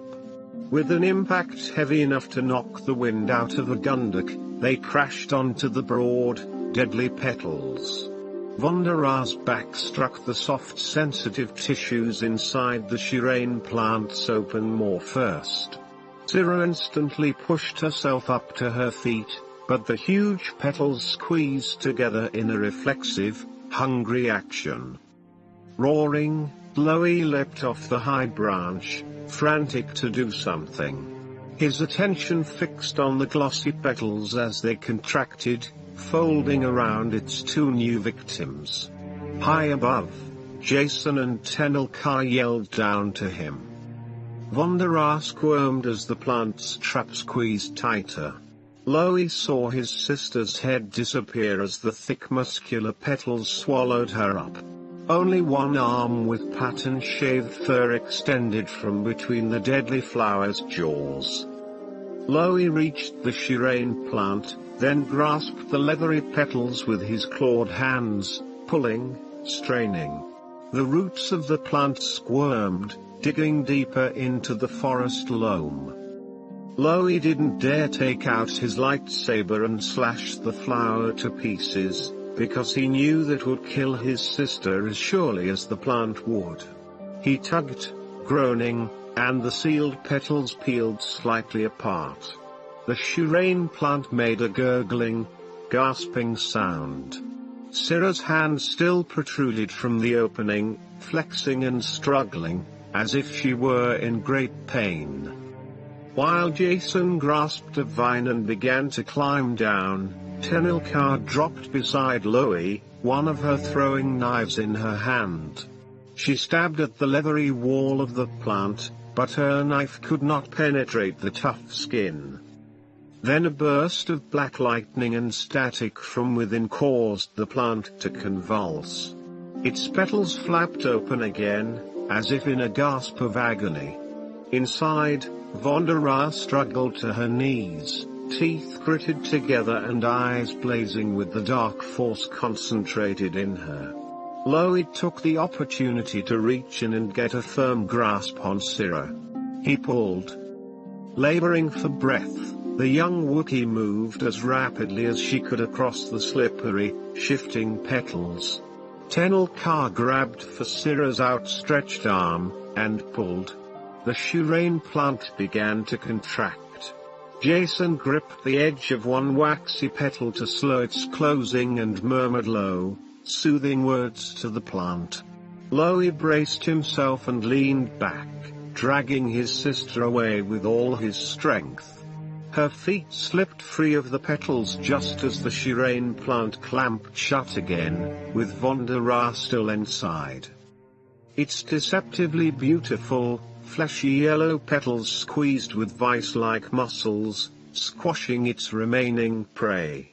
A few flashes of black lightning flickered from within the plant, and Vondera gave one last, muffled cry. The lumpy form caught in the folds of the flowers struggled once, twice, then subsided into stillness. Loie held Sira, knowing she might be injured and might need help to get back up to the higher levels. He noted with anguish the burnt patches on his sister's fur where Vondera's power had singed her, yet to his amazement Sira seemed happy, even delighted. She let out a roar of greeting. Her eyes sparkled as she lifted her other arm up so he could see what she was clasping as if it were the greatest treasure she had ever held. During her ordeal inside the Shireen plant, before it had opened long enough for her to escape, Siracook had managed to grasp a handful of the gossamer fibers with her trapped hand and yank them free. She held up the silken strands in triumph, and Loie barked with proud laughter. He embraced his sister and pounded her good-naturedly on the back with enough force to crack stormtrooper armor. Chapter 19. Moving to a stronger branch and gripping the tree trunk to ensure her balance, Jaina leaned over, anxiously peering into the forest depths where Chewbacca had tumbled. "Chewie!" she shouted. She heard a Wookiee howl of pain rise toward her from the murky shadows below. He was still alive, and conscious, though she knew he must be injured. Adjusting her grip on the vine-draped trunk of the Rosha tree, Jaina bent over and cast the pale, pink light of the swirling phos fleas into the leaves below. As she had suspected, the light did not penetrate far enough for her to locate her friend. "Chewie, I'm here," Jaina yelled, using the force to amplify her call. "Can you move? Can you climb back up here?" She heard a far-off rustling and crackling of branches, then a loud yelp. Chewbacca groaned in dismay and then roared something about a fractured leg. His words doused Jaina's sense of relief like an icy torrent of rain on a candle flame. A wave of weakness spun behind her eyes. Jaina clung to the tree, pressing her face against its rough bark.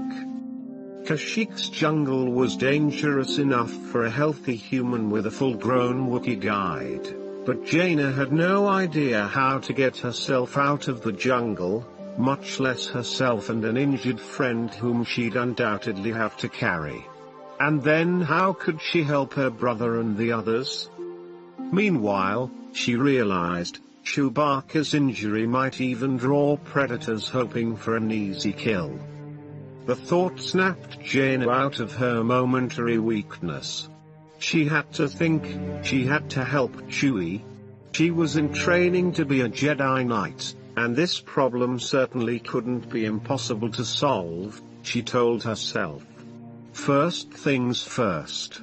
She had to get down to Chewbacca right away.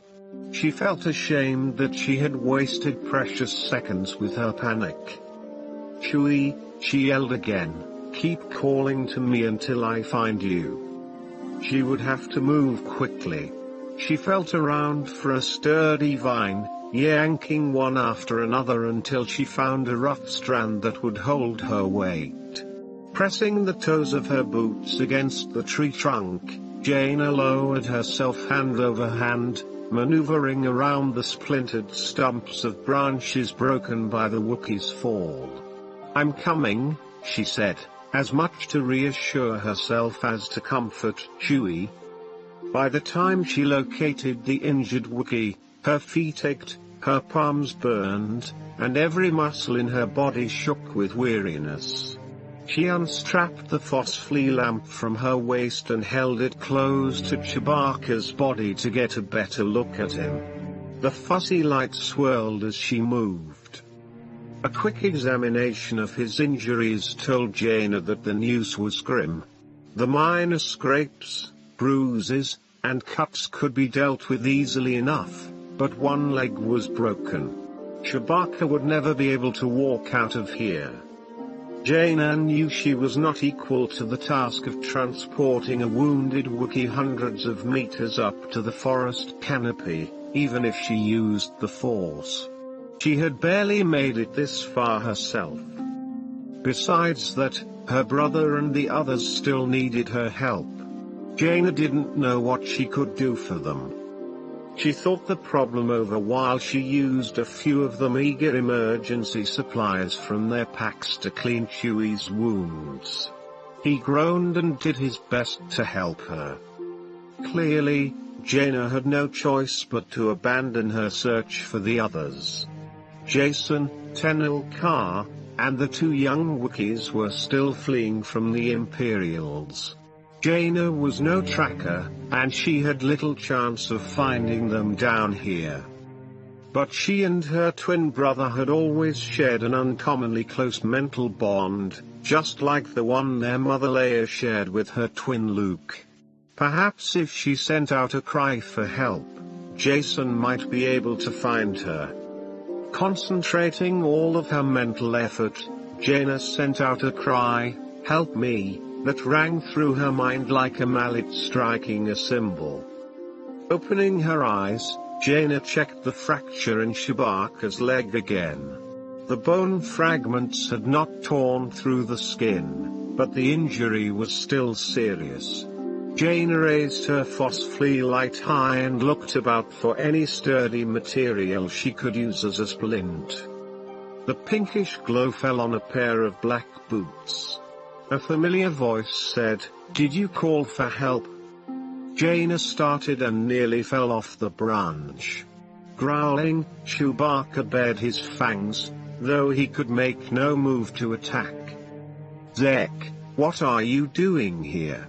Trying to check her astonishment, Jaina stood and held the glowing light higher, but the leather-clad figure took a step backward, keeping his face partly in shadow. "I had business here on Kashyyyk." "Imperial business?" Jaina asked, and bit her lip as soon as she had said it. Her heart contracted painfully. "What's happened to you, Zek? How could you stay with the Shadow Academy? I thought we were friends." He ignored the question, and asked two of his own. "Why are you here, Jaina? Why couldn't you have stayed away? I don't want to hurt you." Chewbacca voiced a snarl of warning at these words, though at the same time he hissed in pain from his injury. "Then don't hurt me, Zek," Jaina said reasonably. She took a step along the branch toward her former friend. "I'm no threat to you. I'm your friend. I care for you. Step back and stay out of my way," Zek snapped. "It's already too late for the others." Jaina flinched and shut her eyes, feeling the blood drain from her face. Could it be true? Had Zek already killed Jason, Loie, Tenelkar, even an innocent stranger like Syrah? No, she decided at last, it couldn't be. She would have felt it. Her brother and her friends were still alive. They had to be. She couldn't believe that Zek's heart had become so scorched and black that he could murder someone he had once called a friend. In an effort to distract him, as she had done with Garavin, Jaina tried her trick again. She used the Force to ruffle the leaves in the branches surrounding him, as if a chill wind were blowing through the claustrophobic cage of the forest underlevels. Zek looked up, his green eyes bright even in the shadows. It took him only a moment to realize what she was doing. His pale lips curled in a smile, then he gestured with one hand. The wind picked up, the branches clacked together, and a storm of dislodged leaves and twigs whipped through the air with the force of a small tornado. Jaina shut her eyes, shielding them and shrinking back from the whirlwind. Chewbacca yowled, but Zek paid no attention to the Wookiee. "I'm not impressed with your tricks, Jaina," he said. "Don't play games with me." Then, with a whoosh, a sizzling brightness stabbed through her eyelids. Jaina opened her eyes to see Zek holding the weapon of a Jedi, his face lit by its pulsating scarlet glow. "Don't go for your lightsaber, Jaina," he warned. She shook her head. "I won't raise a weapon against you, Zek. And I don't believe you'd kill me either." Zek's face distorted with warring emotions. "Then stay away from the Jedi Academy. If you ever get out of here, don't go back. The Second Imperium will soon target Yavin 4, and I will fight as a loyal warrior for my Emperor." "Emperor? Zek, you don't know what you're saying," Jaina pleaded. "Stop treating me like I'm an ignorant street kid," he snarled back. "You've always underestimated my abilities, denied me opportunities. But Lord Breakis doesn't. He has shown me what I'm capable of." He tilted his head to look up into the dark nest of branches overhead, as if he could see the daylight far above. "I've already sent a signal for a fast ship to pick me up. I believe our raid has been quite successful. Time for me to return to the Shadow Academy." Zek twitched his lightsaber from side to side as if shaking a finger in warning. "For the friendship we once had, I'll spare you this time, Jaina. But don't ever test my loyalties again." With a harsh laugh, Zek swept his lightsaber upward, releasing a storm of leaves and twigs that showered down on Chewie and Jaina, knocking the Force flea light from her hand. Jaina ducked and covered her head. She couldn't see. A moment later Zek was gone, his hollow laughter ringing behind him as he left them in darkness. Chapter 20. Left alone again, Jaina shouted once more through the Force as the deep forest sounds grew thicker, more threatening around her. Predators, hidden in the leafy branches, cautiously approached, attracted by Chewbacca's muffled sounds of pain. They sensed helpless victims, easy prey. "We need help," she called.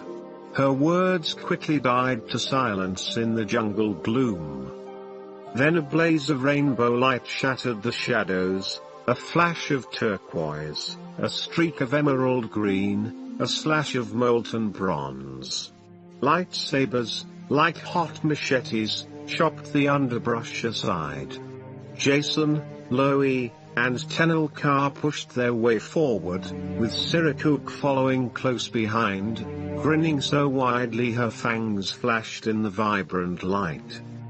Chewbacca bellowed a greeting, and Loie and Sira clambered up to help their uncle. "Hey, Jaina," Jason called. "Are you all right?" She wiped grimy tear streaks from her cheeks, still shaken from the confrontation with her former friend. "I'll survive," she said, then drew a deep breath. Zek was here. He said the Second Imperium is going to wipe out the Jedi Academy, and that he was going to fight along with them. Loie growled, looking up from tending Chewbacca. Tenelka stood rigidly, holding her Rancor-toothed lightsaber high. "Not if we can help it," she said. Jane indicated the injured Wookiee. "We have to get Chewie up and out of here. I think his leg is broken, nothing a medical droid and a few hours in a back-to-tank can't fix. But if we don't get back up to the treetops, we're all going to be somebody's lunch." Sira growled in defiance. Now that she had succeeded in her dangerous quest against the Shireen plant, Loie's sister looked as if she could take on the whole jungle by herself. As the two strong Wookiees carefully eased their uncle to a standing position, Jason and Tenelka did what they could to help, using the Force and their hands. Jaina took the lead along with Sira, blazing a trail with her lightsaber. Together, the companions made their way back up to the light. Chapter 21.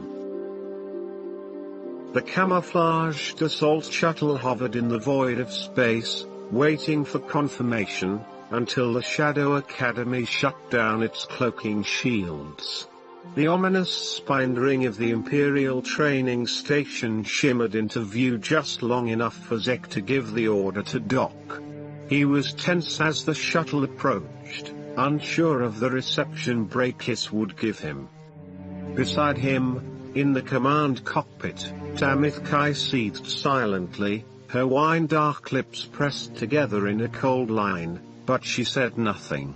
Zek had lost not only the team of stormtroopers directly under his command in the Treetop City, but also two of her greatest Night Sister allies. Both Vonda and Garrowin were presumed dead in the depths of Kashyyyk's jungles. Though Zek had not been with either Night Sister when they had died or disappeared, Tamith Kai blamed him for the debacle, as she blamed him for the death of her prime student Villas. Tamith Kai resented his presence, though presumably she and Zek both worked toward the ultimate victory of the Second Imperium. All other losses, he felt, should simply be considered the price of their ultimate triumph. But Tamith Kai was not pleased with how the young man had handled himself on Kashyyyk. And so, during their return from the fateful mission, Zek kept to himself, avoiding direct contact with the Night Sister. He brought the assault ship in, sitting in the command chair while other Imperial pilots handled the controls, guiding the craft into the Shadow Academy's open docking bay. As they entered, he saw another armored shuttle, an impressive Imperial transport surrounded by deadly force fields, and wondered what had happened during his absence. The battered assault craft, with its precious cargo of stolen computer components, settled into place with what sounded like a mechanical sigh of relief. "We have landed, Lord Zek," the pilot said. The tactical officer studied the controls. The Shadow Academy's cloaking device has been reactivated. The station is once again undetectable by rebel sensors. The hatches opened, and the crew began filing out. Stormtroopers marched up from the Shadow Academy's interior to surround the battered shuttle, ready to unload the stolen cargo as soon as Zek released it. Tamith Kai stood beside him in the cockpit. With a flick of her shoulder, she tossed her spined black cape back. Her long-nailed fingers balled into fists as she struggled to contain the fury within her. The electric fire in her violet eyes boiled like lava. Zek closed his dark-ringed emerald eyes and drew a deep breath to focus his thoughts, center his concentration. He let her anger wash over his mind and drain away. His greatest concern was Master Brakis and how he would face him. His teacher had such high hopes for him, and he might be even more displeased than Tamith Kai. Contemplating the probable disappointment of his mentor hurt Zek more than any display of rage by the continually bothersome Night Sister from Dathomir. Squaring his shoulders, he straightened his padded leather armor and adjusted his crimson-lined black cape. He tossed his long dark hair behind him and turned toward the assault craft's hatch, making himself an imposing figure, ominous and menacing. He had learned such posturing from observing Tamith Kai herself, and it amused him to think he could use her own techniques of intimidation against her. With the tall Night Sister following him, Zek strode down the ramp like a conquering hero. Inside his heart, though, dread grew. The sculpture-handsome teacher stood at the edge of the airlock bay, watching the proceedings. As Zek emerged, Brakis glided forward with smooth, even footsteps. His silvery robes clung around him like whispers. Zek held his chin high, looking into the open, clear gaze of Brakis. The master of the Shadow Academy folded his hands in front of him. "Young Zek, my darkest night, you have returned from your first mission. Report. Were you successful?" Zek swallowed hard and gave his straightforward account. "Unfortunately, Master Brakis, our mission did not come off as smoothly as we had planned. During our battles at the fortified Wookiee facilities, we lost 14 TIE fighters and bombers, as well as 11 ground assault troops. It is also my duty to report that we lost 2 of our Night Sister companions, Vonda Ra in the lower levels of the forest, and Garavin, who was apparently murdered when she tried to reclaim our Shadow Chaser." Brakis showed no reaction and waited. Finally he said, "But the computer components, the guidance and tactical systems? Did you succeed in obtaining the vital resources the Second Imperium requires?" Zek flinched. "Yes, Master Brakis. All of the computer equipment is stored inside this assault transport, ready for distribution to the Second Imperium." Brakis clapped his hands together. "Excellent. Then your mission was a success, with acceptable losses of personnel. Those other inconveniences are insignificant in our overall conflict.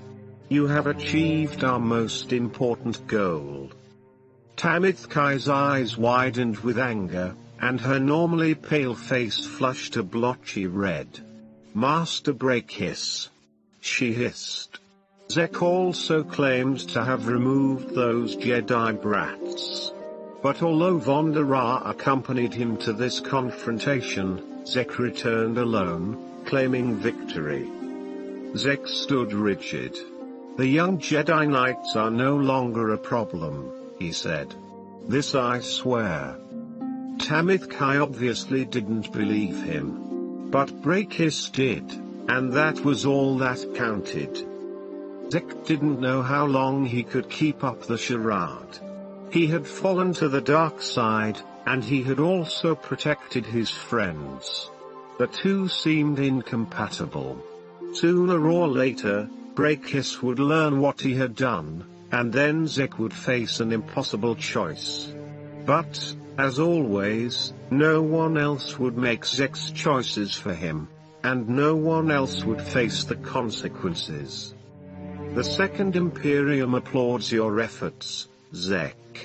The history of the galaxy will remember you as an instrumental fighter in our grand cause. Zek knew he should have felt better, prouder, but he could summon no emotion other than dread and disappointment in himself. He was no longer sure of where his past decisions would lead him. One of the stormtroopers standing in ranks within the hangar bay shifted uneasily. Zek focused his attention on the burly trooper, instinctively identifying Norris. Corell stood beside the bully, frowning in disapproval at his white-armored trainee. The leader of the Lost Ones still bore a chip on his shoulder, resulting in a perpetually surly attitude. Suddenly, the air in the huge docking bay shimmered. Zek looked up as the other stormtroopers backed away. Beside him, Brakis grew tense, almost fearful, but stood his ground against the projection. An image formed in the air, a giant cowled head with yellow eyes and an age-ravaged face that emanated dark power. The visage of Emperor Palpatine was incredibly clear and focused, as if the transmission came from very close. Very close indeed. My subjects at the Shadow Academy, the Emperor's shuddering voice said, my fellow fighters in the cause of the Second Imperium, I am pleased to learn of this successful mission. Through our various raids and by gathering the scattered remnants of my lost Imperial glory, we now have the might to move on to the next phase in our plan of conquest. The new hyperdrive cores and turbo laser batteries have already been installed in our secret battle fleet. I have commanded that the new computer components be incorporated immediately. We must strike again while the rebels are still reeling.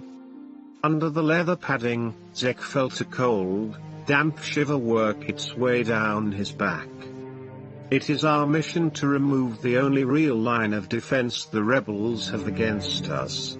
Brakis, you promised me an invincible fighting force of dark Jedi Knights. The time has come to make use of them. Together, as our primary campaign, we shall attack and destroy Luke Skywalker's Jedi Academy. Those light-side Jedi will be crushed to dust beneath our feet. I command you all to move out. Set the Shadow Academy forces in motion. We must transport our station to the jungle moon of Yavin 4 without delay. Once we have eliminated the new Jedi Knights, the galaxy will be ours for the taking. Zek stood stunned. Brakis stared at the fading image of the Emperor in amazement. Then, as if a power switch had been flicked on, all of the stormtroopers sprang into motion. The Shadow Academy rushed to prepare for its greatest battle. Chapter 22. In the aftermath of the devastating attack on the Wookiee computer fabrication facility, Jaina knew they could not afford to wait. Too much was at risk, and right now. While the New Republic forces sent a few nearby ships filled with a complement of engineers and soldiers to help in reparation activities, Jaina and Loie worked tirelessly with Chewbacca to complete repairs to the Shadow Chaser. The tall Wookiee still limped on his sore leg, but his injuries had mostly healed, and he didn't let a little stiffness slow him down. Inside the crowded power supply bulkhead of the Shadow Chaser, Jaina, the smallest of the workers, crammed herself deep into the tightest spaces, hooking up power leads and disconnecting diagnostics. All the replacement parts had been ready even before the Imperial attack on Kashyyyk, but now the sleek vessel needed to be reassembled. Power it up before I crawl back out of here, Jaina said. All the circuits are grounded and shielded, but I want to make sure everything checks out before I fight my way into open air again. Loie grunted and flicked a power switch. He and Chewbacca simultaneously roared an affirmative. Jaina heaved a sigh of relief. Well, I'm glad the ship's functioning again, she said. We have to get out of here and back to Yavin 4 before the attack comes. We need to be ready for the Shadow Academy. She swallowed. We've all been training a long time for this. Loie roared in agreement, though he and Chewbacca and Syrah seemed somewhat saddened. Syrah growled a series of notes, and MTD said, Mistress Syrah Cook says that she will stay to help her people clean up and make repairs, but she understands that her brother Chewbacca must return to fight with the other Jedi. There are many Wookiees who can assist here on Kashyyyk, but there aren't many other Jedi Knights, and she is exceedingly proud that her brother is one of them. Loie rumbled his appreciation.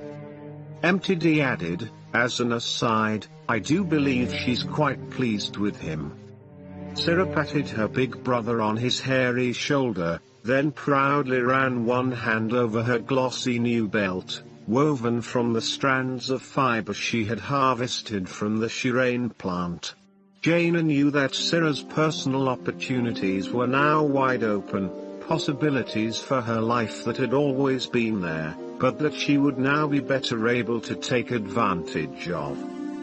Jason rushed aboard the Shadow Chaser carrying the small cage with his pet Iron and her babies. He cooed reassurances to the furry rodents. Tenel Ka accompanied him, looking confident in her freshly polished reptilian armor. She had reworked all of her braids meticulously, brushing her hair out and plaiting it using the new one-handed technique Anakin Solo had developed for her. We are prepared to depart, she said. And we are ready to fight as true Jedi Knights. Loie roared with enthusiasm. Syrah embraced her big brother, and then each of the young Jedi Knights. Chewbacca limped up the ramp and strapped himself into the Shadow Chaser's pilot seat. Loie slid into the seat behind his uncle, flipping on the controls and powering up the various subsystems. The two Wookiees barked a pre-flight checklist back and forth. Syrah Cook slipped back out of the sleek ship and stood watching as the craft prepared to depart. Within moments the Shadow Chaser rose up on its repulsor lifts, bearing its message of warning to Luke Skywalker and his Jedi Academy. We've just sent the alert to Yavin 4, but now we have to go, Jaina told her brother. Uncle Luke is back from his scouting mission with Dad, but the Jedi Academy is still in danger. I've got a bad feeling about this, Jason agreed. He held the small cage in his lap, still whispering soothing words. Tenel Ka sat beside Jason, eager to go.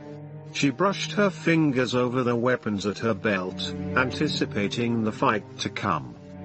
Chewbacca yowled a brief order to prepare for acceleration, then the Shadow Chaser leapt skyward. A few minutes later, they catapulted into hyperspace and left Kashyyyk behind. They raced back to Yavin 4 at full speed, knowing they had to prepare for the greatest challenge of their lives. The Shadow Academy was coming. End of story.